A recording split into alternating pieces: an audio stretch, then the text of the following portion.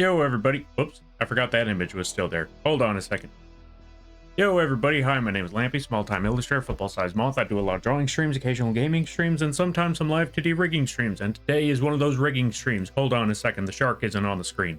But today, we're going to be working on Shark Model. I just need a moment to set that up. You know, I just realized what I should have done with this model? I should have added some sort of, what I should have done was added some sort of pen. I didn't consider that last time. And welcome on in. How you be? We're going to be working on a shark model today. Hey, Bunny Milk. Long time no see. Hope things have been well. I haven't seen this model before. I love the paper moth. Yeah, I know, right? Okay, so this model is actually very, very recent. This one came out, or this one I finally got to reveal sometime this week, actually. Or was it Sunday? I lost track. But I can tell you that, oh, right, the best way I could put it, this one was a collaborative effort. Though I normally draw and rig my own models, I thought that I saw someone, I've actually seen someone working on, like, making doll stuff for people, like, as commissions, and I thought, I got a great idea. Speaking of which, we're gonna shout them out right now, folks. Yeah, folks, go check out Kahaku in the Closet. They are the ones that made the... Yeah, they're the ones that made the model art, made out of real material.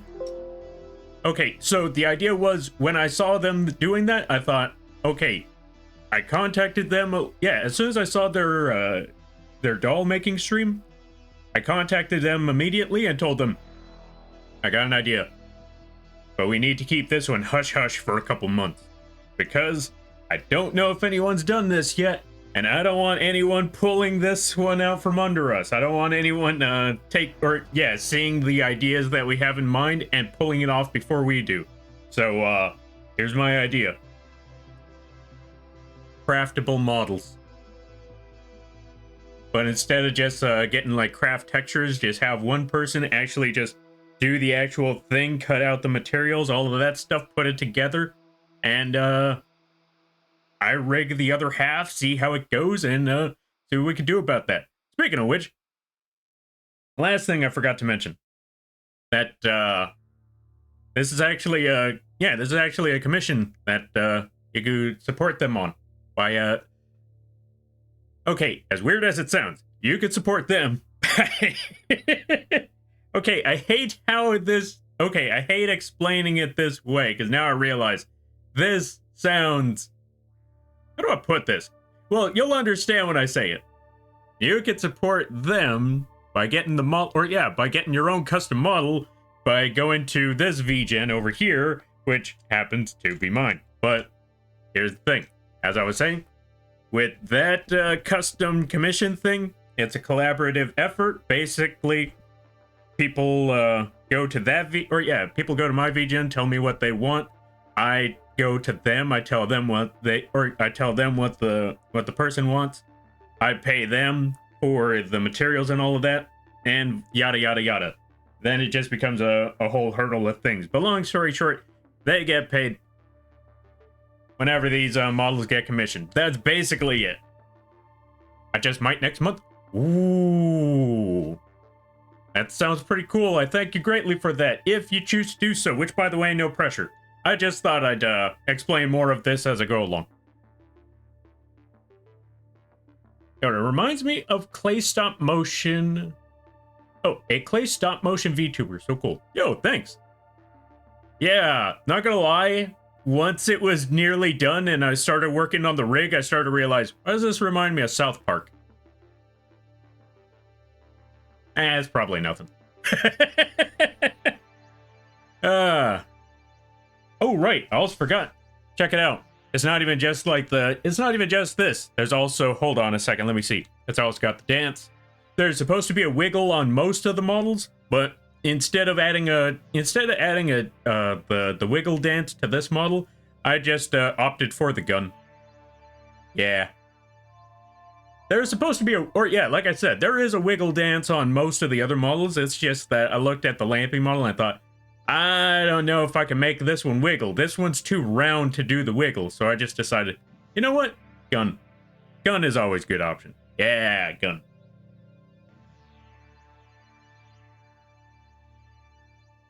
Wiggle Wiggles? Yeah, Wiggle Wiggles. Also, let's give you a shout out. If you don't mind. If I'm correct, you do the... Yeah, if I'm correct. Okay, I'm trying to remember. Because I know I've seen you've been streaming a good number of times. I don't remember what the last one was, but I know the most memorable thing that I could remember off the top of my head was streams like... Okay, I could be wrong, but I know I remember seeing you play Valorant once before. But after that, I'll be honest, after that, my mind is a mush when it comes to everything. I'll be perfectly honest, this is not... I want to let y'all know, I want you to know. For everyone who's here. I don't, I have a bad memory, as of recent, I've started been getting a really bad memory because there's too many things to remember. You want to know how bad it was? I was looking around, before the stream, I had a piece of celery. I looked around all over the place for that piece of celery, because I only remember taking one bite. I was looking around for a good while. I'm walking around all over the place.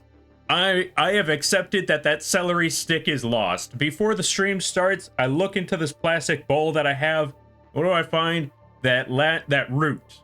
The root of the celery stick. Which led me to, which made me understand that no, it's not gone. It's just that I finished it and only remembered the first bite.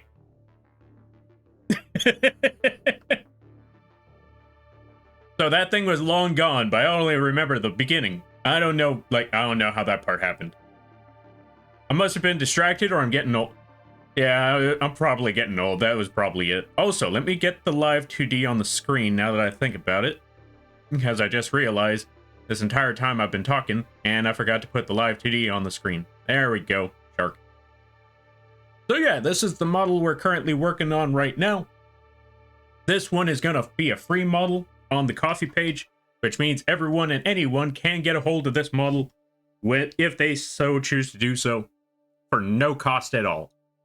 And if coffee charges you, you let me know and I'll move it somewhere that doesn't charge. But yeah, that's basically what we're doing right now. But yeah, I did eat it. Okay, let me see. Thank you. Yeah, no problem. Yes, I do play a lot of Valo. Okay, so it wasn't just me losing my marbles. I did remember the Valorant. Lampy's getting old. Put the Moth in the retirement home. I need to be put in a retirement home. Although my only worry about being in a retirement home is that the helpers won't do the helping. That is my one worry. Like, that's why part of me kind of doesn't want to go into a retirement home, because, you know, you never know. It might be like how The Simpsons actually portrays it, where it's like the old person's IV is, or yeah, there was one scene in The Simpsons where, what's it called? Homer's dad, Abe, he was talking about, or he was complaining to one of the workers about how his IV bag is empty and that his catheter is full. And before I continue from there, for those of you that may not know what a catheter is, it's basically the bag where, how do I put it? The catheter basically is, if you go to a hospital and you're gonna be out for a good while, they basically put a tube up there so it takes the pee. Yeah, I apologize for that mental image. But anyway, now that you know what a catheter bag is, it's basically a pee bag.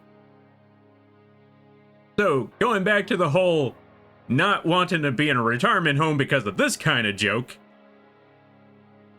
you know, Homer's dad tells the helper there, that his IV bag is empty and that his pee bag is full. You want to know what the worker does? Switches the hoses. And then walks away saying, see you on Monday. And yeah, one of those scenes just made me think, yeah, I never want to be in a retirement home because I feel like they're not going to do their job. No! Do not drink the pee bag. From what I've heard from our ends, they're horrible. Yeah, that's what I'm saying. I don't want to. I wouldn't want to be in a retirement home. Just leave me on the street. Let me figure things out there. Most residents don't even get basic care depending on the place, or they only get bare minimum. Yeah, that's exactly. Hence the reason why they made that joke about switching the IV and catheter bag. Ugh. Thank you for the... Why would you make me hydrate now? After that conversation. Sip the pee bag? I'm not sipping the pee bag. Just for that, I'm not hydrating. I'm just gonna sit here and dry up like a raisin because I'm not drinking the pee bag. Congratulations, you got scammed. I'm not doing those points. All right, back to the shark model. As I forgot, I was still working on things here. So what I want to do is go back to the mouth form because we got a lot of mouth forms to work on.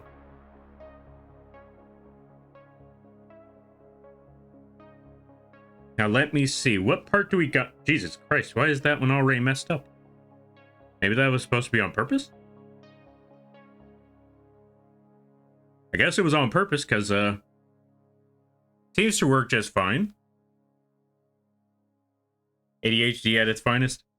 Yeah. Speaking of which, I'll probably tell that story a little after because I think it was a pretty funny way to start the streak. Oh, hold on a minute. I just realized this part here and how that needs to get sorted out.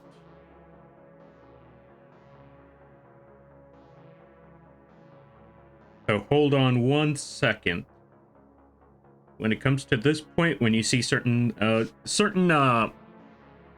when you see certain things just not aligning, like that part, what you're gonna need to do is just go to your parameter timeline, click on that, add a new dot, and just scrunkle that back in there. And just double check if anything else seems a little off. Then just sort that out as well. And I will say, probably going back to the shark mouth here to fix certain parts. Like this section. Actually, let me see here for a minute. I think I want to smooth in certain parts out here, so let's actually do that right now. Let's get our little pointer, smoothing out these sections. Reduce the, yeah, basically reduce the sharpened corner parts, or at least close the gap between the sharpened corner parts. Make it a little easier to work with here. That's basically what we're trying to accomplish. Okay, and with that there, we might be okay for the most part. Well, maybe pull this part up a bit, pull that part up a bit, move that a little around a little more. That should be okay for the moment. Yo, Meatrex, welcome on in. Let's give you a shout out. What's up, Meatrex? Folks, go check out Meatrex. They play a good variety of games. They do some crazy things. They get me killed in Elden Ring. It's a good time. I'm sorry, I had to throw that one in there. I thought it'd be funny. Anyway. But yeah, how'd things be? I hope things were going well. Did you get the job? If it's too personal, I completely understand. You don't have to answer that, but I hope the job went well, or I hope the interview went well. You got this, I believe.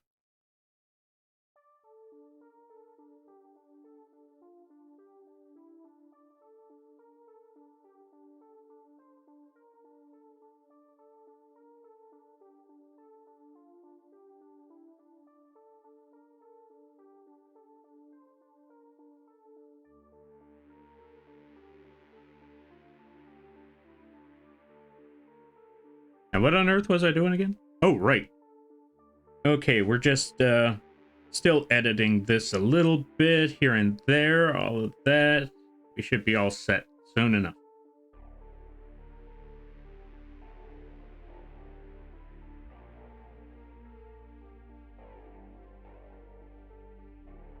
Hey, you know what? Close enough. This should be okay.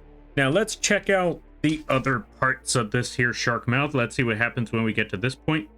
and I'm seeing a few certain sections that might need to be edited, so let's put a dot right there for the shark belly. Well, the shark belly I don't think needs it, but let's go to shark mouth itself. Actually, shark smile, I think that's the part that needs it. So let's go. Actually, no, it might probably be shark mouth itself, specifically the actual layer part. So let's go to this one here. Since the bugginess is happening at that point, we're going to put an extra dot and just sort this all out. I shall go eat now. Work is making me do overtime tomorrow, but have fun rigging. All right there, Bunny Milk, go get that sleep. I thank you for stopping by. I greatly appreciate it. You go get that rest, and best of luck with overtime tomorrow. And I hope you have a good night, better tomorrow, and a great weekend. You take care now there, buddy. Funny that you say that. Funny that you say that. I went and they told me they will call me, and today another job pays better came and said, we want you for the job. Can you start tomorrow? Oh, not even so much can you start tomorrow. We want you for the job. You start tomorrow. Ooh, even better. Yo, congrats. That means you'll have now that you have a job, that means you'll have all the money in the world to buy everything that you want, and none of the time to do anything with it.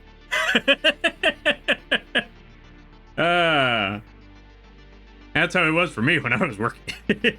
When I was working at that warehouse, I just bought so many things, and did nothing with it. With the exception of, I feel like there was a couple of games that I did play. There was, what's it called? Breath of the Wild. I did somehow manage to beat that game. I don't know how I pulled that one off while having a 9 to 5. Well, technically a 10 to, or a 2 to 10, but you know what I mean.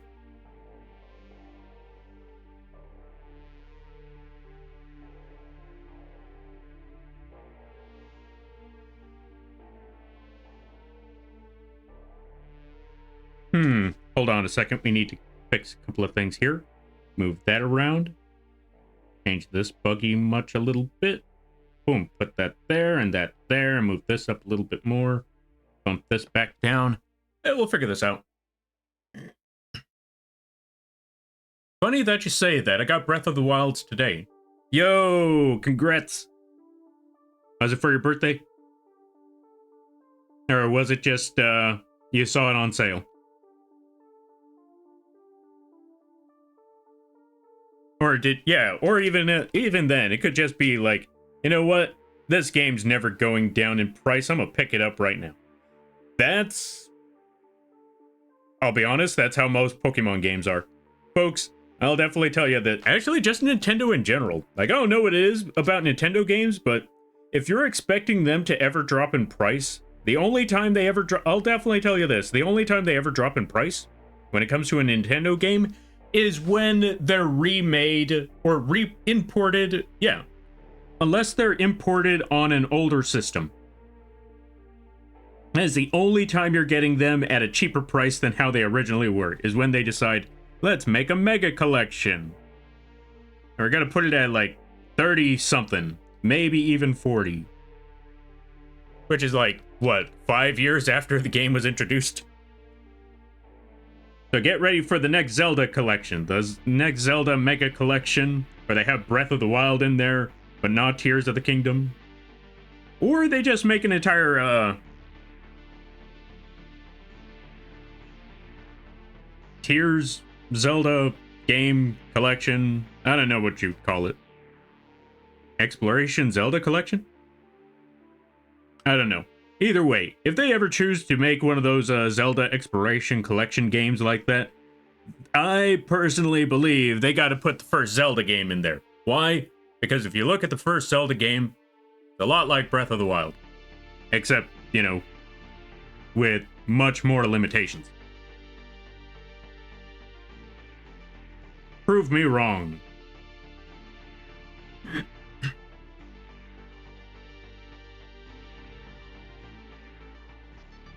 Alright, so I think I gotta go to this part as well, shark belly, and fix that up a bit.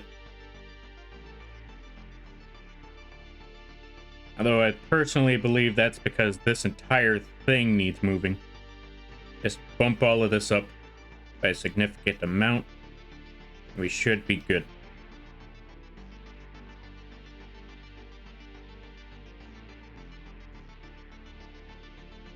Give me one moment while I just figure out where all these parts and pieces are and move them accordingly, and I should be good from there. Bump that up, move that there, move that. No, I said move that. Bump that up. Just keep bumping things until things react. That's basically it. Okay, don't do that in real life, because there's a lot of people that have been getting a lot of flack for, you know, bumping people on the street simply for... I'm not going to go down that road, but I'm just going to say... Okay, I guess we're going down that road. I don't know what it is with people on the internet, but there are some folks out there that decide, hey, you know what would be a good way to make a video? Harassing people on the street. I don't know why. I don't know why. The worst part is, people watch it. I'm like, why are we watching this? Y'all folks hate the fact that this sort of thing is happening. Why are we watching it? Stop watching it, people.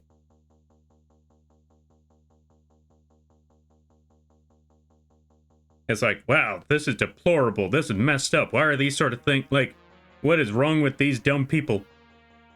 Are you subscribed to them? No, I just want to see what they do next.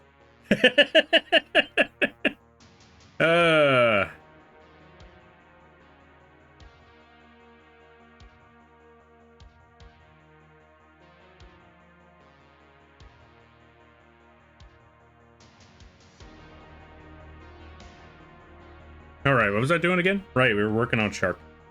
Okay, that should be fairly decent right there, maybe. I don't know. But either way, let's zoom out a little bit. No, that just looks... Especially this part, I'm not a fan of. Let's try moving this around just a little bit more. Try the smoothing out the shapes. That should be good.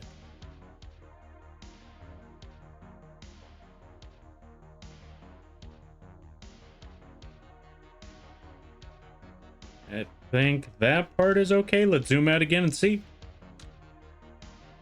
It's not the best, but I'll roll with it for now. But I still need to see other parts and see how they land, see how they roll. I'll be honest, the shark model or the shark mount that I was working with here, I don't think it's panning out the way I'd hoped, but I mean, it's not terrible. Guess that needs a little bit more work. Yo, Destroyer and Glass, welcome on in. I cast Summon Idiot. I mean, you're a little late. I was already summoned. Who summoned me? Okay, I see the combo now. I see the combo. And Destroyer, thank you for gifting Glass a sub. I greatly appreciate it. Let's give a shout out to Destroyer. Go check them out. We're actually going to be working on a new model for them this coming week. I'm going to try to stream it. That's my main goal. Stream the animated emote. But yeah, folks, go check out Destroyer. I highly recommend it. Really awesome people. I was going to make the idiot joke. Dang.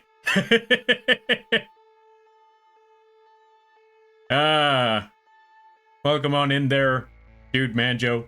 So close. But yeah, Destroyer and Glass got to it. Behold, shark.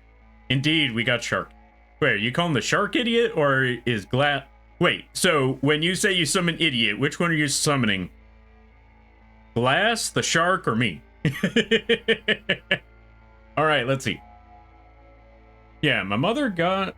Okay, let me see. My mother got it for me for my birthday, and she knew how much I wanted it. Ah, fair, fair, fair. Congrats on getting Breath of the Wild for your birthday. That's awesome.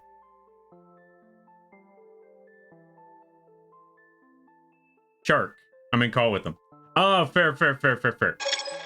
Also, Mushroom Devil, thank you for the follow. I greatly appreciate it. Welcome to the Moth Fleet. I hope you enjoy your stay. By the way, you're lampy now. If you don't know what that means, don't worry about it.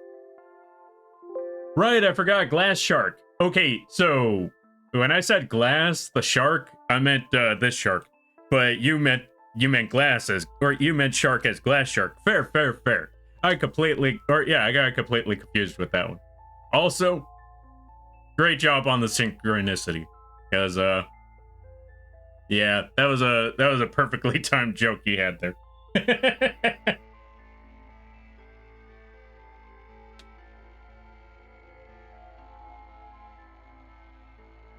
Oh, so this earphone is not charging, and I need that earphone to charge when the first one dies out on me. There we go. Alright, let's see. The shark can be an idiot if he wants to be. Which shark are we talking about again now?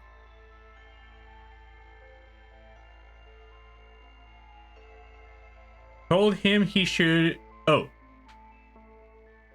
Told him he should come see what you're doing. Yo, I'm honored. I'm glad to hear that. Yes? That's just messed up. But yeah. Yeah. One, I thank you for stopping by. I thank you for showing Glass. And I thank Glass for stopping by as well. I thank you all for stopping by, because honestly, I've said it many a times before.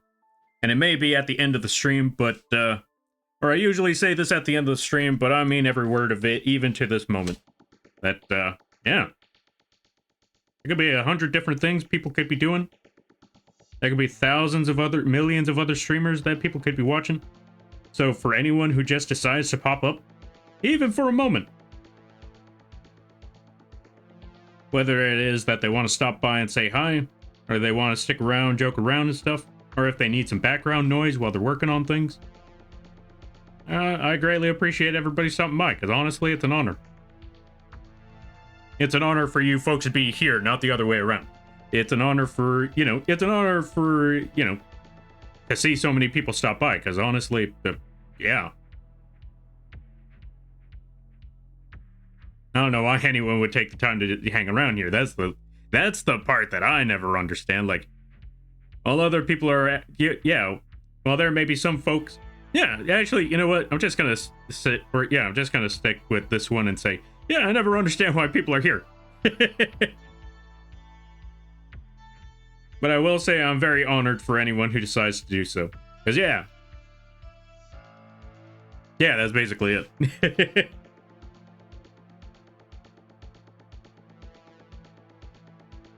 There we go. All right, so I think that part should be good for the shark. Now let's zoom out and see what we got. Let's zoom out and deselect, and this whole part needs work. Oh, good lord. You know what? We're just going to take this. We're just going to pull this entire section. Yeah, let's just pull this entire section down. Yeah. Yeah. That might be for the best. Okay, it's not for the best. How do I fix that problem? Okay. How did I even get to this point where it became that big of a problem? Let's see what we could do about that. Oh, wait. Almost. I think we got something going here.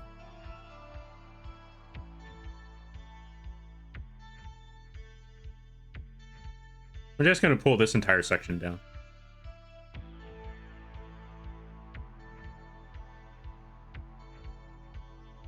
Just going to keep pulling sections until we find something.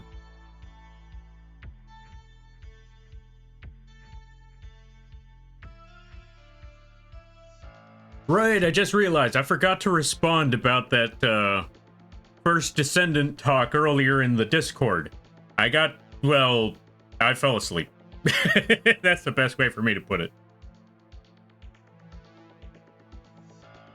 Alright, let me see.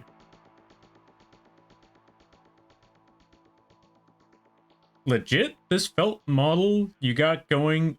Oh, this felt model you got going is so dope. Yo, thanks, I'm glad you like it. The artwork was made by... Well, okay, so it was rigged by me, and the artwork was made by a Kohaku. Let me tell you, this is one of those projects where...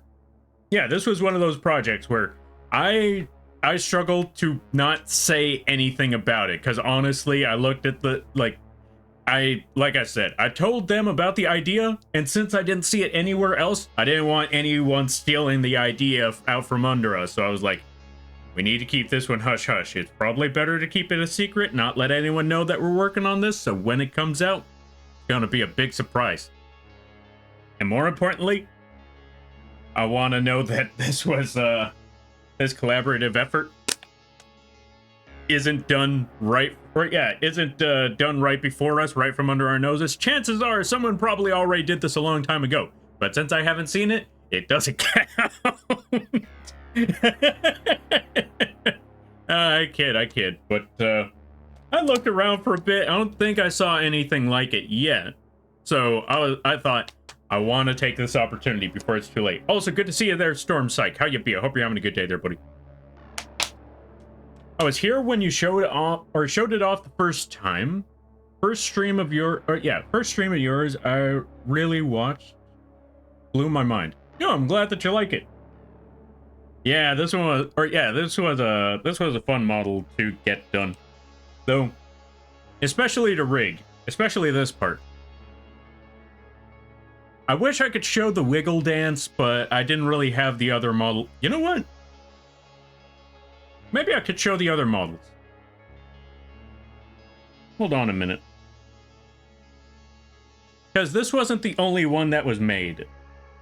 Because with the idea in mind, I told Kohaku that there should be 3 models made, which, by the way, I commissioned them for the model art, in case anyone's wondering, because I'll be honest, if I'm going to be working on a project and I'm going to be working on a collaborated effort, I want to make sure that we're all getting something out of this. Speaking of which, I need to start on somebody's model this weekend, because they started on the video, and since I got a little more time, you know, it's time for me to fulfill my end of the bargain of their trade. Oh, right, for those that don't know, I mentioned this many times before. I've been working on a video, I've been working on a tutorial video series for Live2d. I recorded all of the stuff, and a good friend of mine, Melisandre, they said that they would be willing to work on some of the videos in exchange for a chibi model. And so I was like, I'll take that deal. Because when I found out how much it costs to edit a video, even a small video, that's still a lot of time and effort. And if they're going to be making at least 5 of them, that's still a lot of money. And, you know, it kind of balances out to the chibi model. So I was like, I'll take that deal. This way, I could continue working on things that I'm more familiar with. And while I'm working on the things that I'm more familiar with, I have somebody else working on the video editing, which, again, takes a lot of time. So I could continue. Yeah, basically that. Yeah. It takes a lot of time. So I was like, they work on that part, I work on their part, back scratching and all of that. It sounds like a pretty good deal to me. But anyway, going back to it, I need to show off the Kohaku and the other model that I worked on, because I told Kohaku I am willing to pay for the materials and the time to get those model arts done. And then once I do the rigging, we find out the pricing and, you know, see where we could drop everything off and all of that. Or, you know, not so much drop everything off, but, you know, set up the commission page and everything. Which, as I mentioned before, is on the vgen. So anyone who is curious about it, you can go check out the vgen by putting exclamation point V-E-G, well, exclamation point vgen. There we go. V-G-E-N? Yeah, V-G-E-N. With the exclamation point in front. And now, then you could go check out the model yourself, if you choose to do so. No pressure, by the way. Let's save right quick, because that was a lot of work that was done, even though it looks like absolutely nothing changed. Alright, let's see. Speaking of which, as I was saying, let's show off the other 2 models. Where are they? Okay, so that one wasn't made. I need to turn that one into another Live2d thingy, so let's just go to that one specifically. Speaking of which, if you want, or yeah, so this one is the Kohaku model. It's a little more active because of the mouth rigging. And I'm gonna turn this thing into a Live2d asset. Load model, so I could put the Lampy back up there. Yeah, this works. Save. No. Boom. Toss that one right over there. Get the Lampy model back.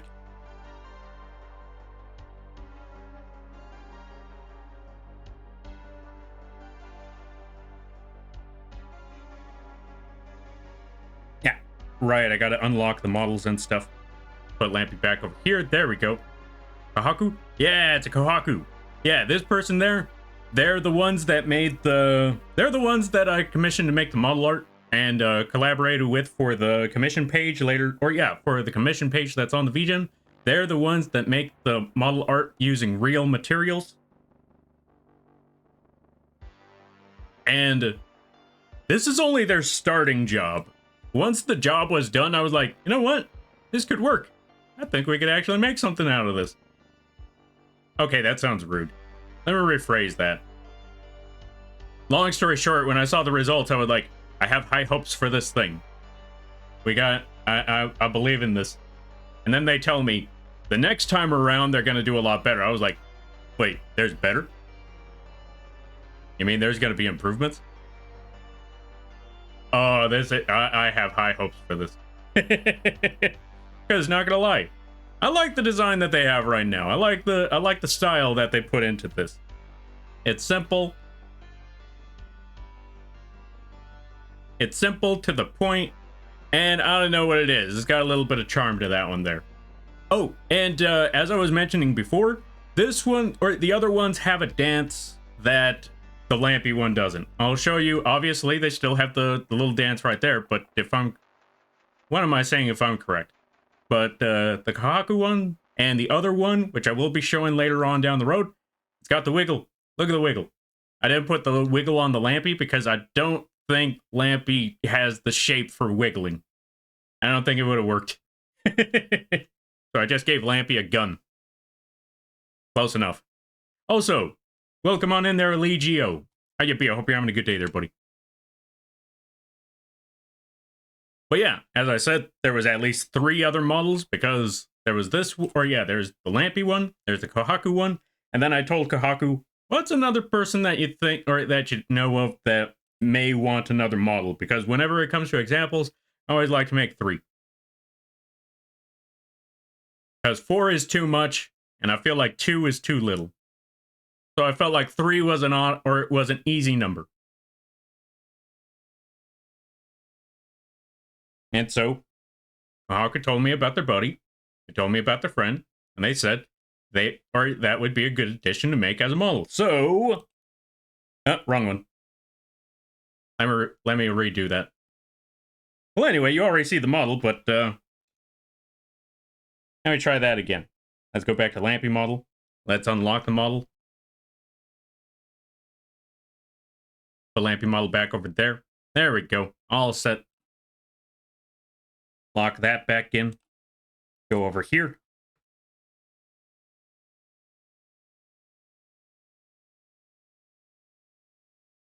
And there we go. We also made a Fen model. Also, as a joke, we're making them a bit smaller because I remember that apparently Kohaku told me. Yes, I'm snitching on Kohaku on this one. There's a running gag that Fen's significantly smaller. So yeah, there we go. But yeah, so those are the 3 models right there. And by the way, as I mentioned before, they also have a custom option. So if you ever wanted one of your very own, you could go find it over there on the vgen. Now let's get back to the work at hand. Why do I have these 3 right here still? You know what? So no one gets confused. We're just gonna we're gonna throw them away now. Let me see. Also, where did my music go? And there goes one, and there goes the other, And goodbye there, folks. But yeah, speaking of which, now that I just remembered, today is Friday. How is everybody's Friday going on so far? And always remember, never feel bad about how you choose to enjoy your weekend. Or not so much how much, or yeah, how's your Friday going? Do y'all have any plans for the weekend? And never feel bad about whatever plans you have for the weekend, because again, it is the weekend. It is your day. You should basically enjoy it how you see fit, because you don't get a lot of days to take a break. Enjoy that. Yeah, enjoy those times for what you got. Because it doesn't matter how you do it, as long as you ain't hurting nobody. Whether it's going to a club because you want to, going to a bunch of parties because it's cool, hanging out with friends because you enjoy the time, or if you're watching that last episode of Invincible and just rewatching it for like 6 hours. Yeah. Totally not just a coincidence idea. Totally yeah, just coincidence. Just bringing up random ideas. I would never do that. Anyway, whichever way you choose to enjoy your weekend, just know that it is your weekend. Enjoy it how you see fit. And if you work during the weekends, I am sorry. Friday is going well. It's Saturday. It's Saturday for you, right? It's Saturday for you, right? Hold on a minute. Let me double check something. Saturday for you, right? Okay, good. It's still Friday for me. Whew, thank God. I was a little worried for a second there. Because not gonna lie, this hasn't been the first time. And it's probably not gonna be the last where I'm like, hey, happy certain day. And it's like, yeah, for example, let's say it's like, hey, happy Thursday or happy Sunday. Like, Lampy, it's Monday. When? When did this happen? Today? Nah, bull. It's still Thursday. No, it's Monday. What happened to your entire weekend? I too would like to know what happened to my entire weekend. Aussie time? Oh, okay, fair. Okay, that's completely understandable. If I'm correct, the sun might be up over there, right? I could be wrong. I know it's already like, it's already dark over here. Also, Not Evil, welcome on in. Let's give a shout out to Not Evil. If you haven't seen them, I highly recommend that you do. Very chill streams, really great person. Absolute gremlin when it comes to their collabs. Overall, great time. Go check them out when you get the chance.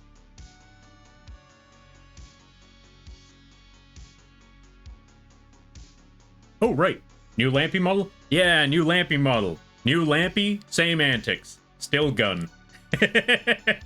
Oh, but it also has the wings. Check it out, wings. It's also got this little jig. Alright, wings down. But yeah, I thought I'd show this one off for the weekend. Because, you know, new model, new moth, all that stuff. I love the little scuttle. I know, right? I don't know what came to mind when I saw the model work. I just thought, you know what this needs? You know what these models need? They need a little jig. They need a little dance. And that's exactly what we did. Did I bring this part down? Nah, that part's fine. Okay, so now that we got that whole section done, so 1 and 2 and 3 and 4 and nom. Okay, I think the shark model should be fine now. Or the shark mouth should be fine now. Maybe. I forgot to check one other part. When it smiles, everything becomes absolutely cursed again. Hold on a minute. Wait a second. We need to fix that. So let's go back over here. Which one of these parts absolutely broke? My money is on... Okay, I see what happened. So here's what we need to do. We need to take this entire middle part. We need to take the entire mouth form and just delete the entire thing.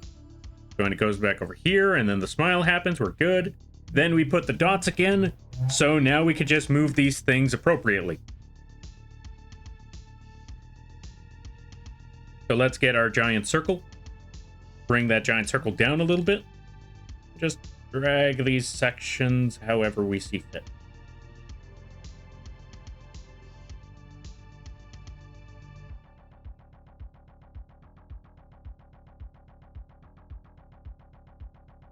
Also, you folks ever talk about something and feel like you're you're shamelessly promoting?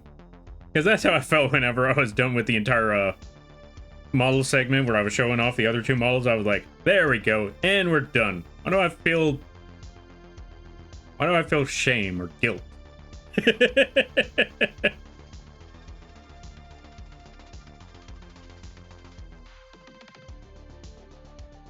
Need to get me a little dance? Yeah.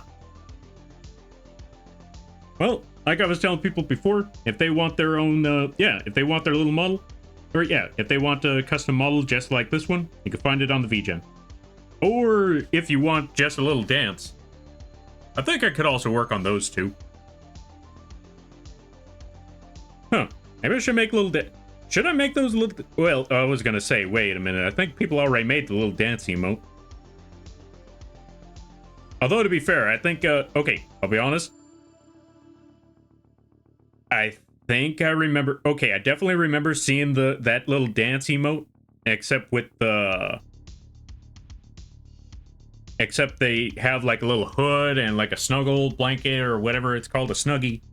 Or, you know, just all, it's basically a cozy emote. But they're dancing around in like a little cozy hood. But I thought, you know what? Let's add caffeine to the mix. Let's add a 5-hour energy drink, or let's add basically let's add some caffeine to the mix of that emote and make it run faster, make it more hyper, just make them absolutely lose their marbles. That's the game plan here. That's what we're aiming for. And that's exactly what we did. All right, now that we got that part, let's move it back to the middle. Let's move it back down. Let's see what it looks like. Okay, that part definitely needs a lot of movement done. A lot of fixing, a lot of sorting out. So let's move that there, there, and there, and there. Maybe a little bit more up here. And then that there, and there, and yeah, there we go. Kind of. Oh, there we go. Perfect. I found this spot. I found a reasonable place to put all the thingies. Make it go, and make it move, and make it run. And, yeah. That should do. Nom? Nom. Yeah, basically. You just got Shark going like... Hold on a minute. Nom, nom, nom, nom, nom, nom. Yeah, there we go.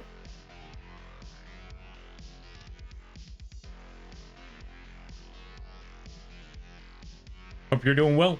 So far, so good. Yo, Mattias. Let's give a shout out to Mattias. Folks, go check out Mattias. Oh, right. I saw that you were playing Risk of Rain 2 and that you went absolutely bonkers in that game. How are you liking it so far? I mean, I'm assuming the fact that you sent me that screenshot that you've been enjoying the game. Go check out Mattias there, folks. They play a good variety of games. Really high energy streamer. You can't tell me otherwise. And we were playing Risk of Rain 2 with them last Wednesday? Tuesday? What day was it? I know it was a day. What day was it? I think it was Wednesday. Let me double check. I'll be honest, I lost track of all the days. Okay, it was the 10th, and the 10th was a Monday. Okay, it was Monday, folks. I was completely off. I think it was Tuesday. Yeah, okay, I knew it wasn't Tuesday because I didn't do anything that day. I was asleep. No, I wasn't asleep. That was a very active day, actually. Oh, we were both wrong? Yeah, days are tough. Also, good to see you there, Aurum. Thank you for the lurk. I greatly appreciate it. and I hope you have a good day, and I hope you enjoy the stream. Check it out, shark. Nom nom nom nom nom nom nom. Now we got Happy Shark. Nom nom nom nom. No, wait. I said Happy Shark. Nom nom nom nom nom nom nom nom. All right, now let's go back over to this, because what I want to do is go to the smile, or this part of the shape. Yeah, this part. Because what I need to do is adjust this shark mouth to, you know, actually look like an actual smile. So let's line, well, not so much that it needs to look like an actual smile, but we need to line up these shapes, because some of them corners are looking a little off, and we need to fix that. Line that up, line that up, line here and there. There we go. And all good there, all good here. Bump this up.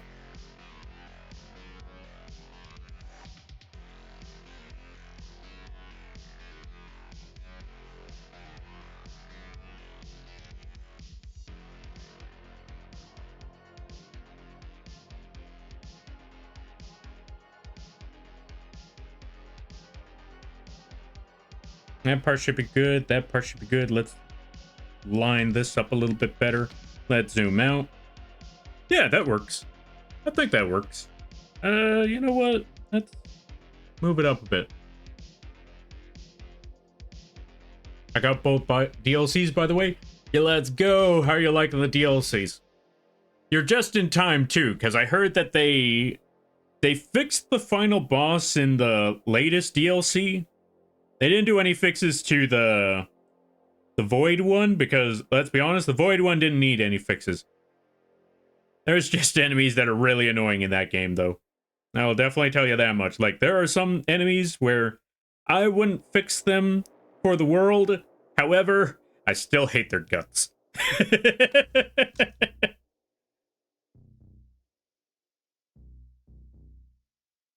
I will definitely say, if Risk of Rain ever gives... Yeah, I will definitely... I need to play more Risk of Rain.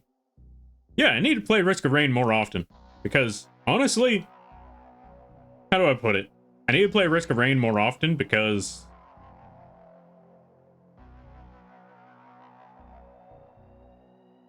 Like, more so on stream. Because, honestly, I wouldn't mind a sponsorship from... I wouldn't mind a sponsorship from whoever's making Risk of Rain. Okay. Maybe. Okay, to be fair, I don't know how to feel about Gearbox. A Risk of Rain recently, you know, but I like Risk of Rain, so if I ever got a sponsorship for Risk of Rain, I would definitely sell that game. Like, without fail, I would definitely sell that game. Like, if any, because I'll be honest, if anyone ever asked me, like, hey, what's Risk of Rain? I'd just be like, buckle up, grab yourself a drink and a snack, because this is going to be a long trip. Let me tell you. Get ready, bucko, because we're going to be in for a wild ride. That's the best way for me to put it. All right, let's see. They were on sale, so I thought I'd get them both. Yo, they're on sale? I didn't know that. Nice. I'm liking it. Railgunner is so goofy. Yeah, I know, right? Okay. I like Railgunner for what it is. I can't play him to save my life.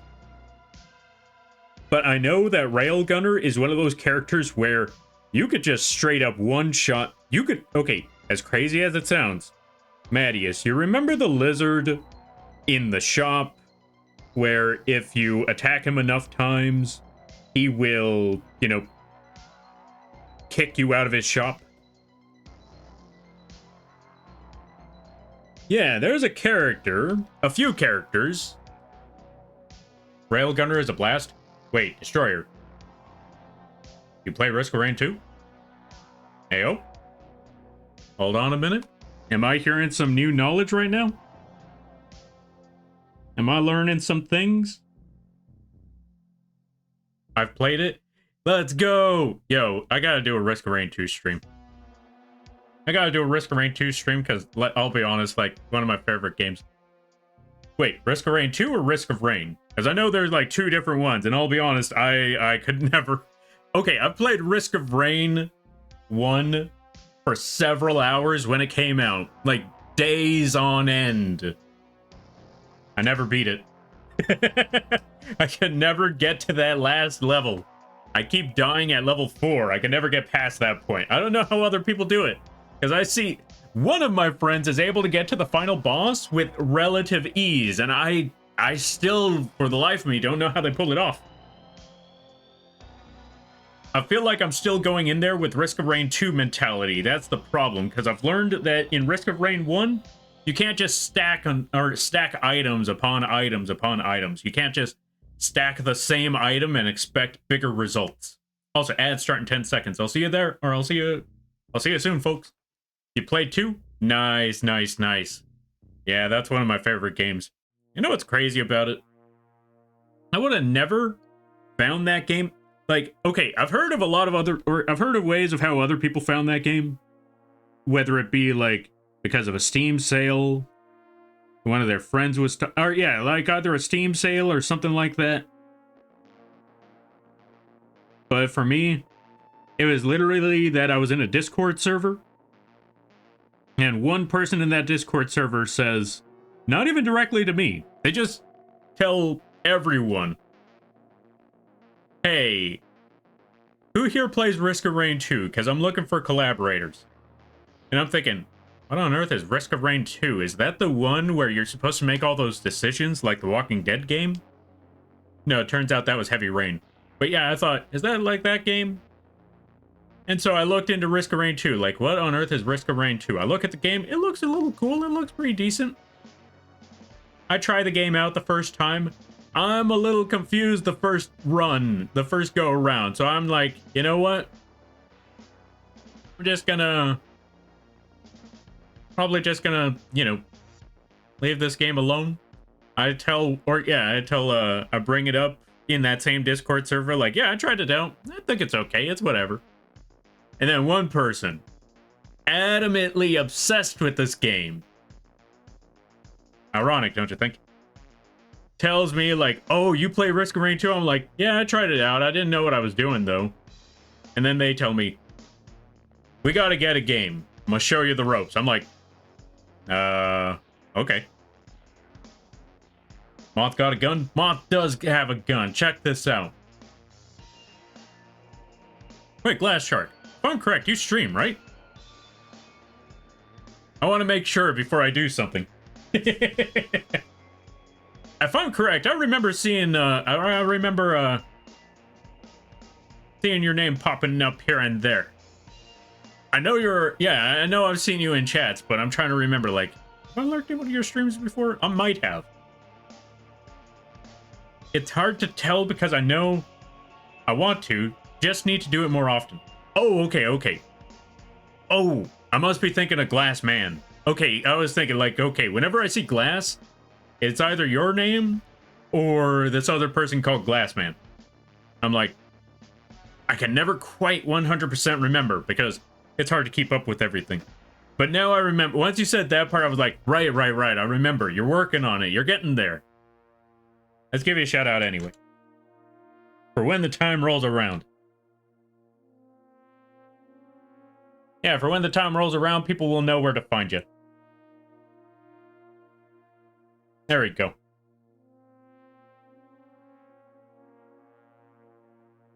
Oh, I want to, just need to do it more often. Ah, that's fair, that's fair. Lurk, y'all great? Or, yeah, Lurk. Y'all are great. Have a good one. I'll keep you tabbed. All right, sounds good, sounds good. But yeah, what was I talking about? Oh yeah, so anyways, so the person was showing me the ropes in Risk of Rain. And when I found out how the game is actually played, I was like, this is one of the best games ever. It's got an amazing soundtrack. It's got all these dumb items. It's got all these weird gimmicks. Whenever I play Risk of Rain, I'm gonna tell everybody about it. And then I found some friends that played that game. Like, when I got into the game, it turns out they played that game for years. And then me and a couple of friends, we just started playing Risk of Rain 2 in another Discord server religiously. And so whenever you see, if you ever see someone either named Aurelius or Baka Water, and I ever mention Risk of Rain 2, and they just start putting in all caps hello with a question mark, That's a Five Nights at Freddy's reference, but that's an inside joke for Risk of Rain 2 as well. For some reason, I don't know how this happened, but for some reason, well, actually, I know how this happened. They're just dorks. So, well, just like any other friend group, we express excitement through memes, or disappointment through GIFs. And by GIFs, I mean those little animated photo images or graphical photo image whatever thingies. Anyway, I don't care what anyone says. I'm not calling them GIF. I don't care if the creator calls it that. I'm not gonna call it a GIF.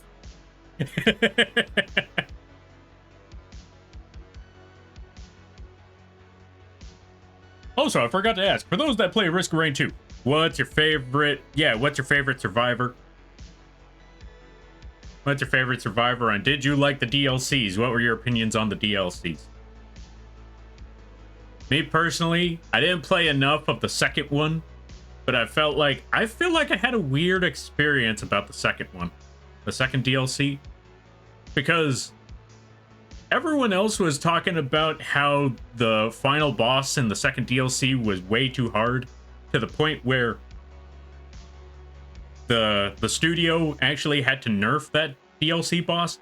But for me and my friends, we had this weird situation where we were either never strong enough to get to the final boss, or we were so broken that we never got to see what the final boss does.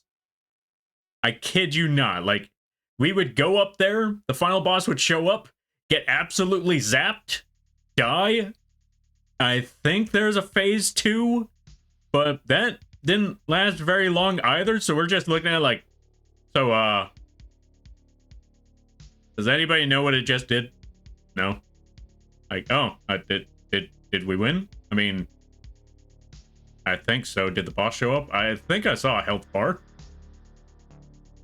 What do we do now? I don't know. I kid you not, that is literally how it went. But yeah, like I said, it was either we absolutely demolish that boss, or we get absolutely demolished at the lightning round, or at the lightning level, where we can't make it. So we never get a chance to see what it does. For those of you that do, what's your opinion on that boss? Because I'll be honest, I honestly have no clue. Okay, I think I got most of this done. We're gonna go back to the shark. Gonna go back to shark mouth for a moment.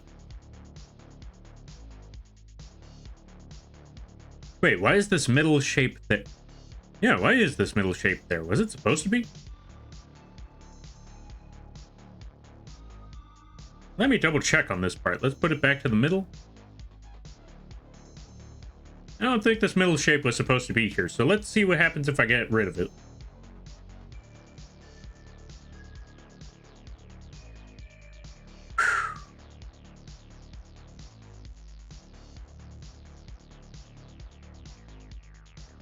Okay, let's bring that back. Honestly, I thought I was done with the shark mouth, and then all this pops up, and oh, I'm starting to question everything. Oh, it's because I got rid of the wrong part. Okay, let's try that again. So that part's supposed to stay there. It's just shark smile, shark head. No, shark mouth. There we are. This is the one that I'm supposed to double check on. And I thought I fixed all of this. Oh, right.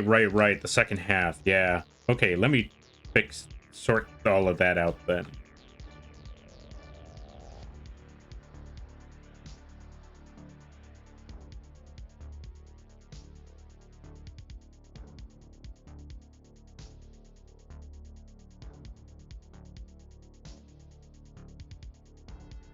Alright, I think I got it. Yo, Carlito, welcome on in there. Or do you prefer Sasaki? You let me know. I know you do the artin'. Let's give you a shout out. Either way, I know, or yeah, not so much the artin', but I know you do the streaming. Let's give you a shout out. I'll be things. I hope things are going well. Hey, Horizon. I didn't know about that one. Okay, I knew about Horizon, but I didn't know you were playing Horizon. But yeah, we're making a shark model. The mouth is a bit tricky because this is a... I didn't think this through when I made the mouth shape. I definitely did not think this one through. I thought, you know what? It'll be easy. It'll be simple. All I gotta do... Okay, to be fair, that's on me again because I thought it'll be easy. It'll be simple. All I gotta do is just have the mouth open and have the mouth close and it'll be fine. I didn't consider the smile or the frown. So that's the part that's really been getting me as of recent. I did not plan this out very well. You're a shark too? Yo, nice. Then yeah, you're definitely gonna want to hear this part because this shark model right here, this shark that you're gonna see, will be on the coffee page, absolutely free. It wasn't supposed to rhyme, but I'll roll with it. But yeah, when this thing is done, you'll be able to find it on the coffee page and use it to your heart's content if you choose to do so. No pressure, by the way. So, yeah. I hope y'all enjoy and all of that funny stuff. Although, like I said, there are still certain parts that I need to fix up here and there. It's specifically around the mouth part of this model. That's the crazy part. Okay, I see why there was a middle part now. It was for the bottom half.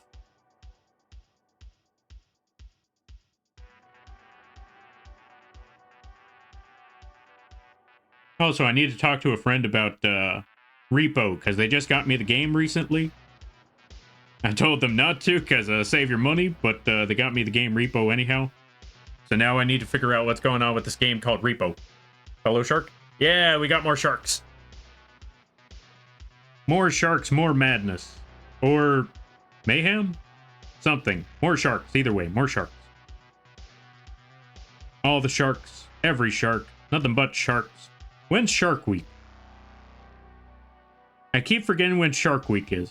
I just know that all I know is that Shark Week exists. And that's when they tell you about all the terrifying facts about sharks. For some reason. Like, welcome to Shark Week. You ready for some terror? And then they tell you, so the dorsal, or yeah, so this is what's going on with the dorsal fin. Like, wait, where's the mayhem? Yeah, about sharks. They're not as crazy as people think. So anyway, so we're going to tell you about the hammerhead shark and the tiger shark. And then this weird flat shark. Like, oh. No, it's not like in the movie Jaws. Yeah, no, you're thinking of the orcas. Oh, speaking of which, I heard a story July 6th, or July 6th through 13th. Ah, gotcha. Thank you for letting me know there, Carlito. I greatly appreciate that. But yeah, so, funny story. Speaking of sharks, I'm going to tell you about a story about a whale. Apparently, there was this one person that was just, what's it called? Just swimming in their boat. And apparently, this was recorded and everything. That there was a guy just swimming in his blow-up raft. Like, his big orange raft and all of that. And out of nowhere, a whale just comes up. Like, what was it called? I think it was the humpback whale. Yeah, I want to say it was the humpback whale. Just humpback, out of nowhere, just comes up out of the surface, just completely consumes him. And then 5 seconds later, you just see him just pop out of the water because the whale just spat him out right after. And I'll be honest, that sounds like an exhilarating and terrifying experience. Because dude almost got, who's the person? I'm trying to remember. Who was the guy in that, that story that gets eaten by a whale? I think it was Jonah? I think that was the name of the person. or the character, whatever you want to call it. But anyway, it just reminds me of the story of the guy who got eaten by a whale, and I think, you know, he was spat out. I don't know if he was ever spat out after in that story or not. It might have been one of those, like, stories where they didn't get spat out, but for the sake of telling kids the story, they just said, yeah, they spat him out. Totally. Yeah, absolutely. What? I don't know what you're talking about. We wouldn't dare tell you a story where people die. Absolutely not. We, no, that's ridiculous. Don't look into London bridges. Don't think too much about that song. No, what? No, it's just about it's just a happy little song. Totally not about, totally not about catastrophes at all whatsoever. No. Rockabye baby? Nah, what? No, you know, it's just a baby that falls out of a tree. Nothing bad can happen with that. No, what? I don't know where you're getting those sort of implications. Jack and Jill? What? You know, it's not like, it's not their actual head. It's a crown. Totally. Yeah. Oh, I apologize, folks. I'm just going to sit here and ruin each and every one of those songs that you remember as a kid by telling you cold hard facts. Maybe not even cold hard facts, from what I last remember hearing. I don't know. I mean, to be fair, they did say that you know, the top of the head is also considered a crown, I think. I could be wrong. If I'm wrong, feel free to correct me, because I'll be honest, I don't remember everything. I don't know everything. I just remember what I heard. And I haven't researched every little thing that I could. That's also funny because I just remembered I was supposed to research a good number of stuff. I forgot what it was, though. Because, yeah. Alright, so we got Shark Smile. I like how that looks.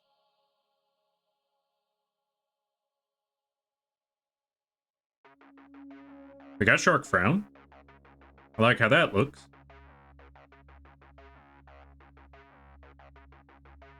And what I'm also gonna do...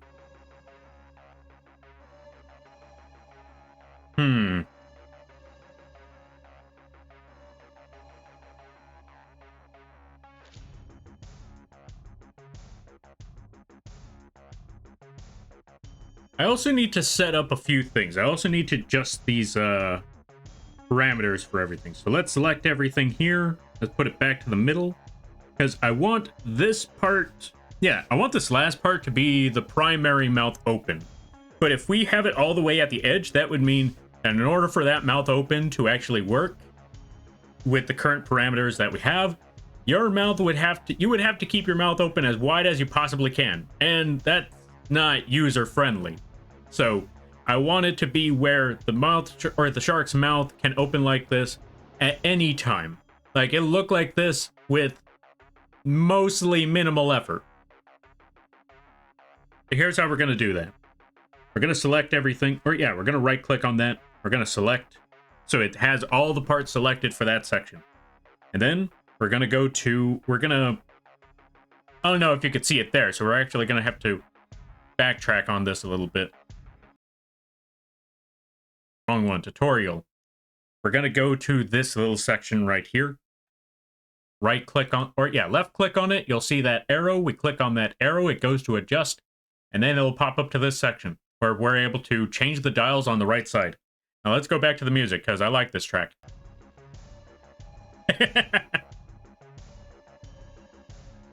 So anyway, we're going to take 0, or yeah, we're going to take the one at the far right, or the one all the way at the right, and we're going to put that as 0.9. We'll put OK right there. Therefore, it goes away. And that's all right. Even though everything is gone, we could still work with this. We just got to put another point all the way over there at the end. And now, we just adjust everything one more time. So we take everything at 0.7, or we make everything else very, very small. We make everything at 0.7, or yeah, let's go with 0.5. We put everything at 0.5 to 0.2. Everything at point... Actually, everything at point 2 should be point 1.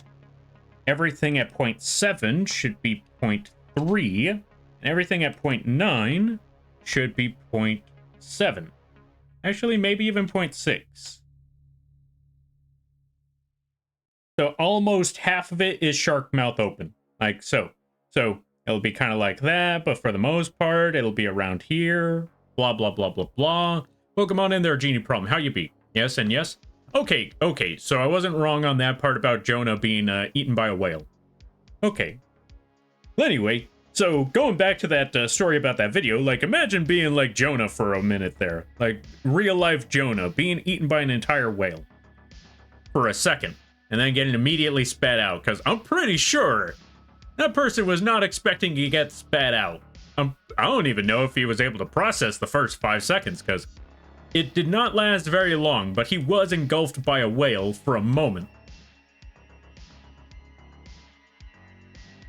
I don't know if the person was able to... I honestly wouldn't be able to process that for a minute. Like, what just happened?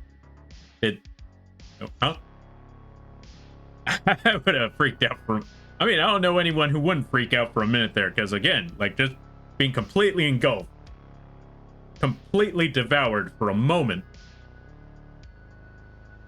and just like that, it's over. And you still live. Like, for a moment, you're completely devoured. For a next minute, you're back on surface. Or you're back, yeah, you're back at the surface of the water. Like, huh? Oh? I'd be confused. I'd be confused, terrified, and curious. Now, let me see. What else was I trying to do? Okay, so we got that part. We got the mouth open for all 3 parts. Now we can actually start working on everything else. Let's work on that tail. Tail, please. Shark tail, please tell me you're going to be easier to work on than the mouth rig. Oh, right. That reminds me, folks. This is why I tell people... Okay, so... Oh, you know what? This brings up an interesting discussion. It's about Live2d rigs and people that commission rigs, all of that stuff. People that commission things and they ask for a lot of stuff. Now, you're probably expecting me to say, calm down, slow down, this and that, blah, blah, blah, blah, blah. I will definitely tell you, there's a lot more nuance to that. Because again, as someone who does the job, you gotta know what you're willing to work on and what you're not willing to work on. But you also gotta understand that customers, clients, are gonna want what they want. So you kind of have to, if this is a job for you, and if this is your main source of income, if you're like me, you'll probably look at it and say, job's a job, I'm gonna have to figure this out. But if I have to really put in all the work and all the struggle and all of that, obviously, it shouldn't be base pay. Because I remember hearing, basically, for those of you that don't know, there was a lot of conversation about when a new feature pops up, how a lot of people really want that new feature.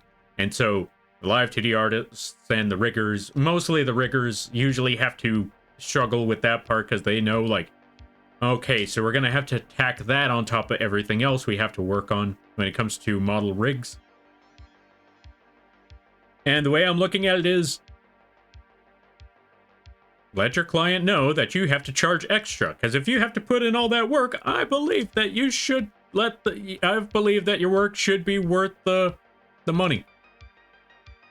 Now, the reason I also bring this up is because when I was working on the mouth rigging, I remembered this is why I don't work on those other parts of the mouth rigs, like those other smaller features that really make the mouth rig like look absolutely phenomenal. Don't get me wrong, it's an amazing feature, and it just makes it just pop so much better. However,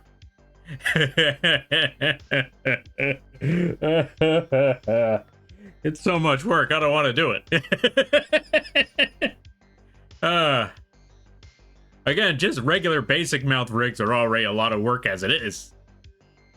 So when I heard about VC, no, not VC face, V-Bridger and all those other little features, like to get the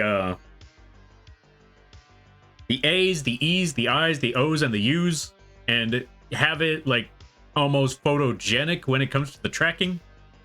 I know a lot of people were probably looking at that and saying, oh my god, we could get mouth rigging the way it should be, and anyone else who probably rigged it was probably looking. I mean, there might be some people that looked at the mouth rigging and thought, this is revolutionary. I was one of the few or many, I don't know how many. I was one of the people that was looking at it like, people are gonna ask for this now. I'm gonna have to work on this. I don't want to work on this, but I know I'm gonna have to. Hey folks, welcome on in. You just heard me. Yeah, you just showed up just in time for me to cry about Live2d rigging. Because we just finished off the mouth rig for the shark, and let me tell you, this was a lot more work than I had expected. And welcome on in there, Zazzy Moth. Thank you for the raid. I greatly appreciate it. Folks, go check out Zazzy. They have a very unique, they have a very unique moth model. It's really cool. I like the designs. It kind of reminds me of the Greys, or like, yeah, it kind of reminds me of the Greys, but with moth features. It's really amazing. Or yeah, those ones, like the Sky, Children of Light sort of characters as well. Also, Yuriko, Mech, welcome on in. How you be? And everybody stopping by from Zazzy's stream. Hi, my name is Lampy, small-time illustrator, football-sized moth. I do a lot of drawing streams, occasional gaming streams, and sometimes some Live2d rigging streams. And today is one of those rigging streams. We're currently working on a shark model.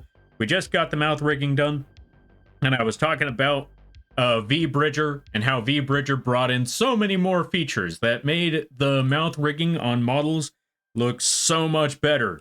However, it also put a lot of work on the riggers, because that means we have to do more mouth tracking, and I don't know about anyone else, but I don't like mouth tracking. Although I've seen some folks really work with that, and it looks amazing. It looks phenomenal. And I was just telling people, folks, if there is a part of a project that you know is going to be a lot of work, and that's going to take a lot of work, and you are doing this for commissions, let the client know that this is going to take a lot of work and that you should probably charge more. Because if you don't charge more, you will be demoralized when it comes to any work. Although that also opens up an entirely other basket of work, because I've just remembered some other things. Also, if you gotta take care of things, go take care of those things. Never feel bad about writing and running, because that's what raids are all about. But if you decide to stick around, I greatly appreciate that, and I hope you enjoy it today. Let's see. Thank you, I drew it. Yo, congrats. Yo, honestly, that is amazing work right there. Because I saw the design, I was like, I like this design. I like the style. I don't know where they got it from, but this looks amazing. And then I hear that you drew it, like, that's even more amazing. What was the inspiration behind that design? If that's personal, I completely understand. You don't have to answer that. But I thought I'd ask, like, how did you come up with that design, if you don't mind me asking? Oh, right, let me see. Hoi hoi Moth, I has a question for you. What's the question? Let me know. Also, Snorlock Holmes, how you be? Can you give me an oil rig? I apologize. I kind of got distracted and I missed a lot of messages. I'm catching up to them now again. But yeah, as to answer your question there, Snorlock Holmes, I wish. If I could give you an oil rig, that means I'd never have to stream a day in my life, because I'd have all the money I need. That's not true. I'd probably still stream. I just probably wouldn't worry about life. Also, Astra, welcome on in. Speaking of artists, let's give a shout out to Astra. Go check them out. I put the shout out in the wrong part. SO Astra. Go check them out. Highly recommend it. Really funny streams. They do a lot of arting. And they also play near.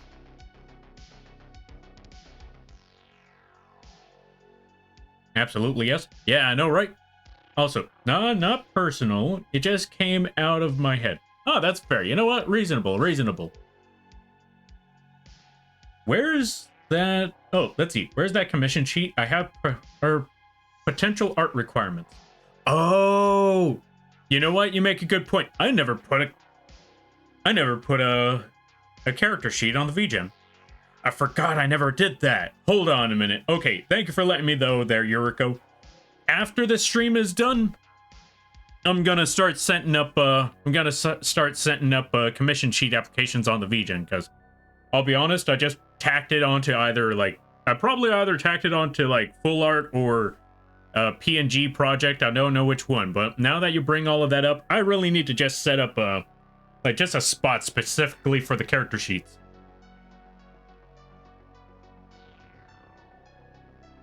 Thank you, but I come here to watch you not get shout out, but still thank you. Yeah, no worries there. I completely understand. I just like to shout everybody out. Did I shout out Yuriko yet? Also, welcome on in, Mac. How you be? I don't know if I shouted out Yuriko, but if I didn't, that's on me. That's a crime. Go check out Yuriko as well. They play a good variety of stuff. They have some really hilarious streams. Absolutely cursed stuff. Like I forgot what was said in that when they were playing I think they were playing Black Myth Wukong, but I remember first thing I walked in there and they said something absolutely cursed. Or I think it was their community that said something cursed. Either way, as they say, the community reflects the streamer. So that means they said something absolutely cursed. But go check them out. It was absolutely hilarious time over there. With my question, ever read... Oh. Was my question ever read? I was AFK for a minute. Let me see. What question was asked? Oh. Anyone else feel like the current Lampy rig feels like Bug Fables-esque? Possibly. Possibly. I haven't watched Bug Fables. Or I haven't played Bug Fables. It could have been either... It could have been either or... yeah. Or I never know. Oh, it could have been either or. I never know. That's fair. That's fair. Honestly, that's fairly reasonable. Right. Shark rig. But anyway, so, as I was saying, that, it also reminds me of another topic when it comes to, not even just rigs, just artists in general. I always like to tell everybody, or, well, not so much like to tell everybody, but this one's always been on my mind for a minute. Folks, when it comes to artin', when it comes to getting commissions and stuff, because I see this a lot, that, you know, they say support your artists, and don't get me wrong, support the artists. Always do that. However, I will say this, hold them accountable as well. Because I've heard too many stories of people getting scammed. I've heard too many stories of someone taking in too much work and not being able to keep up with it all, or just not doing the work at all because personal reasons. And don't get me wrong, if there are personal reasons and personal issues that cause a person to not be able to finish the project, I think we would all understand. However, as someone who took on the commission, if you can't continue the project, I believe it's still your personal responsibility to let people know, or to let your client know, I can't finish the project. Things have popped up. I unfortunately cannot continue. I don't know when it's going to be that I can continue this, but I have to quit the job. And then you should, at least, for the very least, if you can't continue the job, then I believe you should just refund them. That's my personal opinion on it. Because, yeah, as someone who does art commissions and all of that stuff, yeah, that's just basically it. Also, Terror Moth Bear. Did I pronounce that right? Welcome on in. Thank you for the follow. I greatly appreciate it. Welcome to the Moth Fleet. I hope you enjoy your stay. By the way, you're Lampy now. If you don't know what that means, don't worry about it. Also, welcome on in there, Diamond Dew. Hope things are going well. Let's also give a, let me see. What was I trying to do? Oh, right. Time machine. We got to switch out the model. We got to go back. We have to go all the way back to the end. We have to go all the way to the beginning.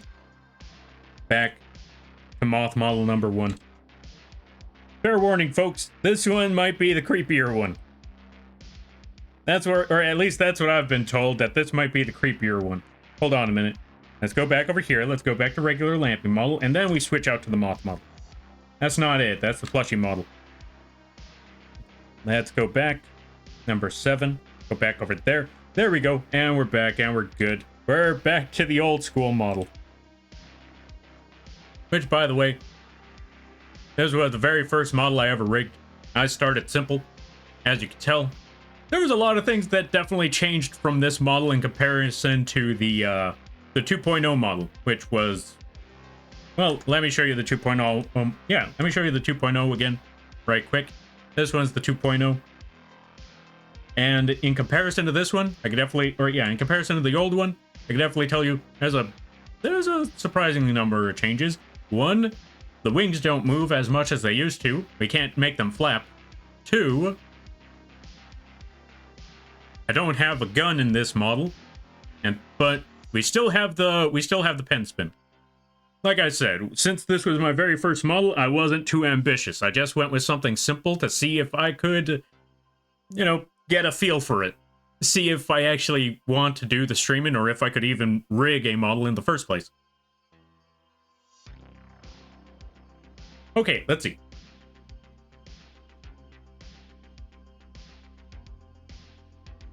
How you doing? So far, so good. I've been working on a lot of things. I've been preparing for a lot of projects. I've been working on I could definitely tell you this. I've been working on a car PNG model in a way. That one's been taking a bit of art time. I'm also currently working on like 2 different rigs. And there's going to be an animation to work on later on this week. Which, by the way, folks, trust me, I should still... What's the word I'm looking for? In case anyone's wondering, like, wow, Lampy, you seem to be very, very busy. Would it be okay to commission? Yes. Trust me, I'll know when to put a limit. I always make sure that there's at least, like, a limit of 5 commissions, so I can keep up with those ones during that time. Anyway, which I was going back to, that was the other thing I was going to say. Folks, know your limits. Know how far, know how many projects you can actually work on at a time. And also make sure that when you work on those projects, that you let the clients, most importantly, keep the clients up to date with what's going on. This is basically for anyone who ever wanted to take on commissions. Make sure you know, make sure that you know how you're sorting things out. Also, I think I remember seeing something. Oh, that's what it was. I saw this one, I read it, and I forgot to respond. I want to start learning rigging soon, but it looks daunting. I can definitely tell you this. Learning it is the most difficult part, but once you figure that part out, it's just tedious. But it's definitely well worth the effort. It's definitely well worth the time. I would also highly recommend starting simple, starting small. Don't go for all the bits and bobs and all the details that you want to try out. Like, you could work on that a little bit later. For example, like I said before, I wanted the Moth model to, you know, wing animation, all of that stuff. I wanted it to look, you know, all nice. And, you know, this is actually the perfect time for the Time Machine model, actually. Because when I was working with Live2d, wanted something small, wanted something simple. Because there was a lot of other things that I wanted to add to the model later down the road. And I can definitely tell you, as time went on, I developed a lot more, started working on more animations, started getting crazier with it. How crazy? Perfect example of how crazy things can get.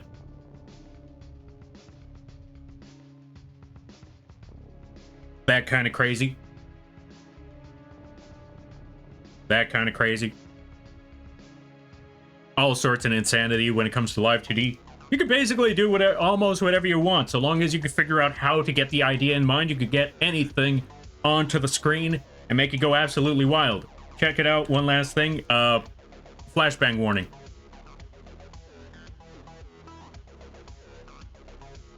There we go. And with that with all of that said, going back to the old school model, going back to all of that, that's where it currently is right now. This is where it started. The only animation that was pen spin. So, this is why I say, when you're learning Live2d, it's best to start simple. It's best to start small. Learn the basics. Once you learn the basics, that's when you can go wild.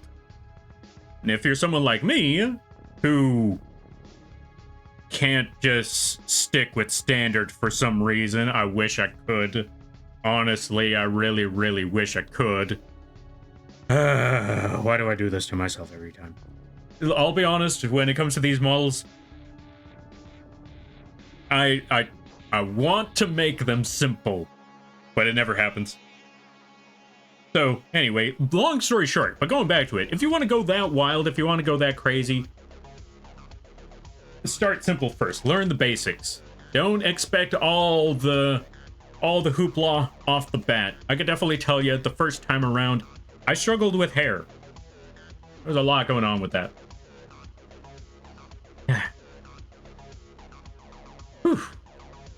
Also, thank you for redeeming Time Machine there, Diamond Dew. Yeah, I saw many videos about that type of art commission. Yeah, that's what I'm saying. I knew one person that actually had an issue where they commissioned somebody and the person never really got back to them for a while, and every time they tried to respond to them, which they knew the person personally, so this wasn't a scam. They knew the person personally, but they also knew that that person was going through a lot of things. Therefore, it was very difficult for that person to work on that project because so many things were going on in the background in their life, which I completely understand as well. But at the same time, they should at least keep the person up to... I personally believe, you know, they should at least be kept up to date. Like, if things are going on and it's going to be a struggle to work on the project, let them know. This might take a few months. I apologize if that is too much, or if that's too long of a wait. I completely understand. Like, that sort of thing. Or if there's any sort of progress at all whatsoever, just let the person know, like, okay, so this is what we got going on here. That sort of stuff. Again, like I said, that's just me personally. But I feel like the main thing that should be had when it comes to any sort of commission, not even just Live2d, not art, not any of that sort of stuff. When it comes to any sort of craft and any sort of commission, number one thing, which was funny because I never thought I'd be the one saying this, but communication. Communication is key. So long as you keep them up to date with everything, it should be okay. Thank you for the hydrate there, Mech. And thank you for the hydrate there, Stormsight. Whew. That was a lot.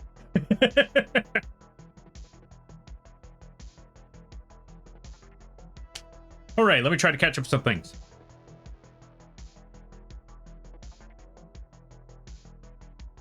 I was not ready for the Dead Space art on your vgen. Jesus Christ, that threw me off. Oh, yeah. Okay, so funny story there, Yuriko. One of my favorite things to draw is monsters.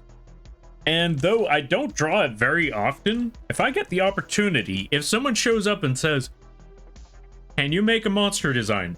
Ooh, can I make a monster design? Yeah. I've actually made a couple of monster designs. One of them was like a slime skeleton. Another one was like this mantis monster and a wolfman thing. Those are some pretty fun designs. What was I naming this? Right.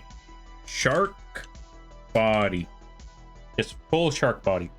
Because I needed this part for the physics. We actually need to add some physics here, so let's... Okay, before I start working on all of that, let's try to catch up with all of the reading, because I, like, jumped off to 3 different topics all of a sudden. And I need to wrap up all 3 of those, I need to wrap up all of those, conversations. Let me see. I bought a suit yesterday. It was an interesting experience. A suit for what? What's the suit for? Gives old Magic the Gathering cards, oh yeah, let's see. Gives old Magic the Gathering cards. Ooh, nice, nice, nice. I was actually looking for the old school, I was actually trying to aim for the old school, Yu-Gi-Oh style. Kind of, sort of. I can't say it was 100%, but I was trying to figure that one out. Okay. The eyes are creepy on the 1.0 model. Thank you. I drew and rigged it myself. Yeah, I also got inspired by that moth meme. This one's a lot more, noticeable, though. Okay, so go and ask, out of curiosity, if someone has a concept that sounds simple, but probably isn't, how do you, as an artist, broach the implications with them? Okay. So if someone says that it's a simple concept, but it isn't, you basically ask them for the references. You ask them for all of the details about that. Ask them for as much detail as they can about what they want. And if they still say it's a simple design, you let them know that these specific parts here, there, and everywhere why it's a little, like, why it would be a little more difficult, or why it might take more time. Like, let's say they said, oh, I want a chibi of a Genshin character. It should be fairly simple. You let them know, because let's be honest, even chibi characters at Genshin, those are still very complicated. You let them know this. All right. I would personally put it this way. If someone asked me, like, hey, can you draw a fairly simple chibi character of a Genshin character? Like, okay, I can try, but I would have to get rid of a lot of the details of that character. Or, because of this part, that part, all the intricacies and all the little trinkets that are on the character, it might not be as simple as you would think. And because of all of those, I can either lose some of those details for this much, or I can offer making that character with all of the details for this much. You let me know which price works best for you. And either A, they pick one of the two prices, or B, they say, okay, there's actually 3 situations that might happen there. Either A, they pick one of the two prices, they try to barter with you. They either try to barter with you by either saying, how about this and that for this much, but that worked. Or they try to tell you, that's looking a little low. Can we go with this price or that price? Because I know this person, and as I've always said, if someone tells you, I know someone who can do it for that price, they don't know that person. They're just trying to get you to drop the price down, because if they say they know a person that would actually do it for this much, they would be over there right now. So what are they doing over here? Nah, but don't tell them that part. Just let them know, like, all right. I guess I can't help you then. And either they are they'll either end up in 2 situations where they will, stick to their guns and not get the job, or, not take the commission or get the commission, or B, they'll let you know, like, okay, fine, what about this? And that's when you know you caught them. And last but not least, if all of that fails, or if all of that is not the result, chances are they'll just let you know, like, I'll keep looking. And if they keep looking, that's okay. Again, that's what commissions are all about. That's how I personally would deal with if someone tells me that it's a complicated one. Just tell them I have this option where I put less detail on it for this price, or I could go with the detail that you just said, because that's actually a lot of detail for this price. And see how they respond to it. Also, Sage the Skyfish, welcome on in. So cool. Yo, thanks. I'm glad you like that. Cool. Yo, I'm glad that you like that too there, Astra. All right. Is it weird that I find the MK1 version of Lampy rig kind of looks skeletal? Nah, honestly. It might have. I don't know. Again, like I said, I was just trying to go for. I mean, to be fair, it is a bug form. And bug skeletons are on the outside, so. Starts with starts with bone first. Then add muscle and skin. Yeah, starts with bone. Add the muscle. Then you add the skin. And then you put then you put them in a robot. Oh, wrong one. And then there you go. You got a full-size Lampy. Anyway, back to the old school. That's not the button. There we go. Back on track. All right, let's catch up with some things. Thank you for the advice. Yeah, no problem. Communication and expectations. Exactly. Like, you want to, again, you also might want to let them know how long it's going to take, which also reminds me, I'm going to need to do something I need to change a few things on my vgen as well, because before, I usually used to put like a month that I would think a project would take, because I thought, that's a month. No problem. I could get that done in a month easy. I found a commission that's taking me longer than that. Mostly because communication between one another, which don't get me wrong, there's nothing wrong, there's nothing bad, this is just how business works, but there's nothing wrong, there's nothing bad. like I said. However, I did learn that sometimes, in some rare occasions, you and the client can only respond to one another like once or twice a day, and they might want certain features changed, and then because of that, it might take several days or several months to, get onto the same level for the commission.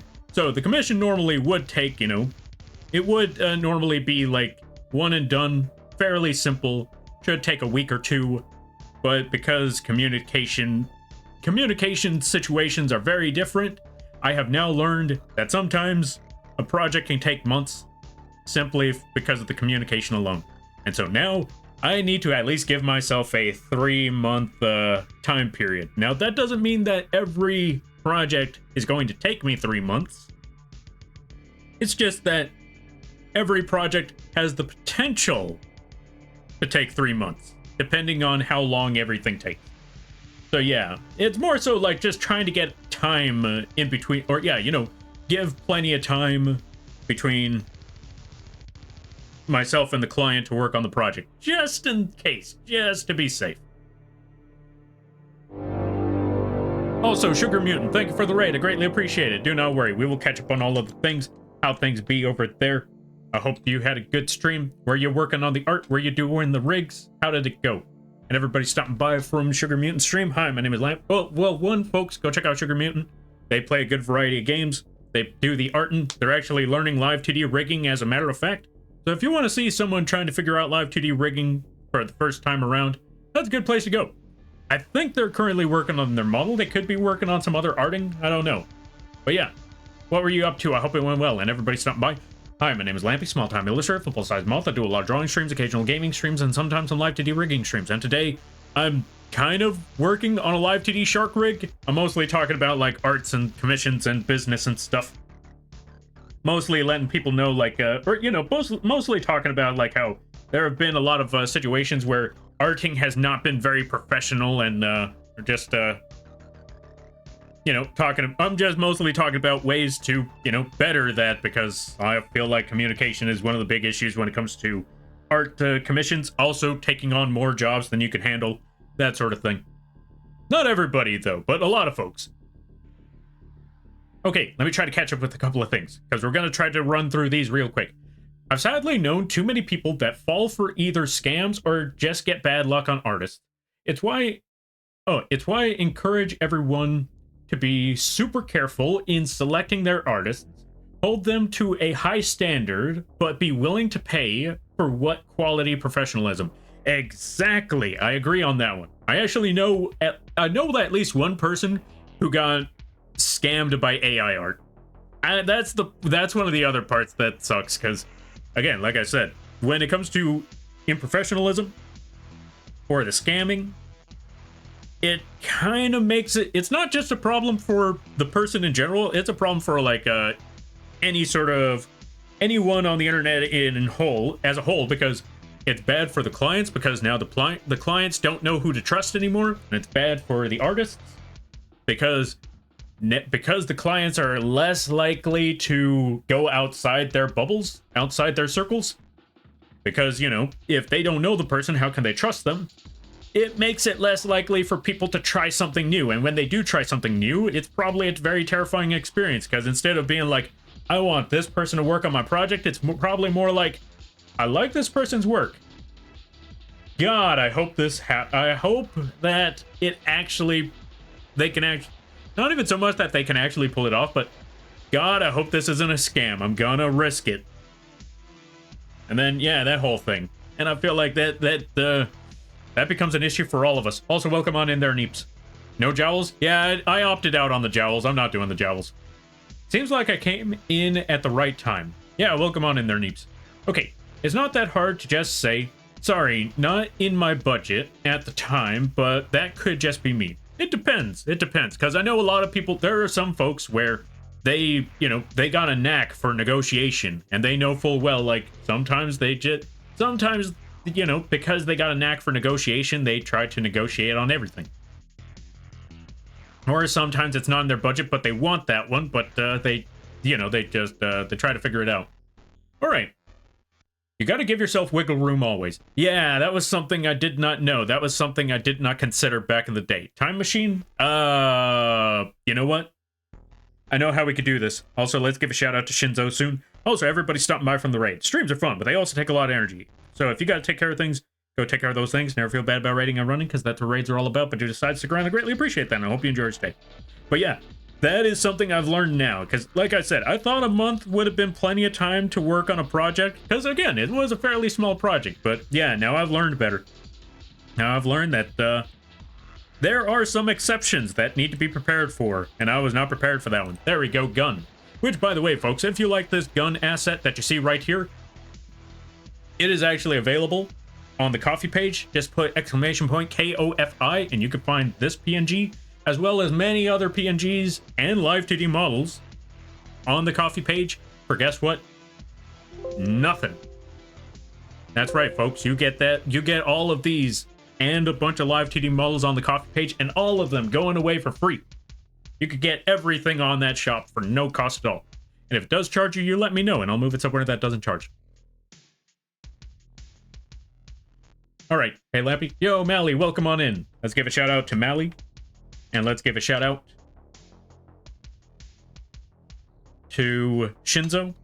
Go check them both out. Actually, Mally's the person that's working on editing the videos for me for the tutorials. And we're just trying to figure that sort of thing out. There we go.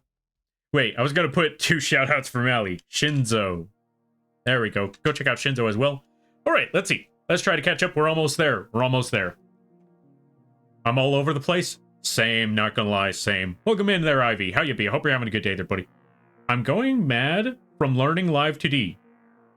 I'm sorry to hear that. If you have any questions or you have any... Yeah, as I always like to tell anyone, if anyone's working on Live2d, if you have any questions, feel free to ask, and I'll try to answer them as best as I can. But I hope the Live2d is getting easier. I don't know what the struggle is this time around, but I'm sorry to hear that they're sugar mutant. Whew. We finally caught up. And I think I finally got all of the conversations out of the way, because, like I said, there was a lot of topics that I was, I kind of went overboard, or yeah, I kind of, since there were so many topics, I was just trying to talk about all of them at the same time. But we got it. Thank you for the hydrate, there's Ozzy. I greatly appreciate that. Whew. Oh, speaking of which, I also forgot to say that part. Because I know that Live2d is very confusing and very daunting, I decided, or yeah, I was actually forgot to mention that I am working on a YouTube tutorial series, and I'm trying to make the explanation for Live2d as simple as I possibly can. I can't guarantee that it's as simple, or yeah, I can't guarantee that it's simple, but I'm going to try.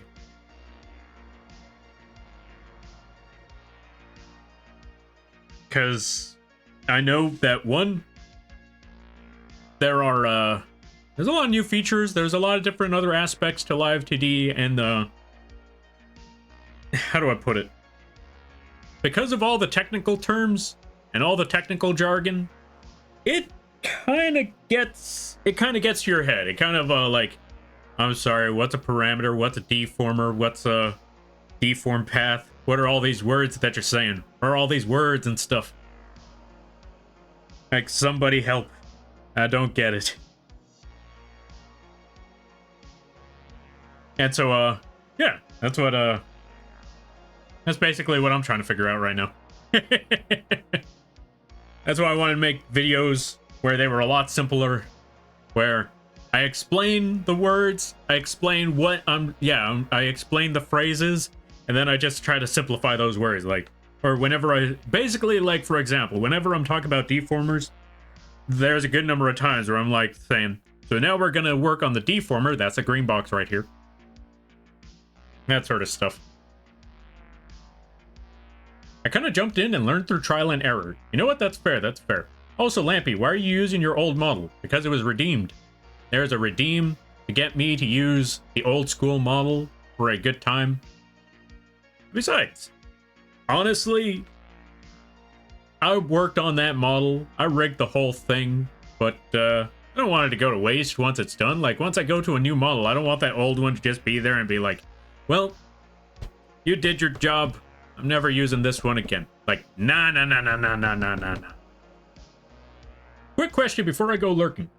Cool if I DM you on Discord later about for potential art? Yeah, no problem. Like I always like to tell everybody, you can either contact me directly or you can go to the vgen page. Contacting me directly means just messaging me wherever you can. Also, ads start in 30 seconds. And you do your lurking there, Yuriko. Thank you for stopping by. I greatly appreciate it, and I hope you have a good day, a good night, a better tomorrow, a great weekend. And I hope you enjoy the stream in the meantime while I figure out how I'm going to work on this shark model. Okay, let's actually do some rigging. So what we're going to do, we're going to go to shark body, and we have over here, and I just realized ads are about to start. We're going to click on this. We're going to move it to the right. Well, actually, let me try to explain that one a little better. You know what? Always going to ask instead of assuming. You know what? That's honestly fair. That's honestly fair. I respect that because I know for me personally, there's never an issue for that. There's never a problem, but I know that's just me. Other people have different,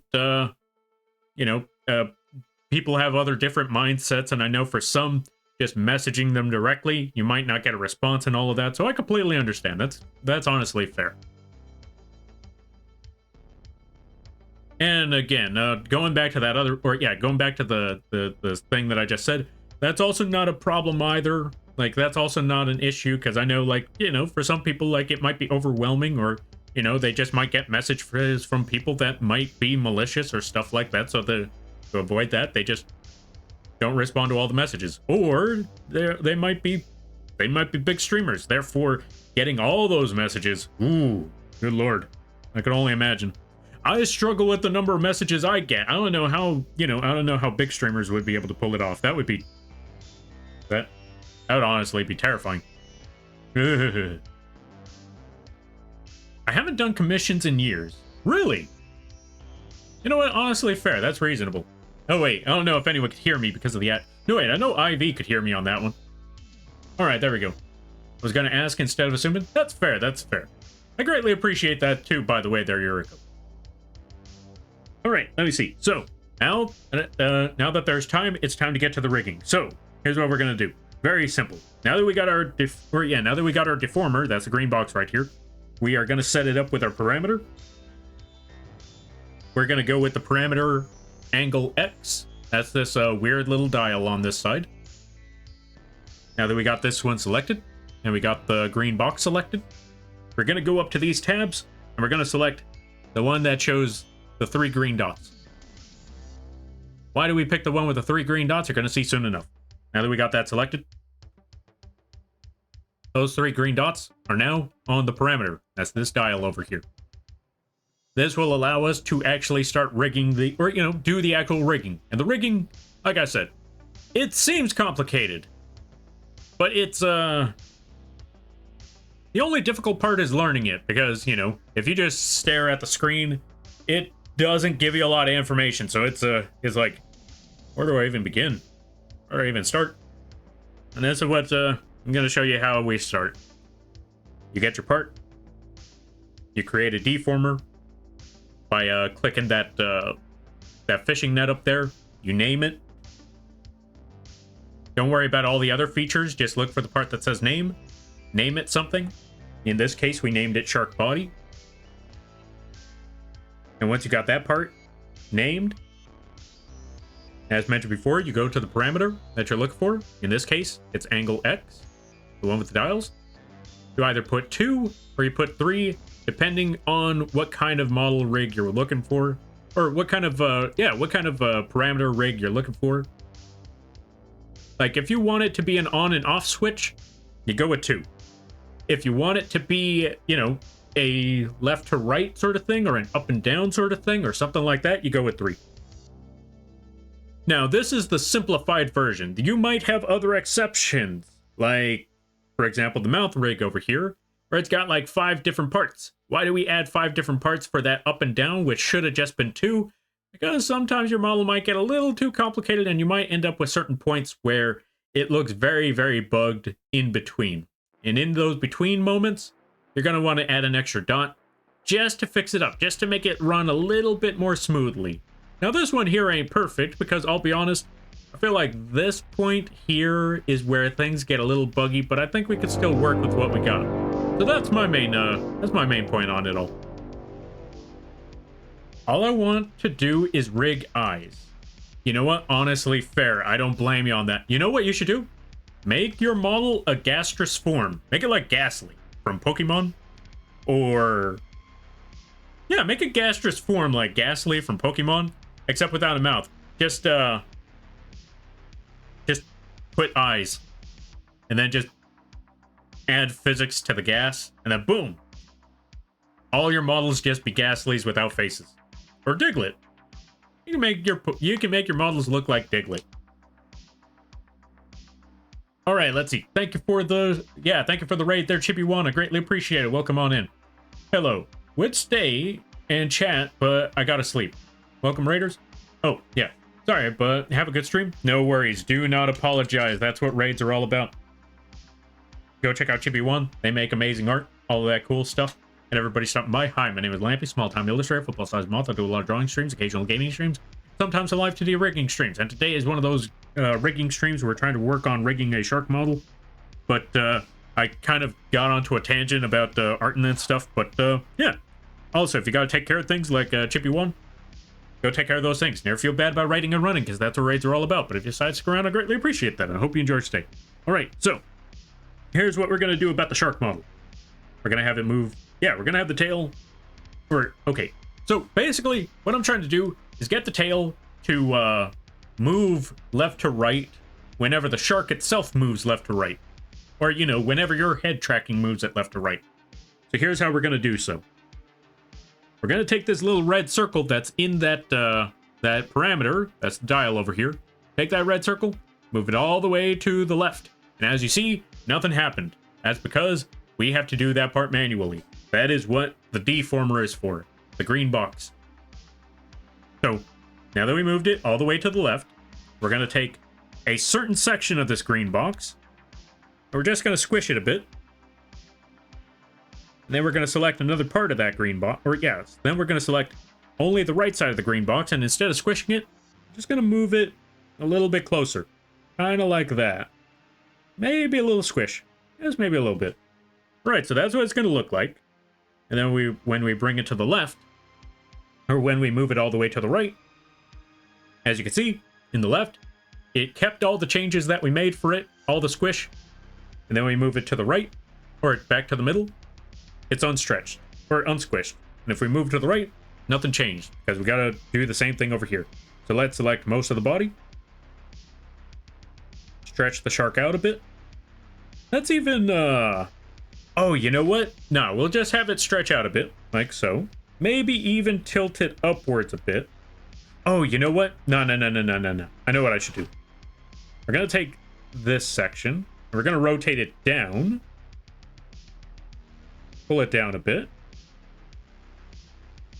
So when it moves right, the tail will move down. When it moves left, we'll actually take this section and rotate it up a bit. Move it upwards like so. We're also going to need to fix certain parts, like this section here. Select these 2 points on the deformer. Again, that's a green box. Move it down a bit. Or, you know what? Maybe move it up. And take this whole part and move it down. No, that ain't working either. We just need to adjust certain points to where that part of the tail, or that part of the fin doesn't look weird. So let's just bump that part up a bit, bump that part up a bit. That should be good. Drag this part down. Or just take this whole point and... oh, wait, no. That part should be good right there. Now, let's see.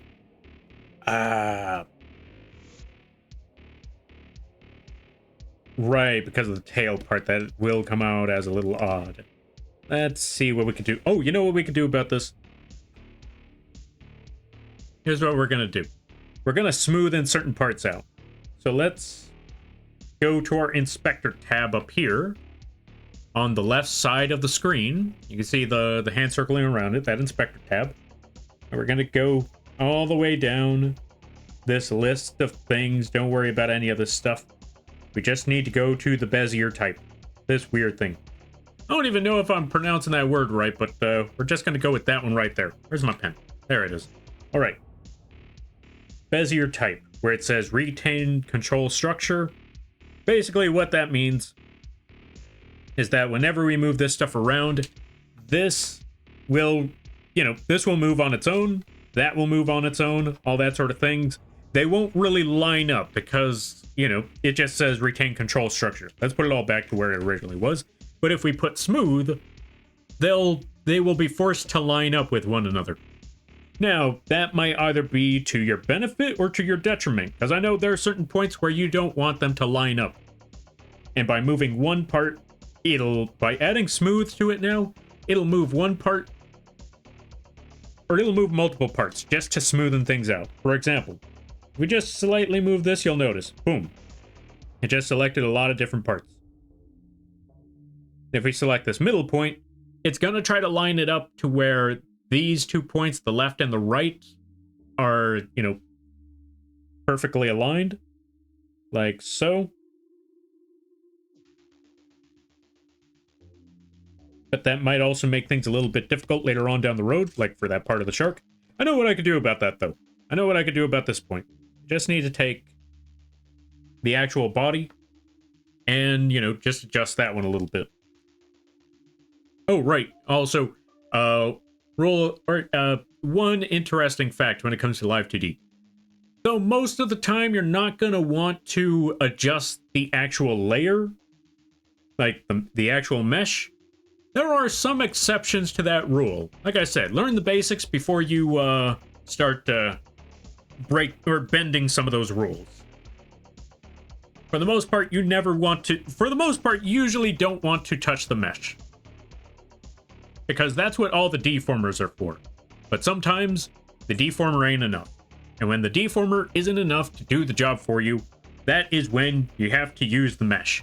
But you use the mesh sparingly as a last resort, because you can't, when it comes to the mesh, how do I put it? There's kind of a limit to how many parameters okay, how do I put this? You know what? I'm just going to show you something.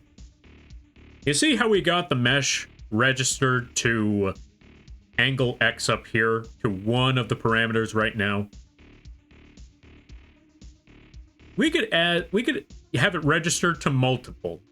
But the problem is that tends to complicate a lot more than it would seem. If we just started adding this to all of them, that would cause a lot of problems. For example, let's say, you know what? Let me show you right quick. Let's actually edit this right now. Let's put it back to the right over here. Or yeah, let's put it back to the left where this part was a problem. And let's just fix things up. I'm going to show you something.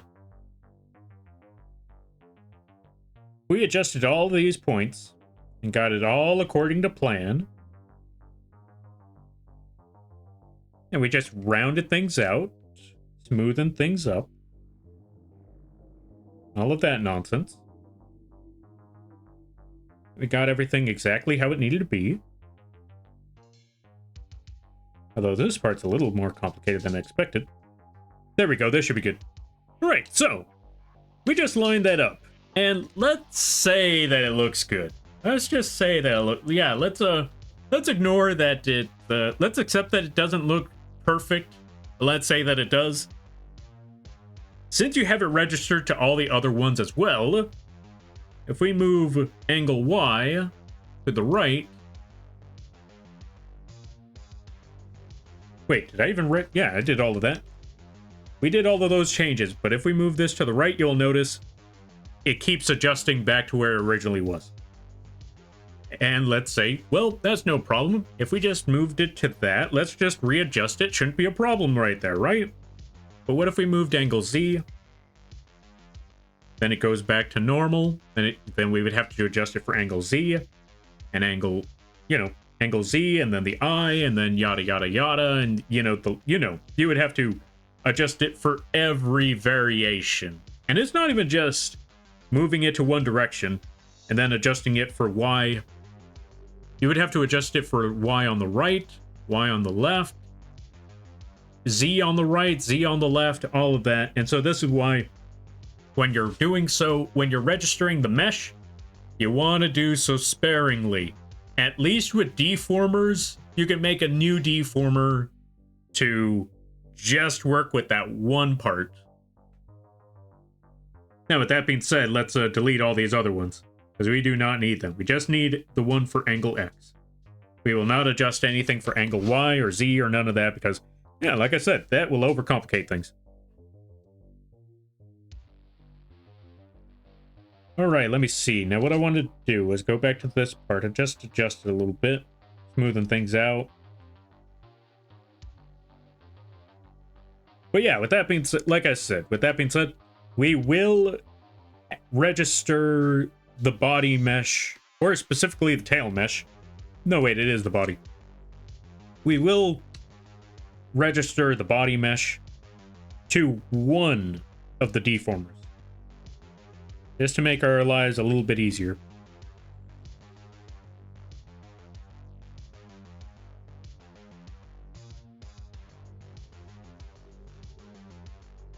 But we don't do this all the time. We do it sparingly. There we go. That should be good. That's also saved, because I don't remember the last time I saved. Whew.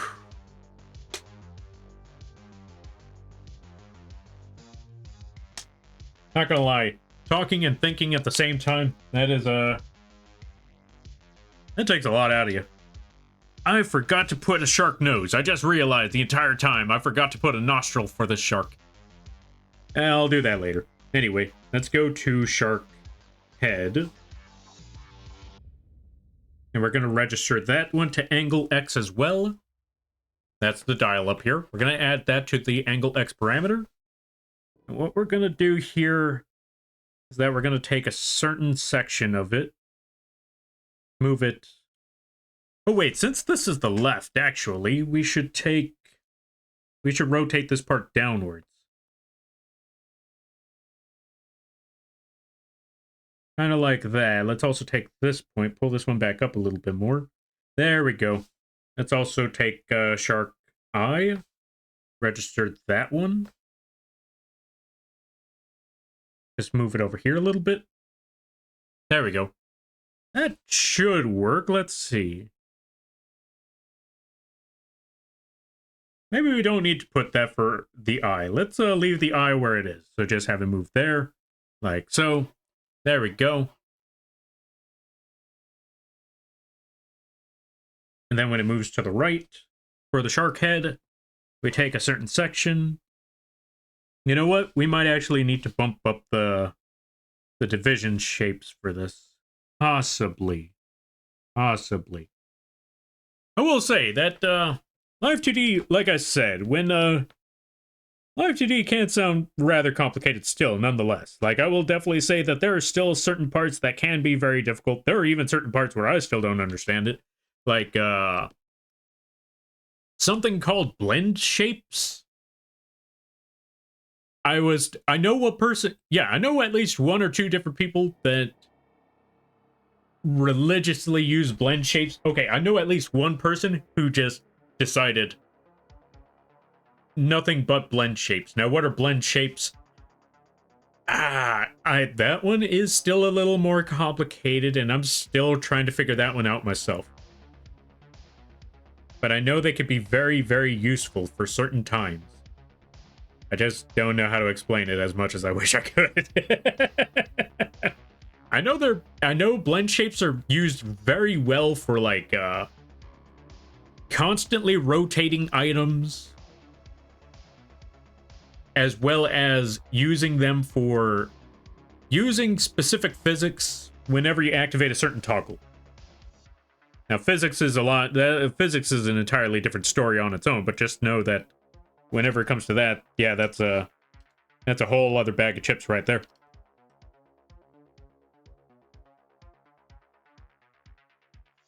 Move that back to the right. Bump this up a little bit. There we go. Let's look at that side of the shark. We could bring this down a little bit, I think. Possibly. Possible. Maybe. I also need to... Like I said, I also need to contact somebody later today about the game repo. I just haven't had the time to contact everybody. It's been a hectic everything, not gonna lie. Not in a bad way though, not in a bad way. It's just been very active stream life, I guess is the best way to put it. All right, let me see.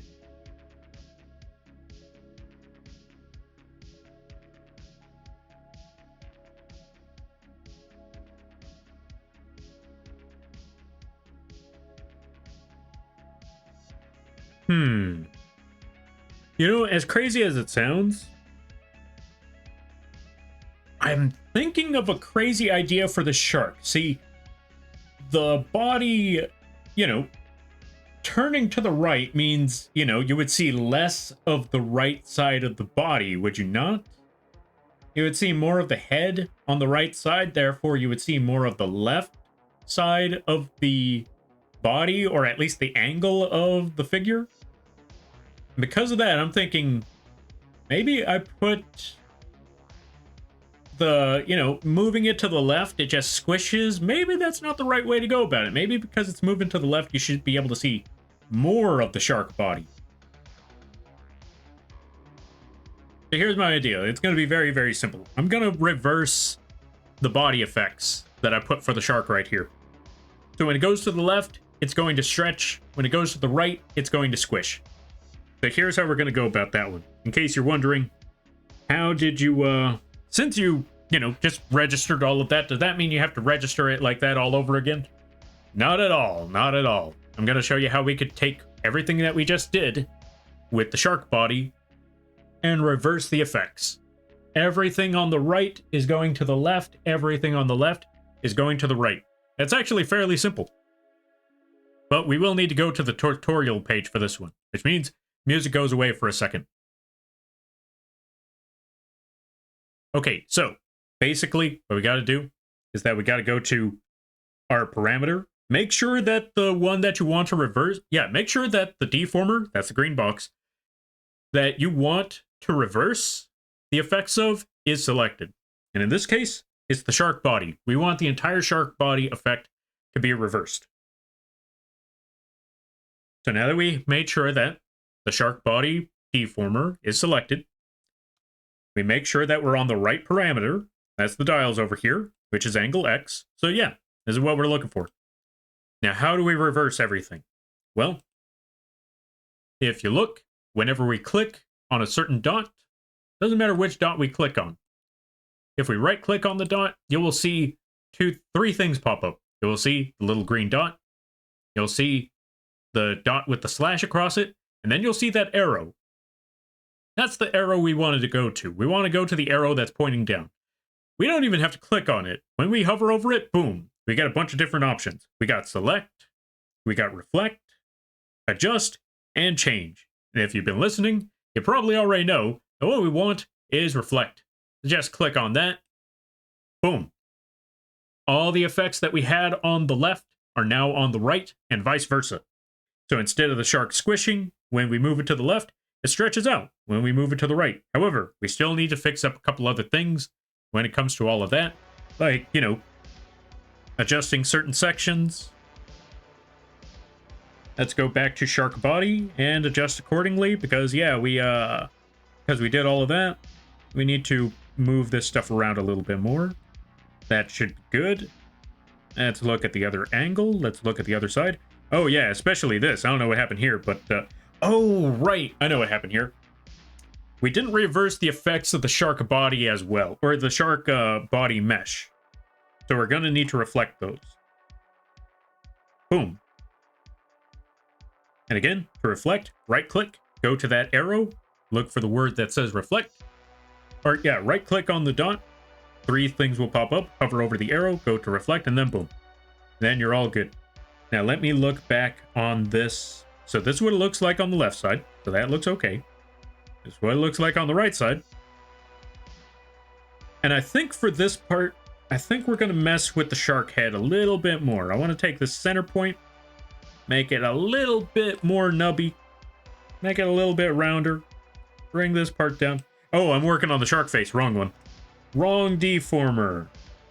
That's also one other thing you always want to make sure. Make sure you're working on the right deformer, because if you're not, that's going to be a whole other problem later down the road.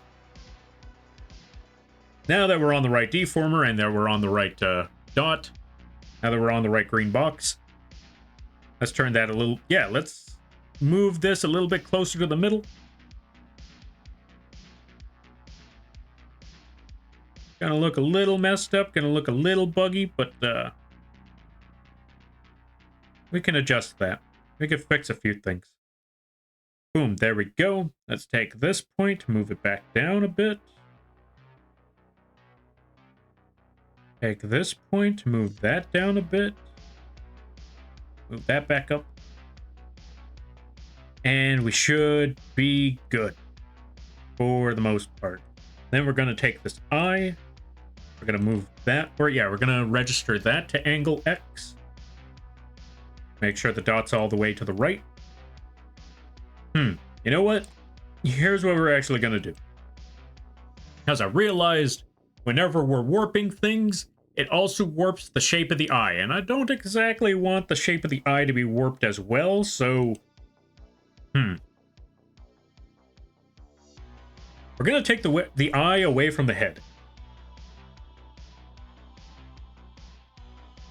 So let's take the eye... Yeah, let's take the eye deformer. And move it out of the head deformer. And move it all the way to the body. Which basically means we're going to pull that folder out. Take that folder out of... Yeah, take the eye folder out of the head folder. And just leave it in the body folder, but not have it in the head folder. If that makes any sense. Alright, now that we got that, whenever it moves... However, whenever we move the head, it will... Hey, what the... Hold on a minute. Wait. Oh, it's not out of the head folder yet. No, wait, yeah, it is. Hold on a minute. How's that still doing the thing, though? Unless that's the body, we're going to find out. Also... Lunix? You let me know how to pronounce it. Lunix Seductress. Welcome on in. Thank you for the follow. I greatly appreciate it. Welcome to the Moth Fleet. I hope you enjoy your stay. By the way, you're Lampy now. If you don't know what that means, don't worry about it.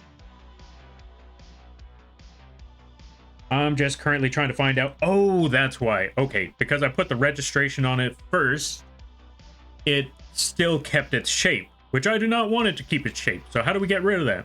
We keep it on normal. We deselect it from the... Yeah, we unregister it. We cut everything on the angle X. And so when it moves to the right, now it's back to normal. I accidentally registered it to the angle a little early. You can call me Looney for short. All right, Looney, thank you for the clarification. I greatly appreciate it. And I hope you're enjoying your Friday, or I hope you're enjoying your weekend, whatever it may be. Now that we got everything registered, or yeah, so now that we got all of those changes, let's register the eye back to angle X. And just adjust this sucker however we see fit. So when we move it to the right, or yeah, when we move the dot to the right, we're going to take the eye, move it closer to the right side of the head, and even squish it just a little bit. Yeah, squish it on the left side just a little bit to give it a sense of angle, or yeah, to give it a sense like it's moving a little. You might even rotate it a little bit, move it up. That sort of nonsense. But yeah, right now we're currently working on a shark model for, yeah, just for the heck of it. I'll be honest, I don't even remember why I was working on the shark model. The idea just came to mind. I was like, let me make a shark. Yeah, just let me make a shark. That's basically it. I guess sometimes, ideas don't need to make sense. They just need to be. That's the best way I could put it. All right, now that we got that effect going on, let's look at the whole angle. Let's look at the whole effect. All right, we got the left, we got the right. We adjusted a couple of things here and there. That part's still a little bugged out. I want to fix that, so let's go back to the head. Let's go back to shark head. And fix that problem. I don't know how that unfixed, but yeah, there we go. Let's move that back.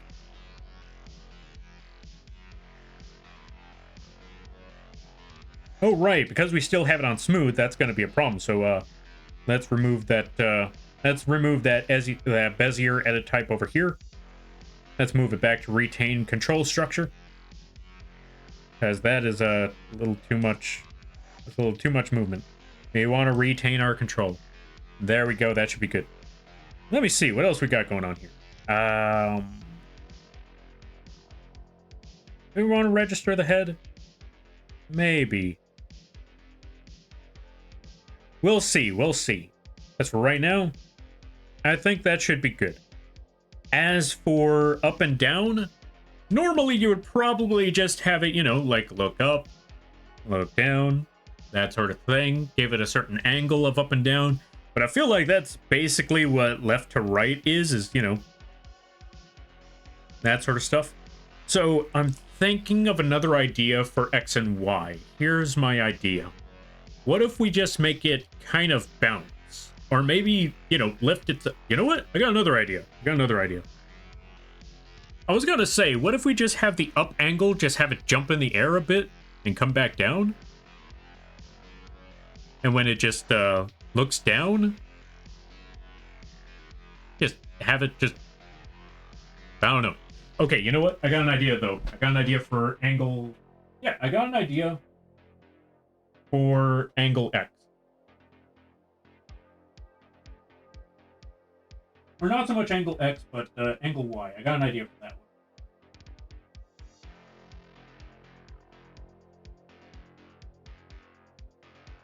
I just need to work on that right quick.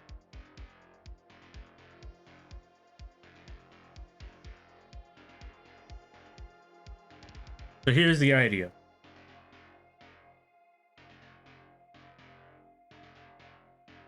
Let's first start with the body. Let's go back to shark body. Here we go.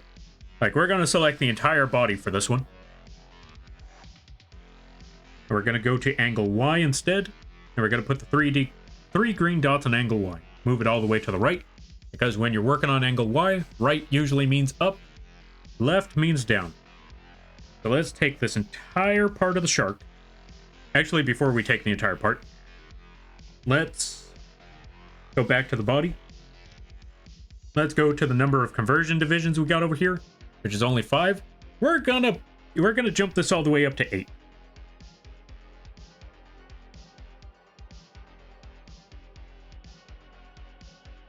There we go. This will give us more of these this will give us more of these dots in our green box in order to, you know, edit the thing a little better. So let's select all the way up to until we reach, yeah, everything except for the last 2 on the left, or on the right. Now that we got that, make sure it's on the right, make sure it's the body. We're all good. Move it upwards. Or yeah, rotate it upwards, then move it upwards. Like so. We're going to put it back to the middle.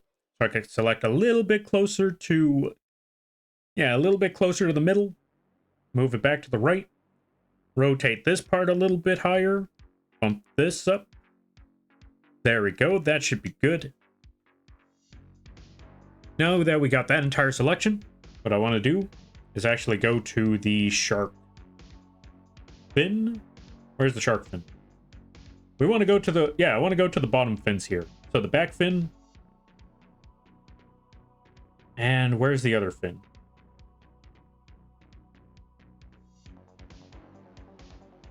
Yeah, where is that other fin? You know what? Let's just select it, and that should show us where the front fin is. There we go. We found front fin. Because I want the front fin and the back fin selected for Y.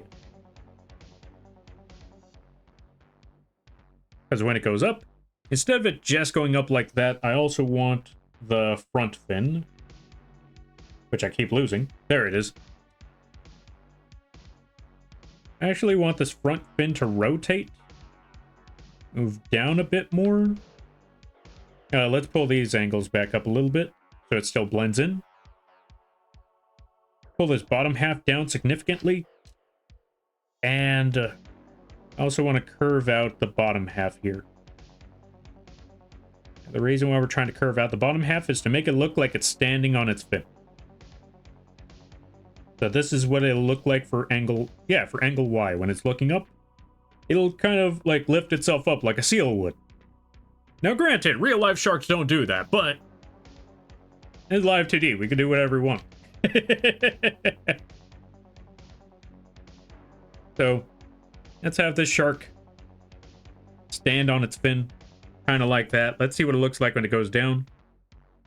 We could do a little better than that, because that's the effect I want. It's also kind of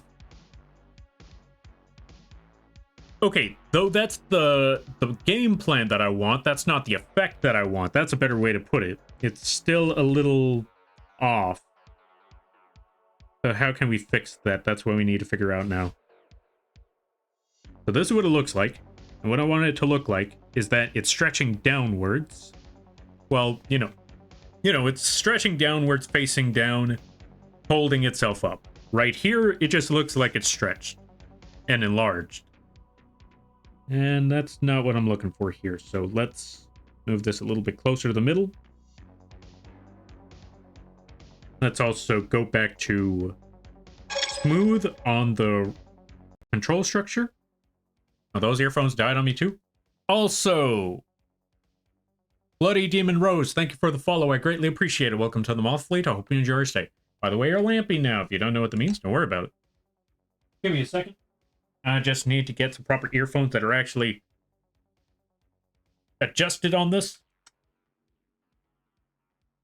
If not, we're going to have to do this mostly quiet because for some reason I think there's another way I could fix this just in case.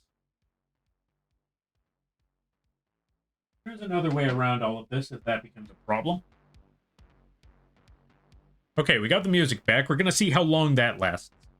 If all else fails, I'm just going to plug in some earphones and just let the music play, even though I won't be able to hear anything. All right, so let us get back over here. We're going to put the Bezier type to smooth. We're also going to get rid of this red box because that won't, that's halting us from selecting the middle part here. And in order to get rid of that red box, we just click on this giant X on the side, which, funny enough, I didn't know about that one the first time around when I started Live2d. When I started learning how to rig, I struggled with that red box so many times that I purposely messed with the mesh itself, or, you know, the deformer, the green box. I messed with the green box itself multiple times just to get it to work right.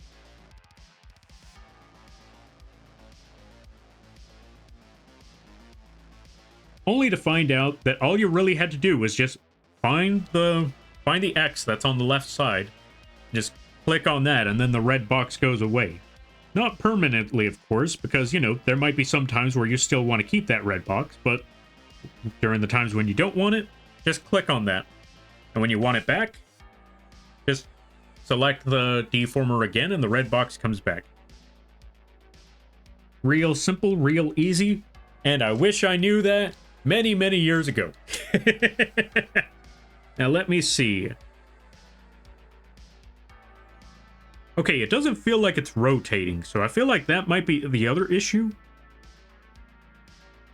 Which is funny, because technically it is kind of rotating, but maybe we need to move it a little bit further up.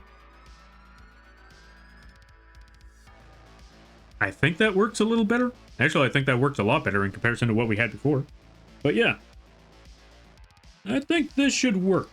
I think this should be okay. There we go.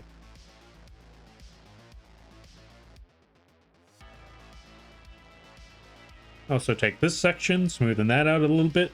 We're actually going to need to go to the front fin, like the mesh itself, and register that whole thing to the art mesh, or yeah, to the Y deformer. Yeah, so we could edit this properly and smoothen out those sections that just aren't cutting it right now.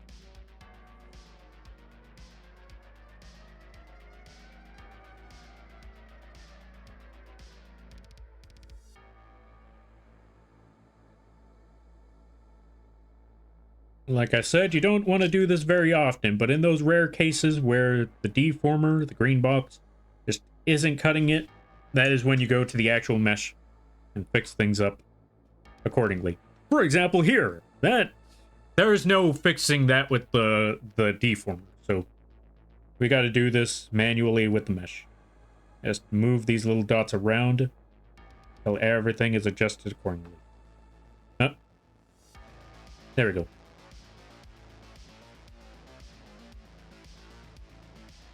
Move that back down, move this down a bit, move that down a little more. Keep on going through these things until we got everything well adjusted.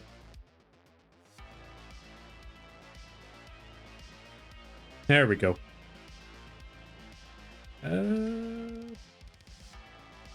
This part here, move that up a little bit more. Let's zoom out a bit. Almost. I want to say it's just this last part right here. Just bring that part down. Let's zoom out. Let's see. We could leave it at that, but then I see this little spot.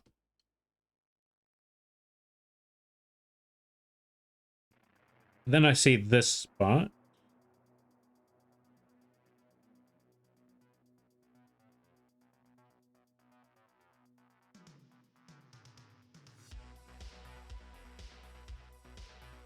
We're almost there. We're almost there.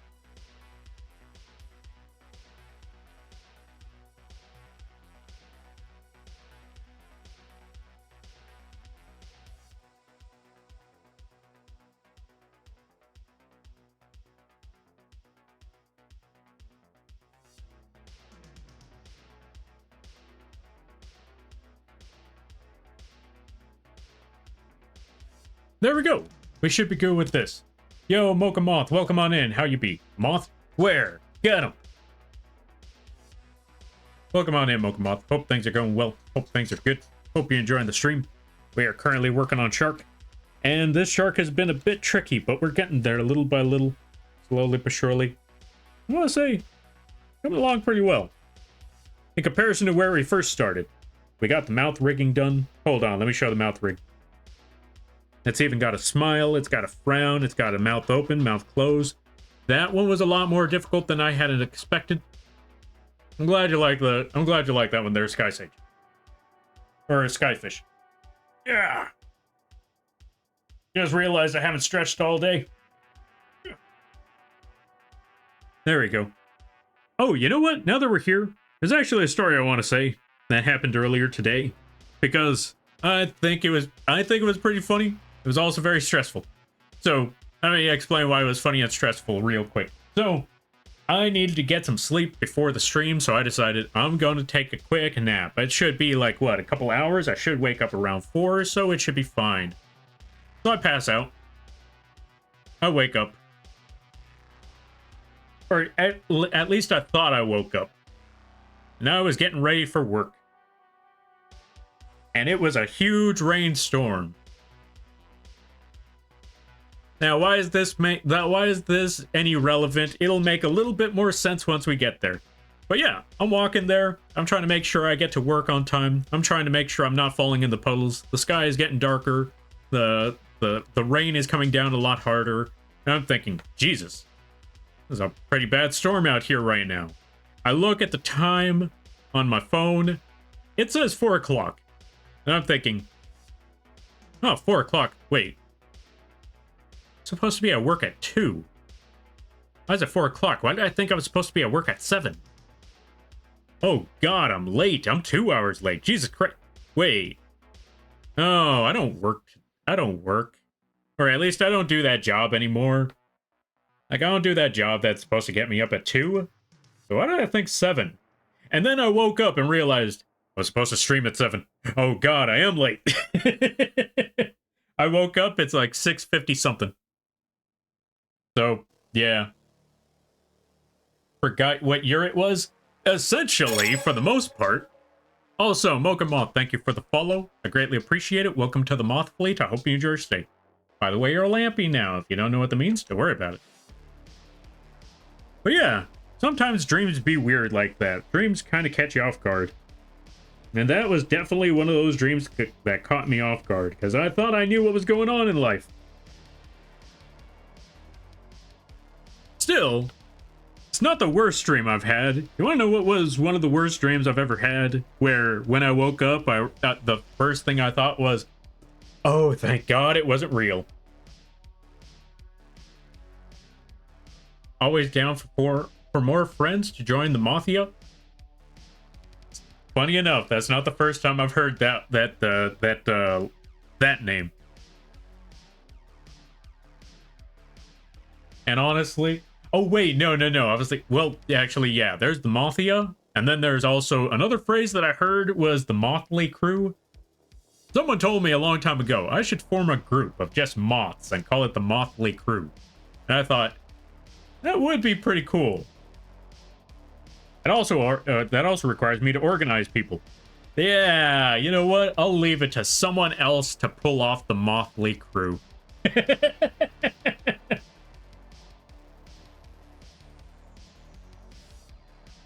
Yeah, that's the best way for me to put it. Coming up with ideas, doing a lot of projects, working on things, I got that no problem. That part is easy. Organizing people to set things up, that is where things get difficult. I do not envy managers. I do not envy anyone in managerial roles. Because, I don't know. For some people, they might like the managerial role, or, you know, like, some people might like the idea of, I run this ship. This is my ship, my organization. I'm like, God, that sounds exhausting. You figure that out. You basically, the way I look at it, like, if I'm ever on any part of the crew, or in part of any organization, I'm never going to be the leader, because that takes too much work. If I am ever you know, assigned to be leader, this is my first order. Like, I'm gonna look for the first person that I think is trustworthy enough and, like, say, hey, you like to follow orders? Yes, sir. Okay, great. You are going to lead this ship. You tell us what to do. Wait, but you're the boss. Not anymore, Captain.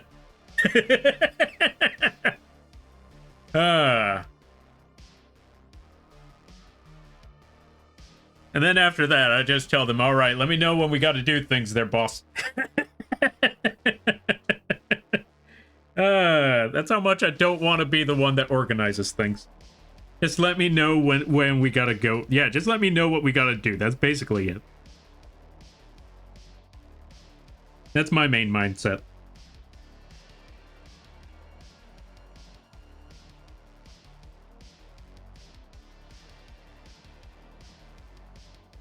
So yeah, I guess, fair warning. If anyone asks me where are we going, I'm just gonna be like, all right, what are our options?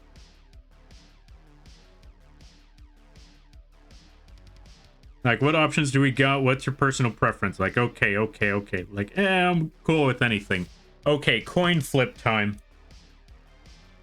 Or you know what? Sometimes, just let the dice do the work. Yeah, this is why I would be bad at management. Like, okay, so, or any sort of leader role. Like, all right, so the enemy troops are right here. We got to take care of this problem. However, we got civilians in the area. So how do we handle the situation? What are our options? Okay, we have at least 3 options. We can either attack the forces and face the backlash of getting civilians in the line of fire, or we could bide our time, find a way to bait them out, and this and that and blah blah blah blah blah. Like, I see. Sir, what are you doing? I'm looking for a quarter. There we go. Like, sir? Yeah. So, heads. We go in there fighting. Casualties, what casualties? And 2, or tails. We'll bait them out. Like, sir, I feel like this is very unethical. Well, you didn't make a decision. And that's when you flip the coin. This is why I can't be a leader. I would leave way too many things to chance because I don't feel like choosing. That would be that honestly would be god awful. Okay. You could just draw a heavy metal band of moths with the name, or yeah, with the same name. True. Just build a heavy metal band. All right, we need moths that know how to play instruments. Who knows how to play instruments? Show of hands. Who knows how to play instruments? Who's got... Yeah, you know what, folks? Folks, tell me, which instrument would you play in a heavy metal band? Would you be the one screaming? Would you be the one slamming the drums? Would you be the one that breaks the guitar? Or would you be the one that's on drum? Let's be honest, it's a heavy metal band. We'd all be on drugs.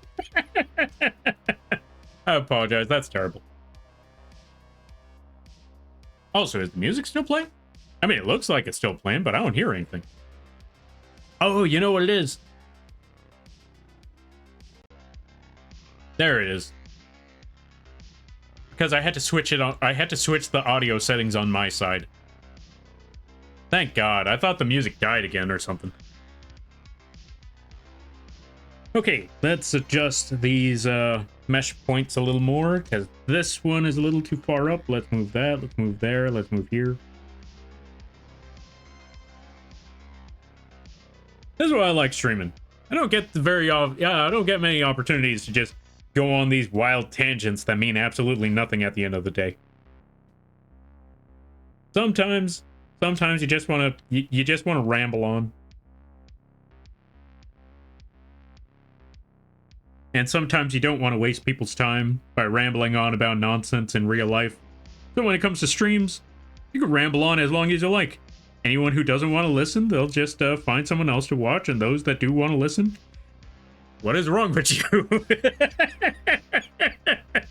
But I greatly appreciate each and every one of you lunatics. Not gonna lie. That one cannot be denied. As I've said it before, and I'll say it again. The fact that anyone's listening to this nonsense, one, I appreciate it, like, wholeheartedly, and two, why?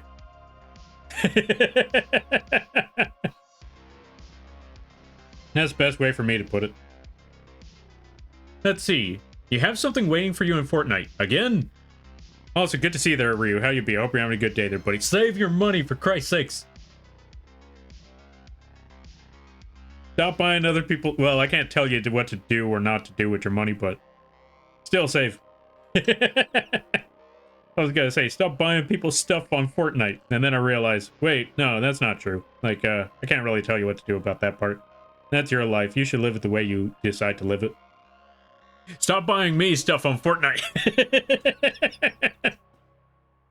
Save your money. Or splurge on other folks. They deserve more. Oh, speaking of which, I'm probably... Okay, since we haven't reached... Okay, actually, I should probably check out a couple of things. I need to double check on things, because I'm not entirely certain if I updated the goal recently. I need to double check on that one. Wrong phone. That was the iPhone. I still need to work on that iPhone. All right, for those of you who don't know, I've been working on the iPhone for better tracking. Or not even so much for better tracking, but for actual tracking when it comes to the IRL streams, like the hand cam streams, like the Millennium Puzzle. I'm planning on working on the Millennium Puzzle, as well as I'm thinking about playing Fortnite at the end of every month. I know that isn't a lot of time, but I also don't have a lot of time. I mean, I just got this one opportunity to play Elden Ring for like God knows how long earlier today. And you best believe I was going to take that opportunity for all it's worth. Let me double check on this part here. Okay, so that one didn't need adjustments. Then the last time was several days ago.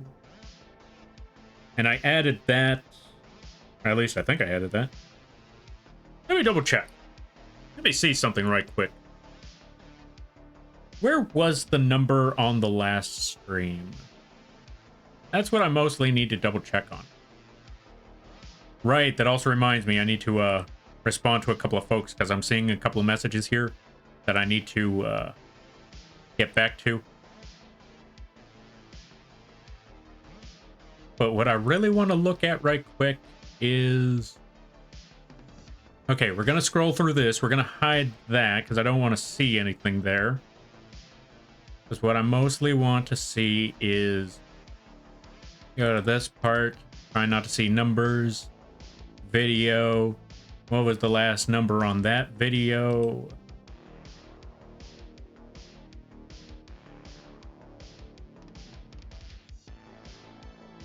Okay, last stream. That's what I'm looking for here. Did I adjust that from last time? So that was that one. Let me look at the previous one. Did I adjust that from last time? Oh yeah, I did. Okay, so yeah, we're still on track. We're still on everything that needs to be done. Okay, that's all I needed to make sure. I want to make sure that the goal was updated from last time. Yeah, we're good. Okay, instructions not clear. Continue spoiling moth. Quit spoiling the bug. Save your money. All right, now that we got that, now let's see what we got going on here. Now that we adjusted the back of the fin, the front of the fin. There we go. Wait, what the? Oh, I forgot. Okay, let's go back. We need to change all the adjustments that we just made to the fin because I forgot. As I mentioned before, whenever you're working on all this stuff, you want to make sure that when you make these adjustments, you have it registered to a parameter. If you did not do that, then you get the result of it staying stuck like that. So let's go back to the fin, register it to angle Y, and now we fix everything up again. Ah, well, yeah, that's life for you. Which also reminds me, when it comes to Elden Ring, I'm almost finished with my second playthrough, and I need to play it one more time, except on the base game instead of seamless co-op. This way I could jump into other people's games and, you know, help them in the regular game. On the unmodded version, because I found out that if you play seamless co-op, even if you didn't change anything, you still can't use it in the regular base game because since it's seamless co-op, it's still technically modded, and it will count it as cheating. I'm like, oh dang, that sucks. That means I gotta play this one more time? Yeah, okay, I'm down.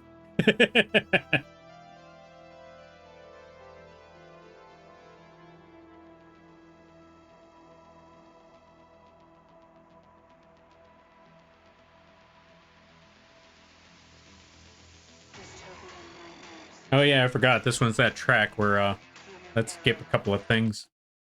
I forgot, this is one of those tracks with dialogue. I'm not trying to find tracks with dialogue because I can't think when there's words in my ears.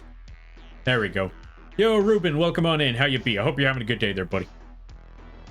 I hope things are well. I hope things are good. I hope you're enjoying your weekend. I am currently, fixing up a shark. Not gonna lie, I thought I was gonna be finished with this rig today, and then I realized, yeah, nope, this one, though it looks like a very simple model and it's a very smooth model, it's a bit more complicated than I had personally anticipated.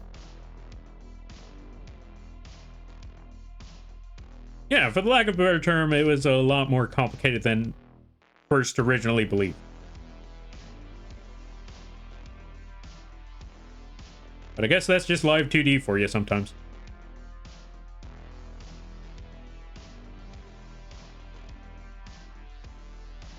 Oh, I've also been seeing like someone working on like a. I've also been seeing someone working on a Live2d model recently. They're a cow. I'm trying to remember their name. Cross the road? Why did the chicken cross the road? Also, Ruben, thank you for the 5 months. Save your money. Thank you for the 5 months. Also, welcome on in there, Kim. Let's give a shout out to Kim. If you haven't checked out Kim, I highly recommend that you do. They do 3D art. They also play the... Well, I was going to say, they also play the Elden Rings, but I remember the last thing they mentioned is that they've gotten a Monster Hunter obsession. So if you like Monster Hunter, go check out Kim. If you like 3D art, also go check out Kim. I have survived the storm. Yes, I did. Wait, what storm? There's a storm on your end? I'm sorry to hear that. Also, Sage the Skyfish, thank you for the follow. I greatly appreciate it. Welcome to the Moth Fleet. I hope you enjoy your stay. By the way, you're lampy now. If you don't know what that means, don't worry about it. Ad starts in 5 or in a minute. Whew.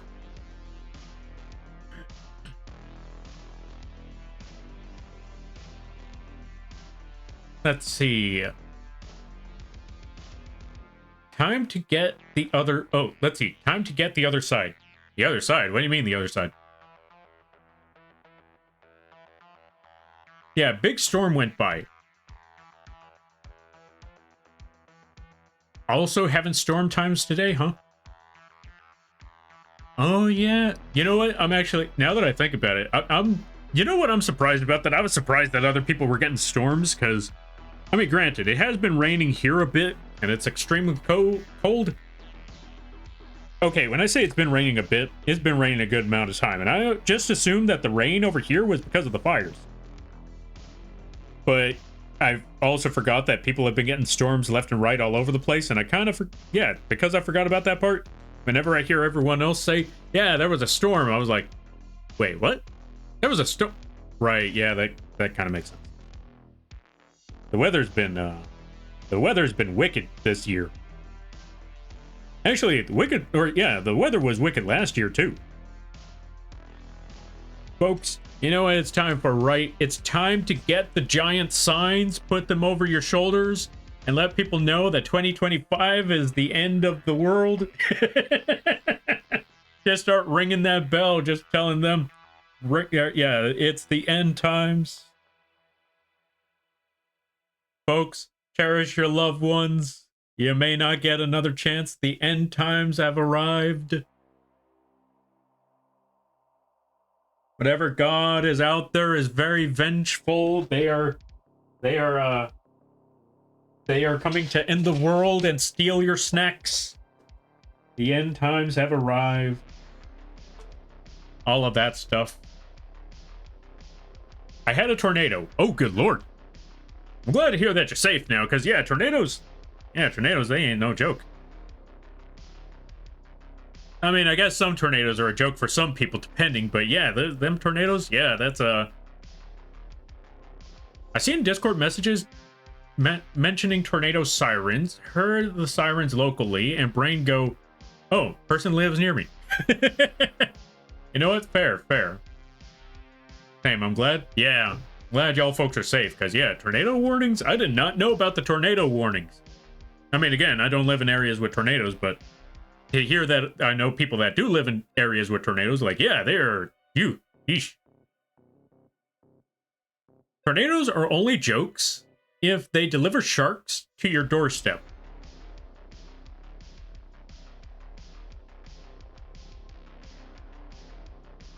So, hey, just got here from the tornado. How you doing? So, which one of you wants to be food?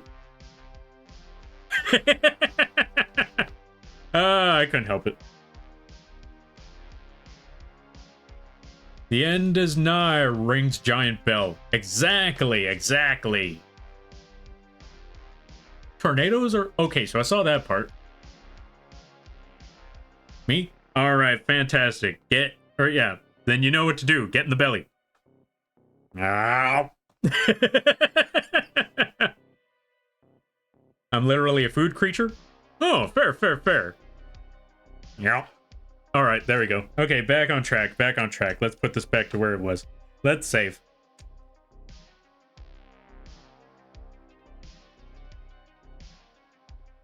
Now, let me see. What else was I trying to do? Okay, so now that we got that part, we got up. Now we need to go for down, which means we are going to flatten this shark out. You know what I could do? I got an idea for flat shark. Okay, here's how we're going to handle it. It is Flat Shark Tuesday. Or Flat Shark Friday. That is our game plan. Flat Shark Friday. Okay, no, this is just getting dumb. You know what? Let's do it anyway. Flat Shark Friday, my dudes. This is going to be the down angle, just flat shark. Now let's take the front fin, rotate this over, move it upwards.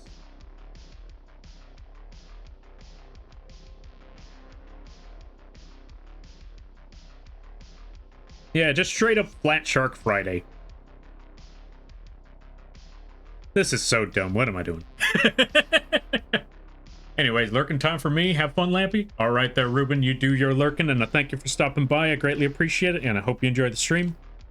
And, yeah. I forgot other words, but, you know, words of encouragement and stuff.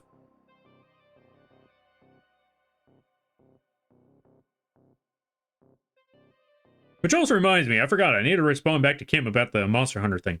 Or was it something else? I don't quite remember, but I need to respond back. Alright, let's go back to the back fin.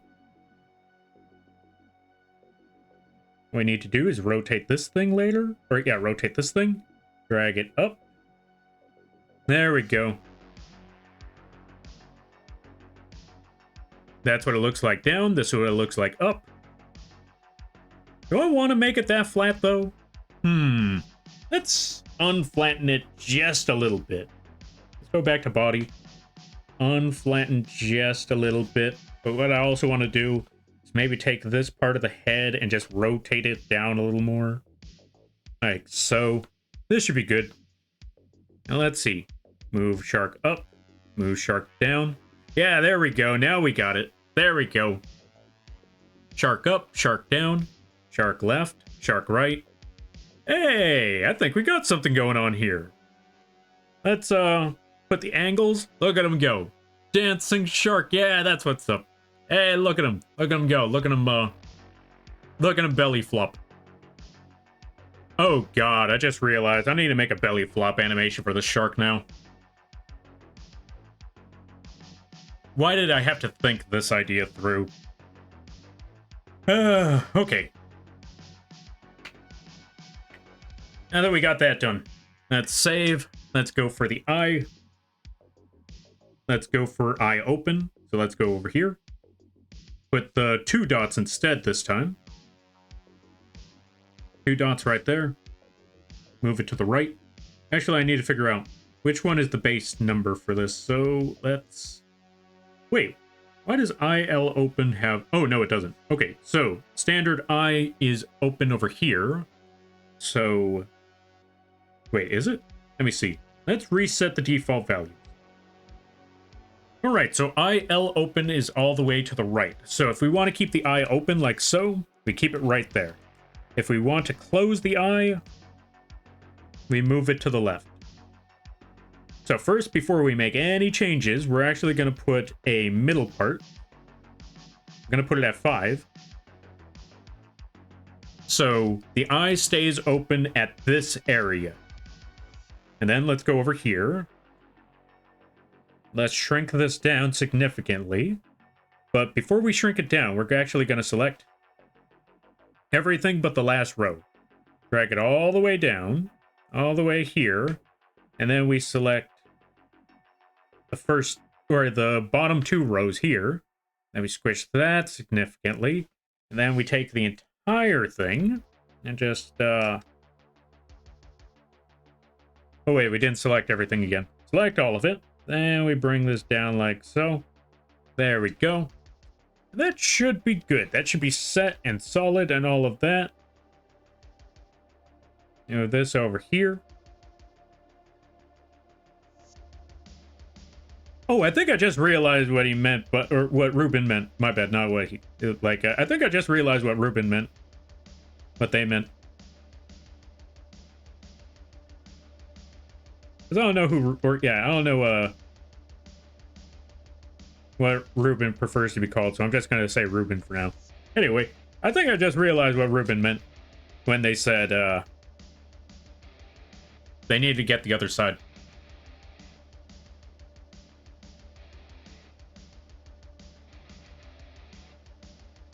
Oh, to get to the other side. Oh, that was the chicken joke. They or she are both fine. Ah, fair. Thank you for letting me know there, Ruben. But yeah, I just realized that the response was to get to the other side was the chicken joke. I just realized that right now. I thought, like, wait, had to get to the other side. Does that mean Kumo's on? Like, is it, like, was it that thing? And then I realized, oh, wait, no, that's the chicken joke. Oh, that... Whoosh. Completely went over my head.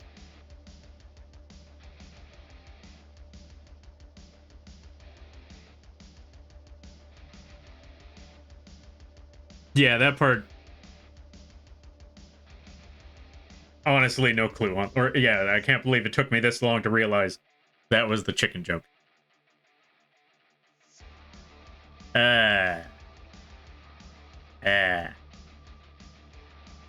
Anyway. Now that we got the shark eye closed.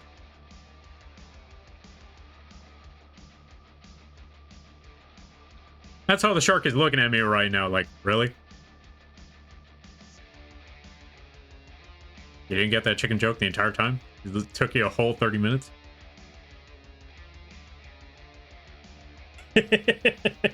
Okay, now that we got the shark eye done, what else is there? We got the left angle, we got the right angle, we got the up, we got the down, we got the mouth rig, we got the eye rig. I mean, the only thing that's really left is to work on some physics settings and to work on some animations on the side.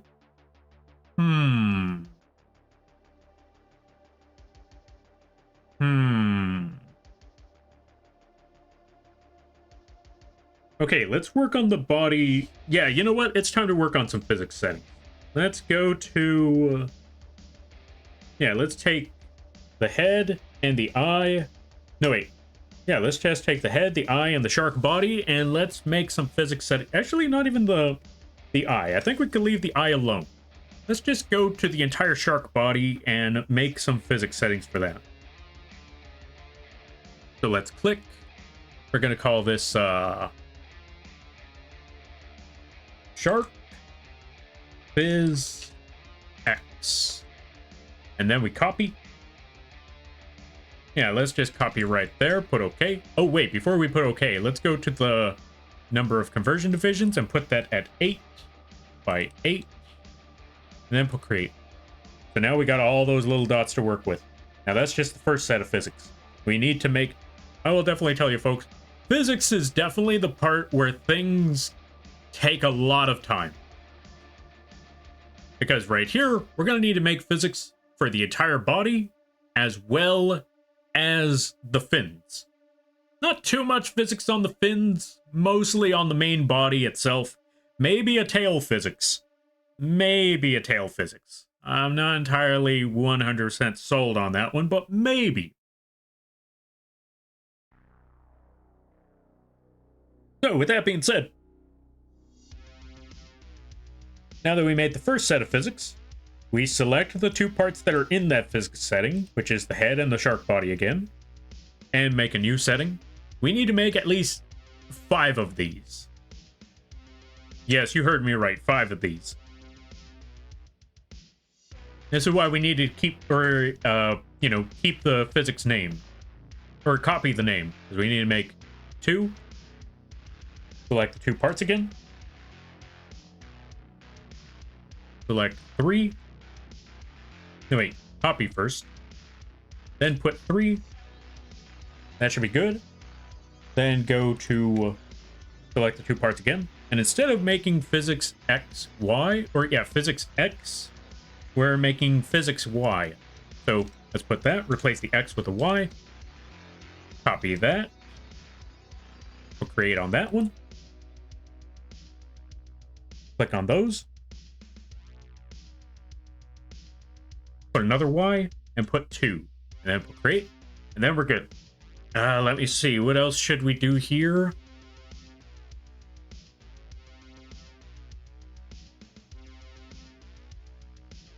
Woo! Look at him go. Look at that crazy shark.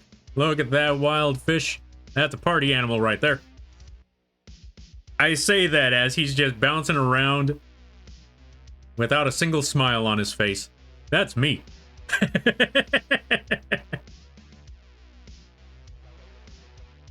You know, that always reminds me, like, you know what? Let's zoom in on this while I'm talking about the, you know what? Yeah, let's just go over here to the physics settings. Just have that shark move around. Or perhaps, let's see if I do this. Let's put it to B.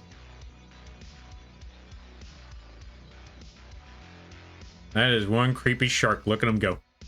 Anyway, with that being said, the thing I wanted to mention before, sorcery. The Moth knows sorcery. I know sorcery indeed. This is my boomstick. Anyway, welcome on in there. I'm Matron. Hope things are going well for you there, friend. I also know how to make a bird disappear. Check this out. And now watch it come right back. Alright, there we go. So anyway, what was I talking about again? Oh, right, smiling. Yeah. I don't know about anyone else, but I remember back in early high school. Not even early high school, it was like mid-high school. Apparently, there was a phrase, there was a board, or yeah, I think there was like a billboard or a truck that said, you can't say Swiss without smiling. And so some of the other kids were trying it out to say Swiss without smiling. They were failing at it miserably. And I said, yeah, that's no problem. Because when I was a teen, I barely smiled in my life. Why? Because I was some weird, edgy kid. God, I'm glad those years are beyond me. But yeah, anyway. Apparently, unlike everyone else, I was able to say Swiss without smiling, without even cracking a little bit. And I thought, does that mean it's impossible, or does that just mean I'm weird? Maybe a little bit of both, I don't know. But look at that shark go. Look at that crazy fish. Look at that wild fish, let me tell you. That's a fun, yeah, that's a fun fish. Not gonna lie, it's kind of hypnotic. I'll be perfectly honest with you, I could just sit here just watching that shark just move all day. I don't know what it is about it. I don't think I've seen any other model that just moves like this that just makes me think, I could just sit here and just watch it. Which, yeah, I honestly, I still kind of don't get, because I'm really trying to figure out, what is it about this shark? To me, personally, what is it about this shark? I'm also noticing one other part, that when it goes up, there's a bit of transparency right there. I'm not a fan of that transparency, so I need to fix that. Yo, Brina, thank you for the raid. I greatly appreciate it. Let's give you a shout out. What were you up to? What were you doing? What were you playing? Let's find out. Folks, go check out Brina. There's really awesome streams over there. It can be chill. It can be chaotic, depending on the type of game that they're playing. Like, if they're playing, what's it called? Darkest Dungeon? That sounds like it's going to be chaotic. Mortuary Assistant. How are you on horror? And that's not like a rhetorical question. I mean, like, how do you feel about horror, if you don't mind me asking? I know that the first time I saw you pop up here, it was during the Dead Space stream, so I feel like you could handle horror. Possibly, maybe. Or maybe it's one of those things where you can't handle horror, but that's why you like playing it. Lampy, I was playing Mortuary Assistant. I love it. I can imagine. I can imagine. Because again, I remember, like, you were there for the Dead Space remake streams, so I could only assume, like, alright, so this person likes horror games. Understandably, or yeah, understandably so. Also, everybody stopping by from Brina's stream, I forgot to say. Hi, my name is Lampy, small-time illustrator, football-sized moth. I do a lot of drawing streams, occasional gaming streams, and sometimes some Live2d rigging streams. And today is one of those rigging streams. I am currently working on a shark model, which I forgot to hide the screen. Yeah, we're currently working on the shark. It's a funny looking shark, but it's still very sharky, and it still has rows of teeth. So I don't know. Let's be safe, because I know for some of you folks, sharks are, you know, I know there are some folks that have shark phobias, so bear in mind, we got shark going on. And also, everybody stopping by. If you gotta take care of things, go take care of those things. Never feel bad about raiding and running, because that's what raids are all about. But if you decide to stick around, I greatly appreciate that. I hope you enjoy your stay. Let's see. I got scared easy. but it's fun. I'm normally scared of sharks, but this one isn't too bad. Oh, then fantastic. All right, then yeah, then we should be all good. I don't know what it is. Like I said, I was watching before you started, or yeah, before you stopped by, I was checking out the animation settings, or you know, like the rig of the shark. I don't know what it is about this one in particular, but it's almost hypnotic. It reminds me of gummy sharks. Ah, fair. Then you know what? That's actually perfect because of VTube Studio, we'll actually be able to turn this one into a blue gummy shark, if really if need be necessary. Just turn this thing blue. Just turn it into an entire gummy. But yeah, now that we got the settings on the shark, and now that we figured out how it all works, now all that's left is to set up the physics and all of that funny stuff. So let's go over here, physx, and we also need to make a physics setting. So let's make a folder. We're going to call this one phys. I did not spell things, so Phys. There we go, and we're back. Okay, so new folder. Double click on that folder, and we're going to call that phys, and then put OK. We're also going to drag this all the way back to the bottom, so we could actually see this sucker. We could actually start deleting some of these other ones. Like we could delete the hair physics, or the hair parameters. Delete that. The brows. Right, I forgot. You know what? I don't think this shark needs mad expressions. This will be just like the pig. Just get rid of all the other expressions, like the eyes.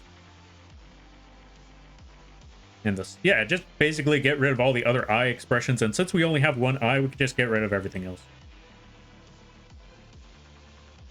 Get rid of the cheek and the body Y and Z, because basically that's what X, Y, and Z. We don't even need angle Z for this if you really think about it. We can just get rid of angle Z. And now all we have left is angle X, angle Y, eye open L, mouth form, mouth open, breathe, just in case. I think I know what I could do for the breathe setting. Let me see. I'm also going to need to get food after this because I haven't eaten all day. Last thing I ate was a stick of celery. Yeah, I'm going to need food after this. Anyway, let's go over here. Let's make a physics setting. I'm going to put that at 1 or -1 by 1. Let's also rename that thing because I forgot to put that part.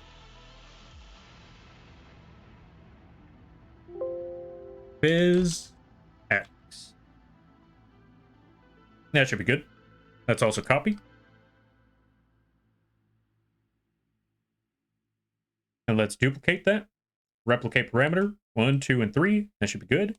Now let's rename this one and put 2. And before we rename, actually, yeah, we could just replicate this one. Go back to the one up top. Edit parameter. Rename that 3. Put OK. Go down here. Edit parameter. Replace the X with a capital Y. Then put OK right there. And then we duplicate. Or replicate. Then edit parameter one more time. And then just add a 2 right there. And we are all set with that. Now, let's go to Shark Phys X. Go to Phys X on the parameters. That's the dials. Put the 3 green dots. Move it to the left. What we're going to do, now that we got that part, select, get rid of this angle. What I want to do is just take this entire angle and just move it over here. Or just take the middle part, move it all the way over here. Reflect that motion.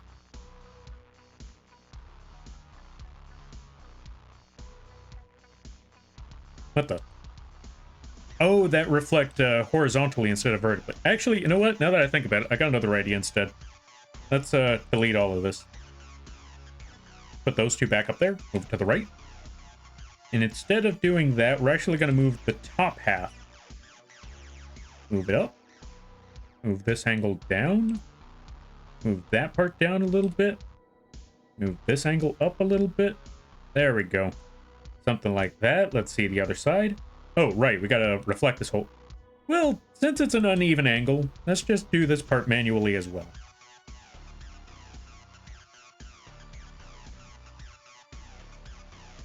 Move this part of the tail up. Move that part that way. Move that part up.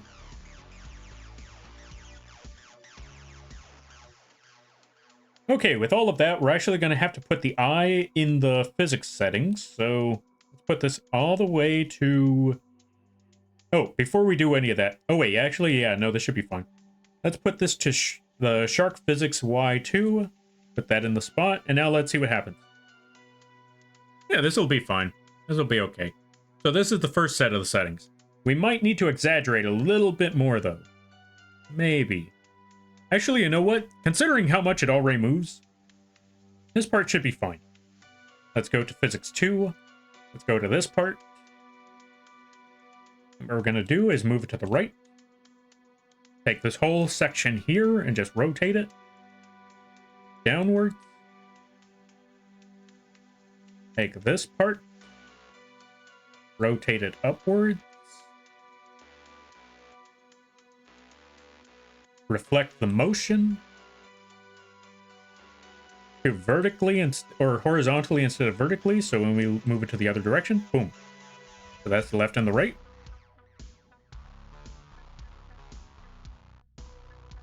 Now let's go to Physics 3.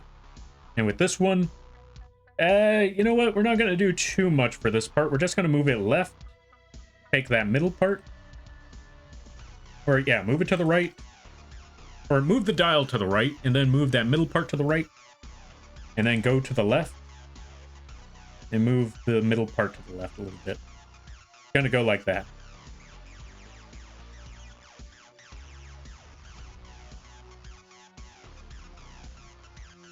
There we go. Now that we got those physics settings set up, let's go to... You know what? Now, we'll keep the front fin there, because, you know, when it moves up, we're gonna need that effect. Although, because we did that, let me see something here now. Yeah, I think this still works. Yo, Oddly Distracted, welcome on in. Also, thank you for the save there, Brina. I greatly appreciate it. How you be there, Oddly? I hope things are well. I hope things are good.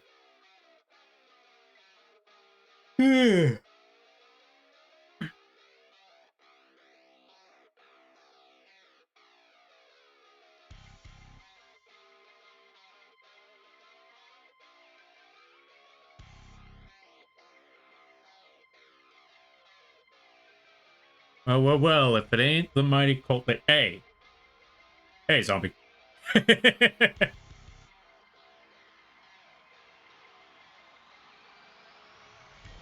Let's give a shout out to Zombie over here. They play a good variety of games. How is the Thonathon?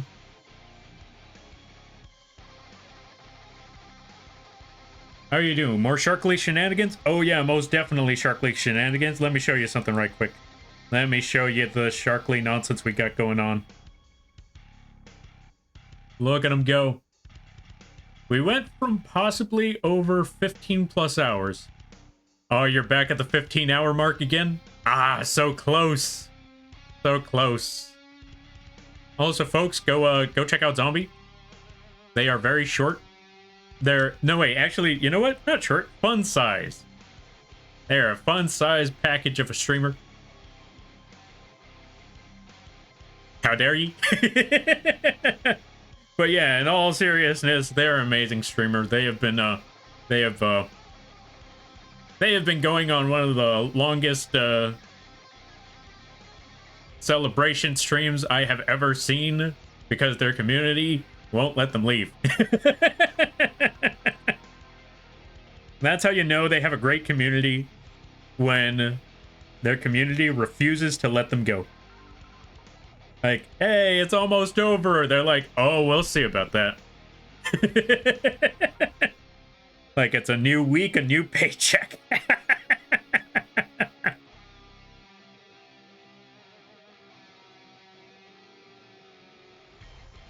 Like for everyone else, it's new year, new me. For zombies community, new paycheck, new stream. I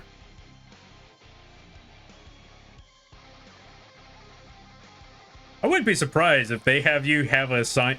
You know what? They should have you set up a sign in your stream that just says, "Don't forget, you're here forever."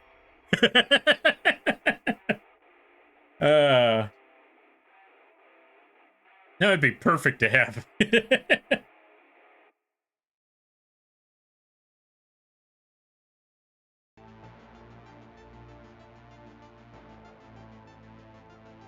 And if you're saying don't give them ideas, oh, I don't know about that. Like, I feel like they deserve the ideas. I feel like they should have that one. All right, it won't end. I'm sorry to hear that. On the upside, that's actually, I mean, I feel like that's also a good thing as well. Thank you for the hydrate there, Destroyer. Thank you for the posture check. And thank you for the stretch. And I know what comes next. So I hope you have a good night, a better tomorrow, and a great week. Or weekend, now that I think about it. Alright, so now that we got this set up, we got the X and the Y. Let's save one more time. Yeah, catch you later, bud. Alright, laters, nerd.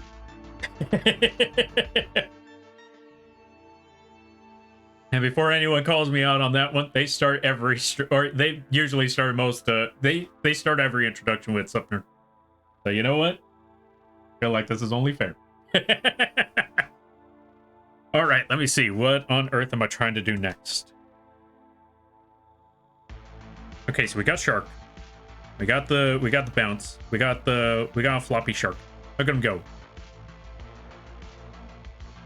Oh, let's see. Also, Lampy, you should totally get Repo. So funny that you mentioned that they're zombie. I forgot to say. So a friend, well, I mentioned this before, but funny that you mentioned that they're zombie. Someone gifted me Repo. So I technically have the game now. I just haven't set it up yet.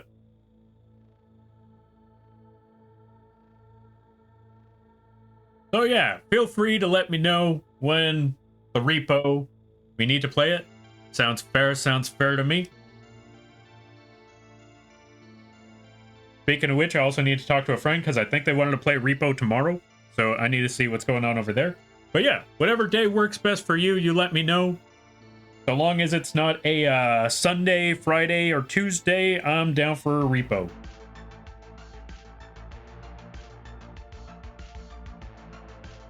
As you know what? I don't know how the game works, but from what I hear, it's not Overwatch or Smite, and I desperately need a game recommended to me that's not Overwatch or Smite.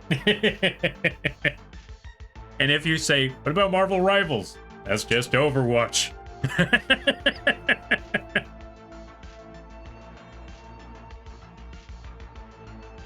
All right, let me see.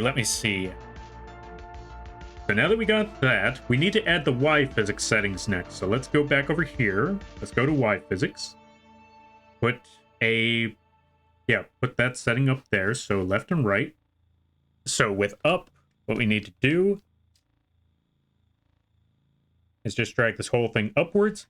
Although we're going to need that shark tail, or we're going to need that shark fin in there. So I guess we got to put the shark fin, or the front shark fin back in here somewhere. So let's put that. Okay, actually, you know what? I know what I could do about that. We're going to add that later. I heard Rivals. I'm sorry, Kim. But, okay, so I was basically saying how just Rivals is just Overwatch. I mean, I'm pretty sure they have some significant differences between one another, but I got out of Overwatch. I don't want to go back by playing Marvel Rivals. I've heard so many things about... Okay, I've heard good and I've heard bad about Marvel Rivals, but the bad is mostly just the same thing about when people are complaining about a game. It's not so much that it's a bad game, it's more like it's one of those games that can get you to rage. Like Overwatch. Or any other MOBA for that matter. Like, there's just those games... we all know. It's those games where it's like, this game sucks, I hate it, can't believe I'm even playing this. Then you pick up the controller again and start up matchmaking.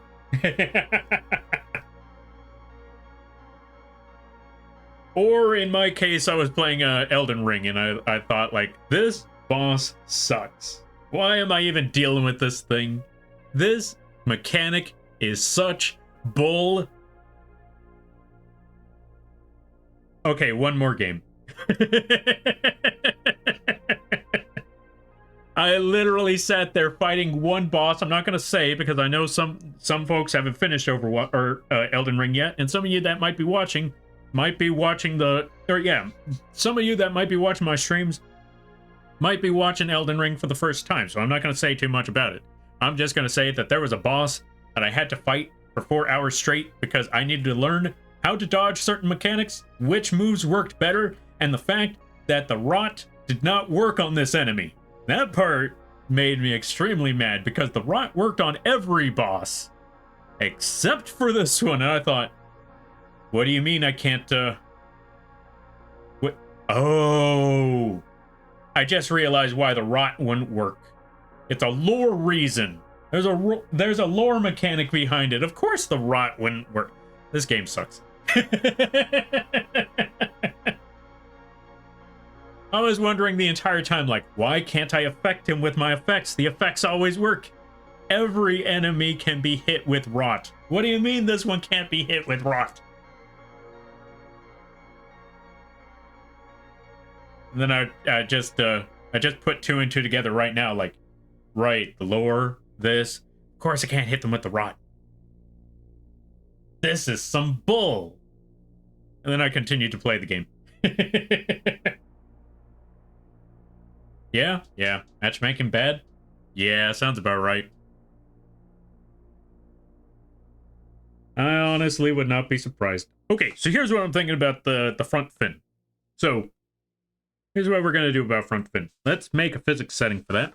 We're going to call this one front fin. Well, you know what? We'll just call this one front fin Y. Not even physics settings Y, just front fin Y. So when it goes up, goes to a certain corner or a certain angle. Okay, so that should be good. Okay, you know what? Maybe we should have just called this one front fin Y. For when certain angles are a little off, like that one. Specifically this angle. So, actually, you know what? Yeah, front fin Y2. Put the dots over here. Oh, so I need to double check if the music stopped. Nope, music's still going. Okay, we're good.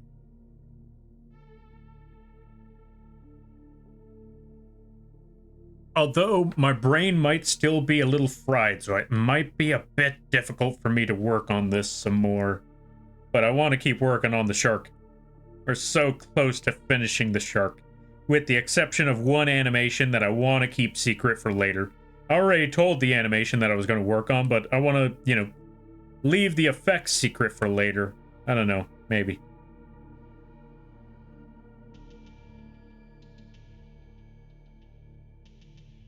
You know what? We're just going to get rid of this one. Let's just make the deformers. You know what? I know exactly how we can make these deformers. Let's copy all of this. Let's go to front fin over here. Wait, no, that wouldn't work. I just realized it wouldn't work because it would have just copied the exact same size as the rest of the body. Okay, so, let's start making those deformers again. Let's start making those physics. So, fin. Fin. Fizz. I spelled fin with a PH. And a Y. Okay, so, since I've spelled physics way too many times, when I tried to spell fin, I put PH instead of F, and I put Y instead of I. So, it's technically still would have said fin. Hold on a second. Oh, I just realized what had just happened. Okay, so I heard the dog whining, and it turns out it's because his little collar went off. So it started making noise, and it always freaks him out. Hold on a second. Let me just spell fin right quick. Fin Fizz X. And then I copy all of that. And then I go check up on the dog right quick. Yeah.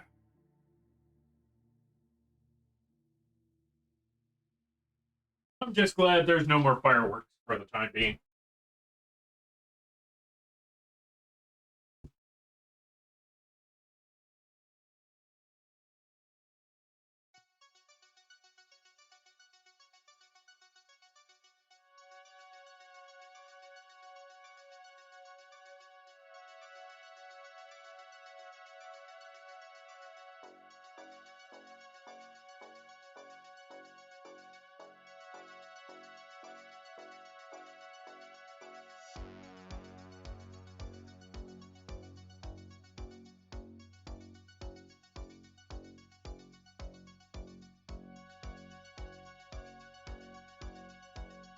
Yeah, so it just turns out that they heard noises outside, and I think the dog is whining because they think, or it might be my brother's coming back soon.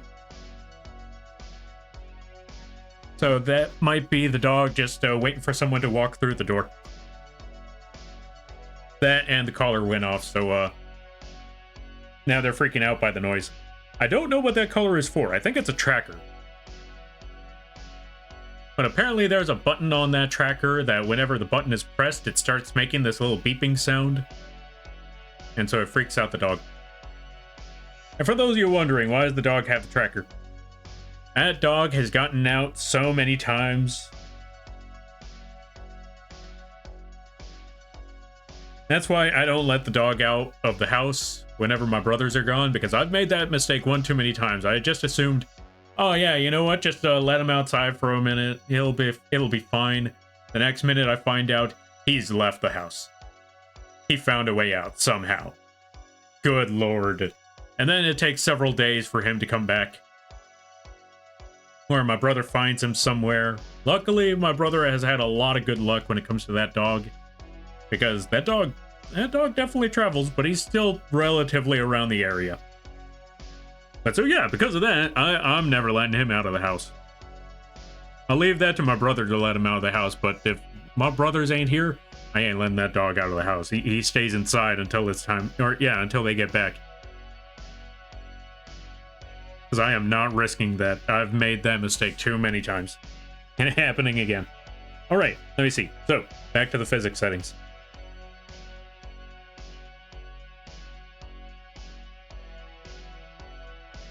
Fin 2. You know what? Maybe just 2. Because again, the fin ain't supposed to go too crazy anyway. So just 2 physics for that. And as for the Y physics, it's just going to move in a specific direction. So Y.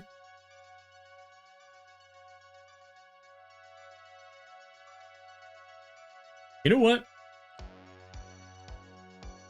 Yeah, let's just put fin phys Y. Then put create there. Now we should be good. And instead of starting with X, we're actually just going to start with Y. And we're just going to put it on phys 2. Specifically when... Oh, it's already there? Okay, that works just fine. That still works. So when it moves up, I'm just going to put the physics on Y. Take this entire upper section. Actually, not even the upper section. Let's just select the whole thing. Just drag this part upwards. This middle part upwards. Take this top part and pull that part upwards. And that should be good. Now let's see what happens when we move it up, though. Too high up, but I got an idea for this. Here's how we're going to fix this issue. We're going to register phys Y to phys X2 as well as the body. Yo, Glass Shark, thank you for the follow. I greatly appreciate it. Welcome to the Moth Fleet. I hope you enjoy your stay. By the way, you're lampy now. If you don't know what that means, don't worry about it.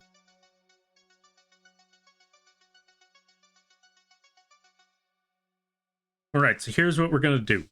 We're going to register fin phys Y to... Wait, was that X2? I may have registered it to the wrong one. Hold up, let's bring this back around a bit. Maybe.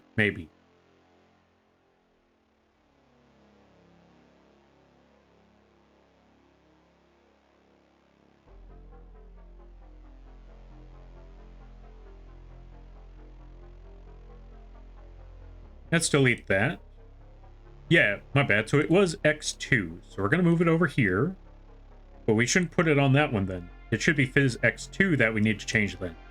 So let's right click on that. Go to Phys X2. Move this up. Move that part up. Move here up. That should be fairly solid right there. Maybe even drag the center part up if really need be necessary. It's mostly just that top end that really needs to be moved. I forgot to hit follow earlier. No worries. I know that feel. That happens. Or yeah, that tends to happen. Or yeah, that surprisingly tends to happen a good number of times, but don't worry about it. I know that feel. I make that mistake all the time too. But yeah, thank you greatly. Yeah. Yeah. Which also reminds me. Okay, so I am now starting to take into consideration event planning because we're almost at the 3K mark, which I am absolutely dreading. But because we're hitting that mark, I gotta get ready for that point. I gotta make sure. I gotta remember to prepare for that day. I gotta remember to prepare for not even that day. I'm thinking about 3 days as usual. I gotta prepare for that weekend for a 3K celebration. I don't know what I'm gonna do yet. I have a couple of ideas, but I'm gonna need to see what we could pull off. I'm not doing a subathon. I see what one person is going through. I'm not doing that. Or you know what? No. I was gonna say, you know what? I think I could do a subathon. I don't think it'll last that long. I think it'll actually be fine. Yeah, no, I feel like those are gonna be my famous last words. Like, nah, it'll be fine. There's no way they'll keep me there. I'll be stuck there for like 3 years. Like, nah. I don't want that to happen. I'll figure something out. Don't do it? That's exactly what I'm thinking. Like, nah, I'm scared. Okay, I didn't want to name you by name, but I was looking at like, I know what zombies going through. I don't think I want to do a subathon. We're gonna be stuck there forever. Like, don't worry, they will. I know they will. That's why I'm like, you know what? Maybe not a subathon. I've seen so many times where it's like, yeah, I've seen so many situations where somebody's like, yeah, subathon, it won't be that bad. I mean, it's not, they can't keep you there forever, right? Right?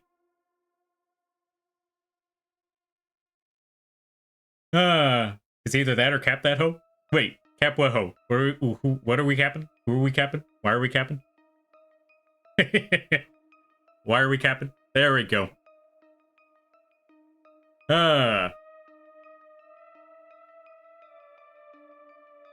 No, just don't do an uncapped subathon. Oh, gotcha. Oh, that kind of cap. Gotcha, that kind of cap. I was thinking like, okay, so I've heard this phrase before, who we capping right now? And then you bring up, no, just cap the subathon. Just cap the time. Gotcha, cap the time. Got it. Just give him the old two-shot. All right, that makes much more sense. Okay, understandable. Yeah, it should probably just be a capped subathon. How do you make a capped subathon? We gotta pop a cap, Lampy. Don't worry, I have a list. We shall talk later. Fantastic. All right. I can't wait. All right, let me double check on some things. We're gonna go to angle Y, move this up, and that's exactly what I thought. We need to drag this part of the fish fin down a little bit more. Line these up a little bit better. That should be good.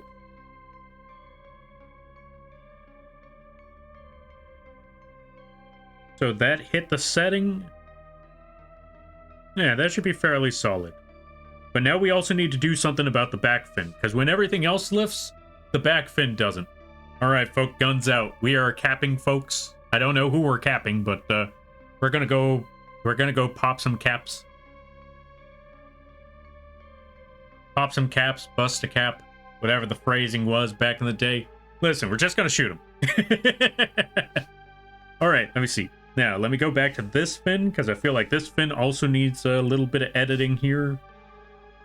So what I want to do for this part is put this back fin, also put that at angle 2, and honestly, just drag it down a bit. Maybe even rotate it a little bit more. Move it backwards. There we go. Hey, what the?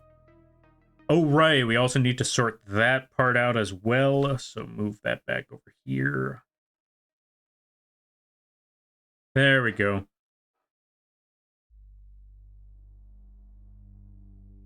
Now that we got that set up, let's look at the other angle.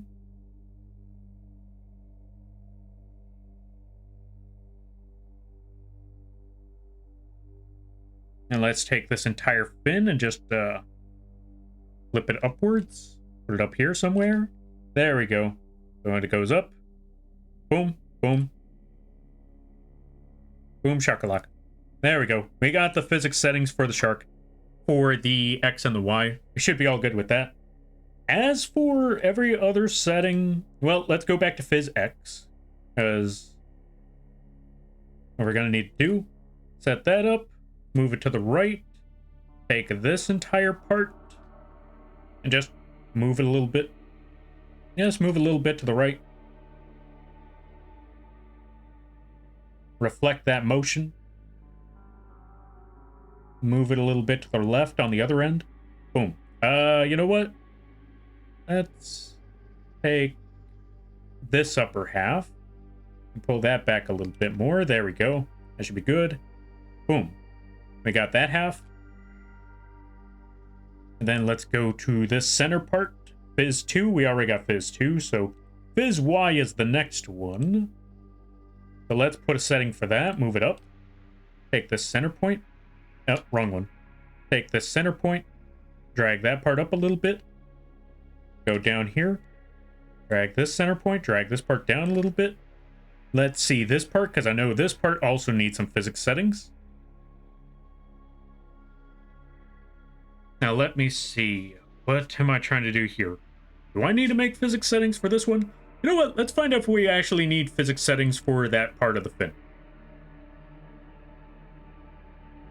You know what's funny? I haven't even added the physics settings yet, and it's already looking like it's got physics going on. Maybe we don't even need physics settings for the shark. Maybe we just need this. Let's find out. All right, let's add some physics. We're just going to put X. New group. Oh, right. So, in order to set up the physics settings, there's a lot of different ways you could go. Or, yeah, there's a couple of ways you could go about it, but we're just going to go with the simplest form. Just go to group. There's nothing there. Everything is blank. If you look at group, we're going to just move the cursor all the way to the right till it says add. Click on that add right there. And then it'll have 3 presets pop up, or 3 settings pop up. Do not worry about everything else. Just go with name. Just name it, and we're going to call this Phys X. And put OK. And all this other stuff pops up. And let me tell you, this stuff looks daunting. This looked terrifying the very first time I messed around with this stuff. And let me tell you, I'm going to try to explain it as simply as I possibly can so it doesn't seem as terrifying. What we need to do, now that we got all of that set up, you're going to see things that say name preset, and yeah, presets for both the physics model setting as well as the input setting. We're going to skip all of that. Forget the presets, for now anyway. Well, except for model setting. We'll need the presets for the model setting later. But for right now, let's go to input setting.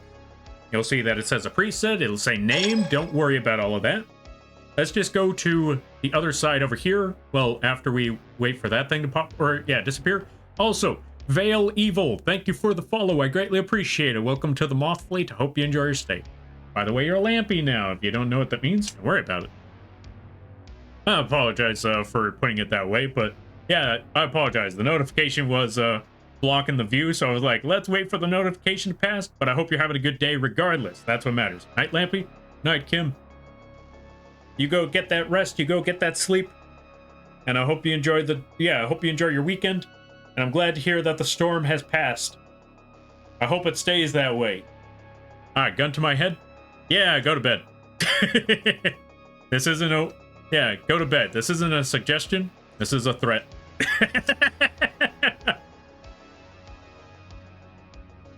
But yeah, go get rest. And I hope you have a good day, better tomorrow, and a great weekend. And folks, go check out Kim. They're actually working on some 3D stuff for us. It's going to be great. It's going to be awesome. I also need to talk to them about the other projects later down the road. All right, now we go to our input setting. Make sure we're on input. Go down, move to the right where you see add. Click on that add. Right, I probably need to go to a certain setting over here. I think I came in at the wrong time. Possibly. Welcome on in. How you be? All right. Let me move this to the tutorial setting.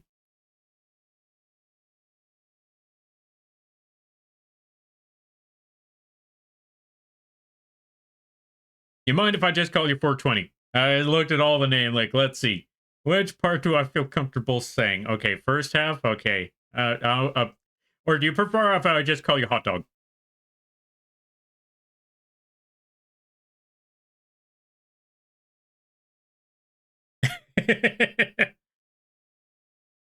I just thought I'd ask, just to be safe. Like, would you mind if I call you hot dog? Anyway, so here's the next move. So let's go back over here. Let's go to add. When we click on add, you will see that our deformers have, our parameters have popped up. Those little dials from before, they have popped up right here. We got angle X, Y, all the way back to the physics settings and all of that. We're gonna leave those ones alone. We just want angle X for this. Only angle X. So we click on angle X and then we put OK. Now that we got that, we put that sucker all the way to 100. That's basically it. Just angle X, put that sucker at 100. And we're done with basically that part. Now for physics setting, now for the preset, since we got 3 physics X settings, we're going to want something that gives us a triple pendulum. So let's go with the hair one over here.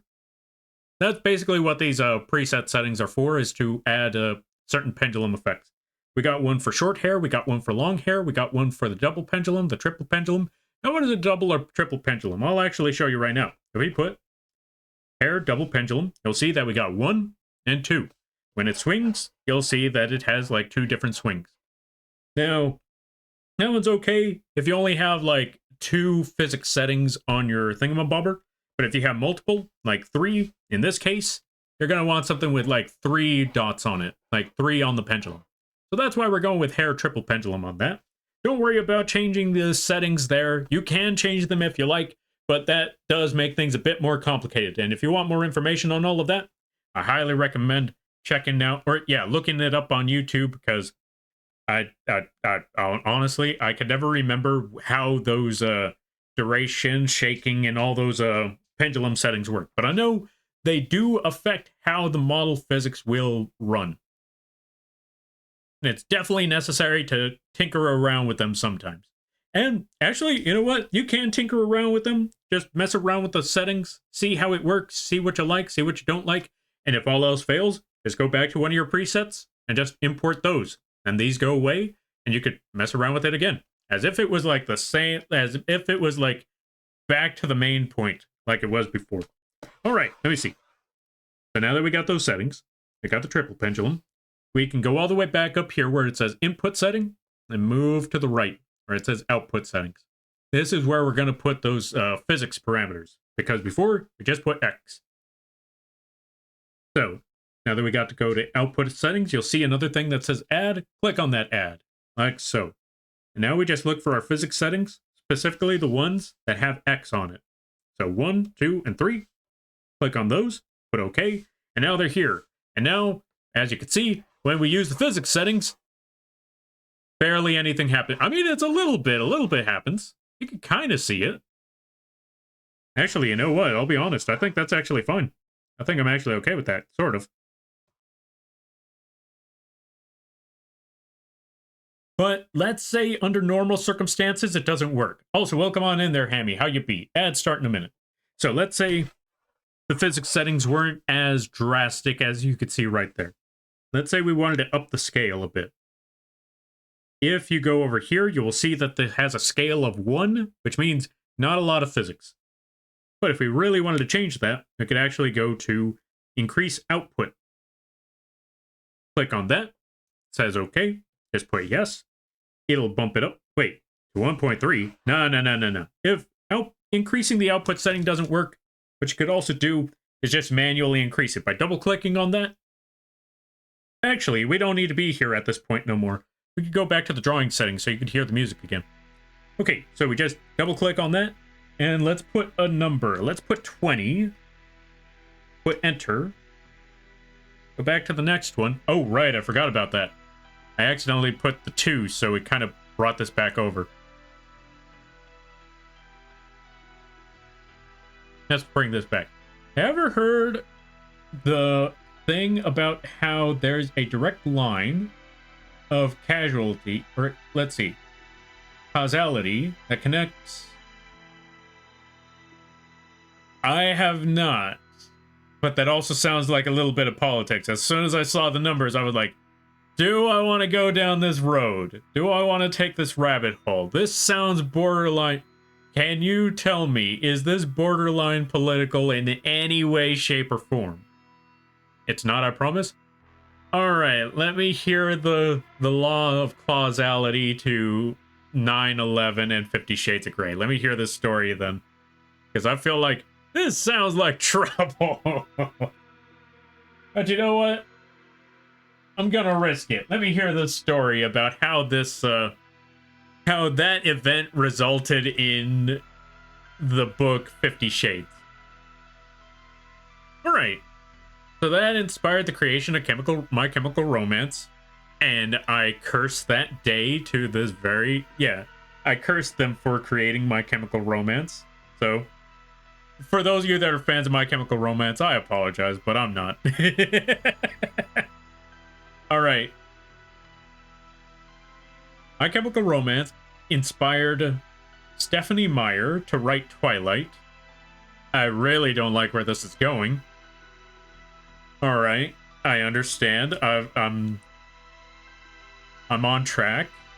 Let's see where the rest of this goes.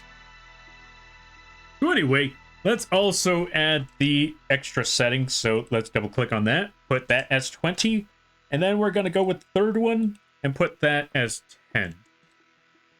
Now that we got that, let's check the result. Oh, good lord. You know what?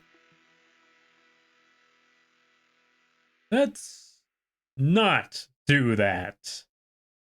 Let's bring this back to 5. Lampy, that's it. I'm gonna call you a cult leader more. Why? Don't tell me you like My Chemical Romance. I mean, if you do, that's fair. That's your prerogative, but... Alright, let's check the settings now. Okay, so the settings are a little off. You know what? Maybe it should have stayed at 1. So let's reset the magnification. Let's keep it at 1. Let's keep it here. Yeah, okay, so we keep it at 1. That's what I'm seeing here, is that we keep it at 1. Now let's add the next setting. Let's go back to physics settings. Let's go to add. We're just going to call this one Phys Y. But okay. Go to our preset. Go to add on preset. Put angle Y. Put it at 100% effectiveness. All right, let's see. You'll never know when I'm a hit. Oh, you never know when I'm going to hit you with it, Lampy. I'm going to be so sneaky about it too. Wait. Hit me with the cult leader stuff or the My Chemical Romance? I don't know which one I'm more worried about. Who knows? That's even more worrisome. Now I don't even know what I'm going to get hit with. I just know that I'm going to get hit with something. And usually when people talk about that chain, it ends there. But apparently, now continues past 50 Shades into the downfall of Ellen DeGeneres' career. Alright, okay. Who's been... Who's been paying attention to this entire butterfly effect? Who's like, what's the okay? Why do I feel like this is something that you find on? Why do I feel like this is something you found on Reddit? This sounds like a Reddit thing. Like someone just started looking into the details. Someone saw one part, like, oh yeah, did you know that the tower situations resulted in My Chemical Romance? Really? Did you know that Twilight was started because of My Chemical Romance? Was inspired by it? Like, wait, what? Yeah. Did that person make 50 Shades? Wait, no. No, this is... Wait, let's research this a bit more. And then they got more people into it. Then they just set up an entire post, and then more and more people started rolling into it. And now we got Ellen DeGeneres dragged into that thing. Yeah, this... Watch, it's not going to end there either. Watch, a few years from now, something else is going to pop up. And then they're going to be like... Tack it on top. Tack it on top. It makes so much sense. I don't know, but it's hilarious. Like, whoever put this together is a hero. This is what I'm saying. I feel like it's an entire group.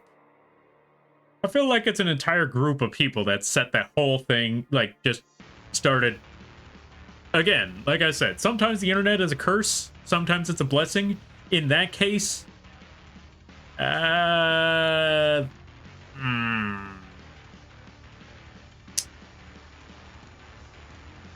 it's very debatable on which that one is, but I'm gonna call it a curse.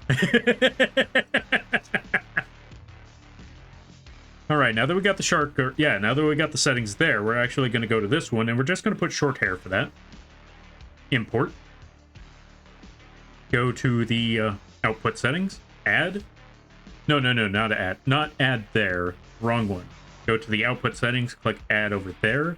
Then we put Fizz Y and Fizz 2, and then we put OK.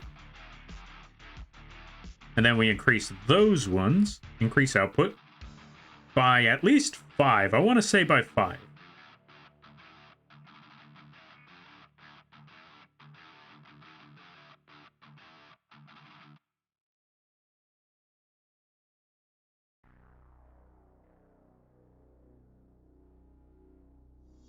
Okay, I'm gonna get rid of the physics settings for Y2, maybe. You know what? Let me see what Y2 does. Okay, so that moves it up. No, wait, that's physics Y1. Y2 doesn't have any physics settings. Okay. I know what I can do then. We're gonna keep those settings there. We're gonna get rid of physics settings Y2, because it doesn't have anything anyway. Let's delete that one.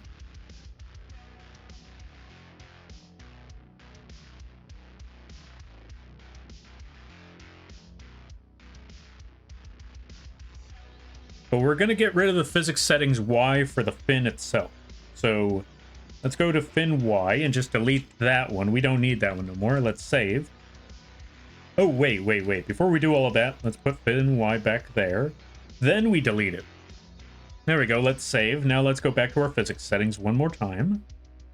Physics settings. Yeah, this works. This works a lot better. Look at him go. Wait, let me see the output settings again.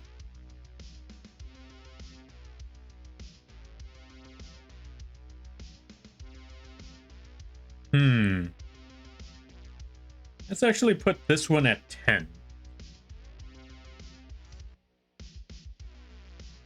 Wait, are there any physics settings for the actual body itself? I don't think I put any physics settings for the body yet. That explains a lot. Yeah, I didn't put any physics settings for the body yet. Okay, let's change that. So what we're going to do is we're going to drag this part up.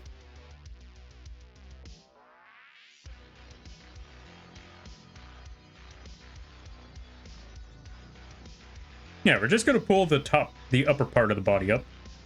Even pull this part up. And then let's go back to the bottom. Let's pull this part down. Drag this part outwards a bit. Take that center point, pull that part down a little bit. There we go. And for physics settings 2, let's go over here. Move this part. Just pull this point down. Pull that point down. Go to the other side. Pull this part up. Pull that part up.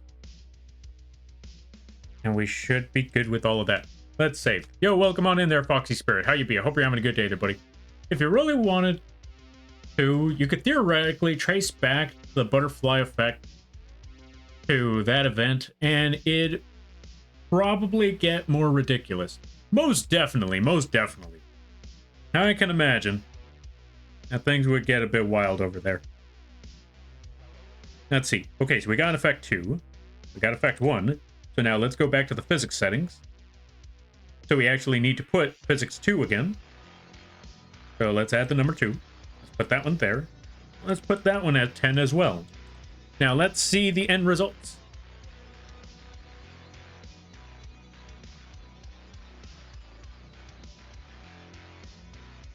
Oh, you know what it is? I think I understand what the problem is. Because they're both at 1 instead of 30, here's what we're going to do. Edit parameters. 30 by negative 30. And we got to do this for all of these deformers. So this is going to be a minute. Edit parameter. 30. Whoops. Edit the parameter again. Negative 30. You know what? I might do this part off screen. Actually, you know what? Since we're here, edit parameter. We're halfway there anyway. 30. Then go to this one, edit parameter. 30. Negative 30. Put OK. And then one more to go. Edit parameters. 30. And negative 30. Now we're good. So, now that we got all that set up, let's go to Physics X. Select everything, then adjust by turning that negative 1 into a negative 30. Put enter. Turn that one into 30. Put enter. We should be okay with that. Put increase. Go to number 2. And select. Adjust. Negative 30.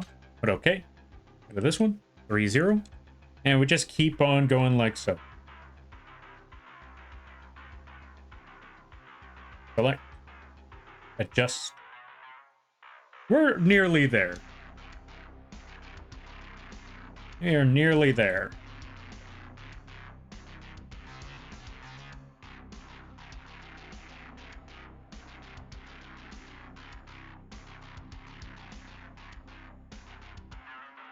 Select all of those, adjust. Negative 30. And then 30. Put OK.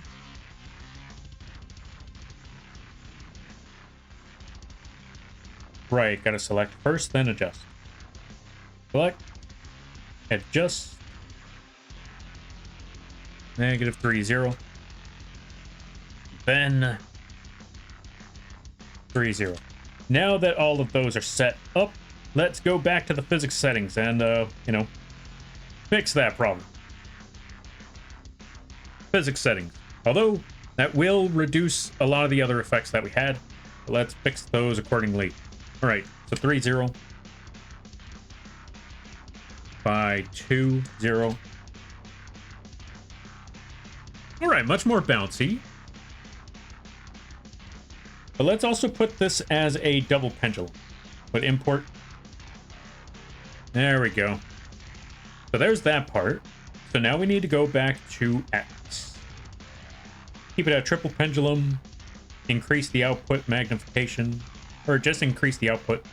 Put OK.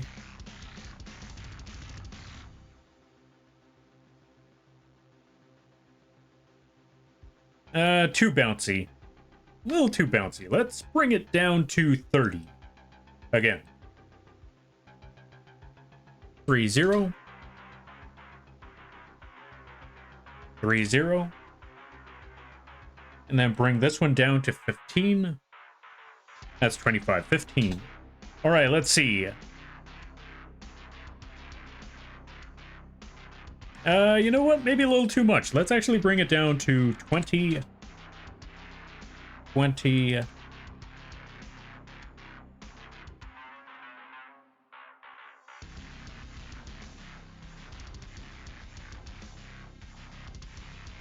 Perfect. And as for Y, let's try another idea.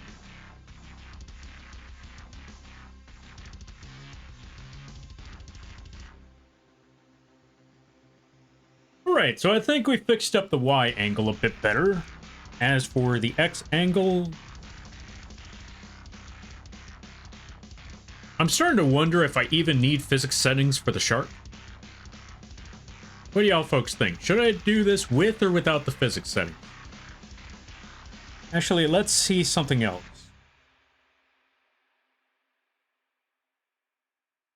I'm gonna put this at B. Let's see this roll. Thank you for the stretch there, Brina. I greatly appreciate it. Yeah. Let's put animation A. Let's see how this rolls. Or you know what? Maybe what I could do is just, you know, test it out in Live2d or in VTube Studio and see if the physics settings are okay or not. If they're not good, then I'll just get rid of them. Because I'll be honest, I feel like even without the physics settings, they're pretty solid. You know what? Maybe with even this effect, I think I could bring this down to 20. Then drop this one down to 10. Let's see. Let's actually stop everything. Reset the parameter. Okay, I think Y is good. Not too much movement, but just enough. And as for X, I think we could bring this down to 15. Bring this one down to 10.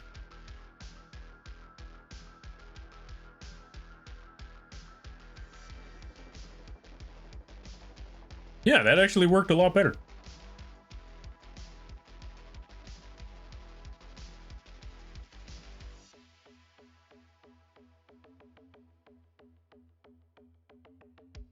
Although, now that we got all those effects going on, part of me kind of wants to do this. Let's take this entire front fin and just put it in the physics settings.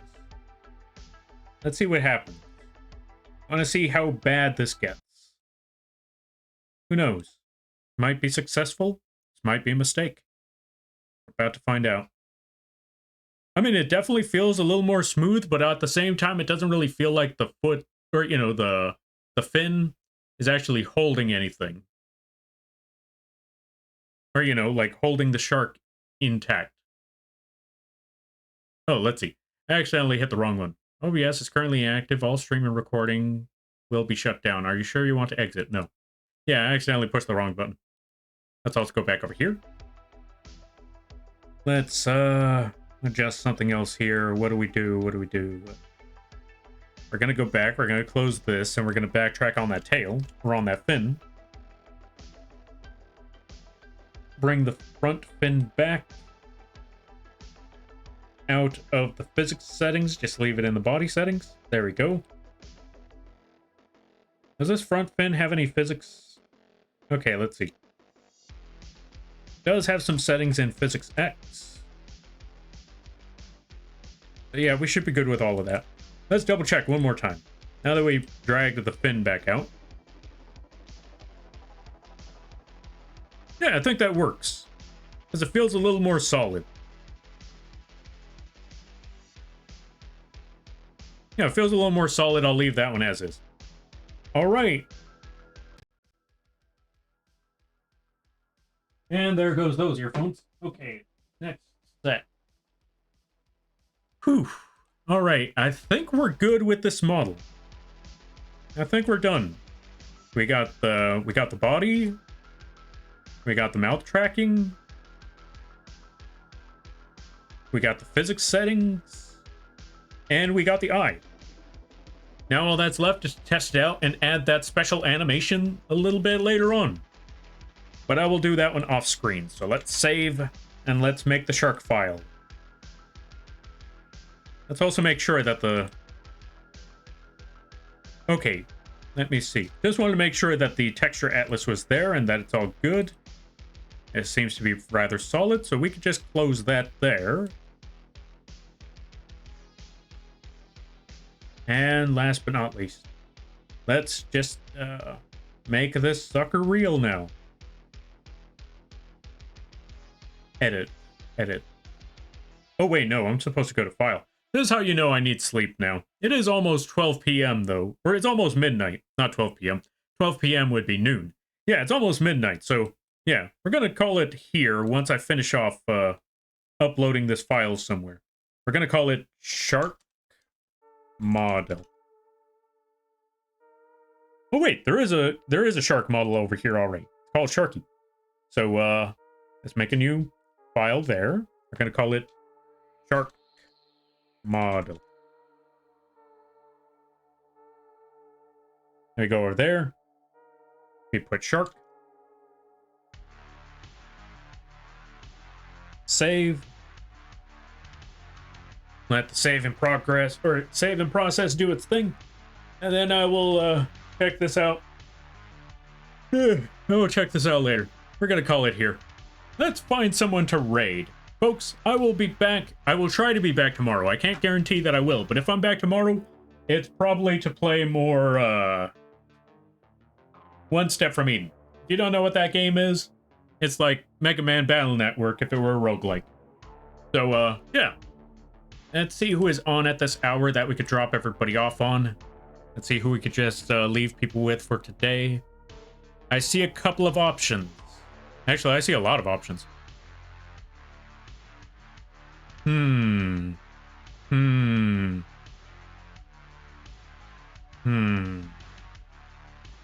Let me refresh the page to make sure that I see everybody that's on.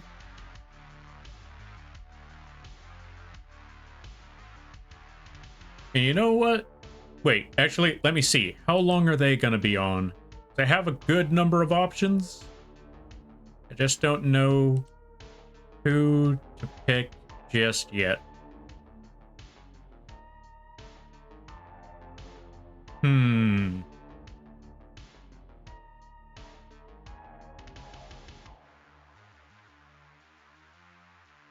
Okay, so I see two people that have been on for quite a while, so I don't know how long they're going to be on. But I do know one person that is on, like, at many, many a late hours at this time.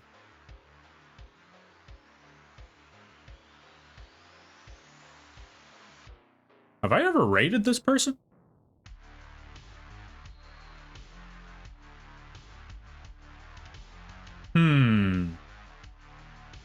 Okay, I got an idea.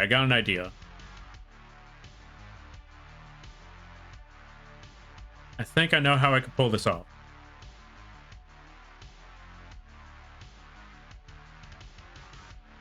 We got at least 4...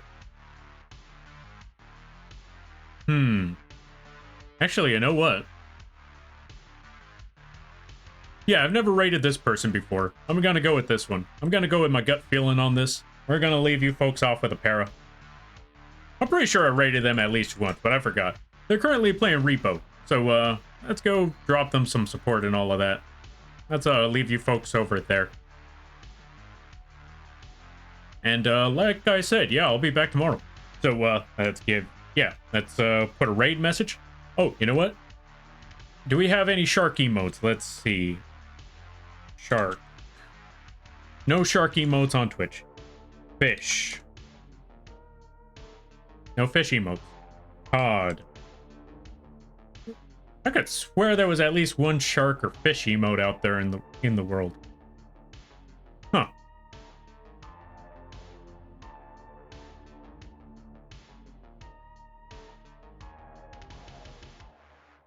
Twitch, you're messing up. Where's my fish? Let me see. Just looking for... Closest I could find is a dolphin. Does that count? Yeah, you know what? Let's go with dolphin. I need to get food. We're just gonna drop a dolphin on them. If anyone asks, it's a shark. You know what? It's a shark. trust. Oh, there's the fish. You know what? There we go. There's the fish. What is that one called?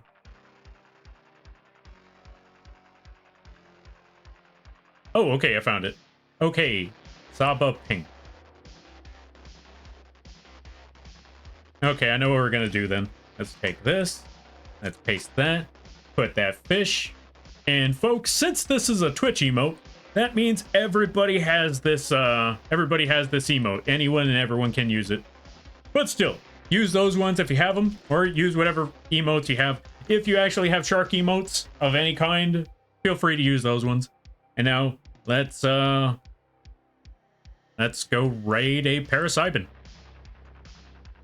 Let's go drop them off. But it might get a little crazy because again, it is repo, so there might be some loud noises. So watch out for that. The Shark Trust. Yeah, exactly. There we go. It's a Shark Trust.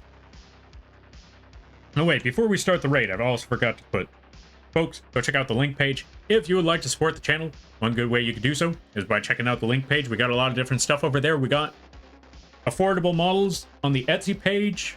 That includes like a cat and all of that sort of stuff. We got free stuff on the coffee page, which the shark will be included on the free page. So look forward to that. We also got merch on the Teespring. And if you or someone you know is looking for, if you or someone you know is looking for art, Live2d models, both big and small, the model art, the model rig, emotes, assets, character sheets, character concepts, all of that sort of stuff, even animations, you can either contact me directly. That includes the Twitters, the Blue Sky, Instagram, I suppose, as well. Discord, whatever works best. Even what's it called? Twitch, if that works as well. Yeah, all those options, those are all available. You can contact me through any of those, or you could go directly to the vgen page. That is also in the links page right there. So yeah, with that being said, we're gonna call it a day right here. We're gonna call it a night, and I will try to be back with like I said, I'll try to be back with the game that I mentioned earlier, One Step from Eden. And yeah, let's go drop people off with a para, and let's head on out. Oh wait, what the? Oh, was it because there was no at? Let's see, raid, boom. There we go. Now we got it. All right. With that being said, thank you all for stopping by. I greatly appreciate it. Always remember, you're all awesome in your own way because you folks make these streams and this community what it is. It's awesome chatting with you folks, cracking jokes, brainstorming, all of that crazy stuff. And if you lurk, that's great too. The fact that you took the time out of your day to have this bug rambling on and drawing or rigging or playing some sort of game in the background means more to me than you could possibly imagine. And don't let anyone tell you otherwise. All right. With that being said, I hope you all have a good night, a better tomorrow, a great weekend. And yeah, that's about it. I got nothing. Y'all take care now. Laters.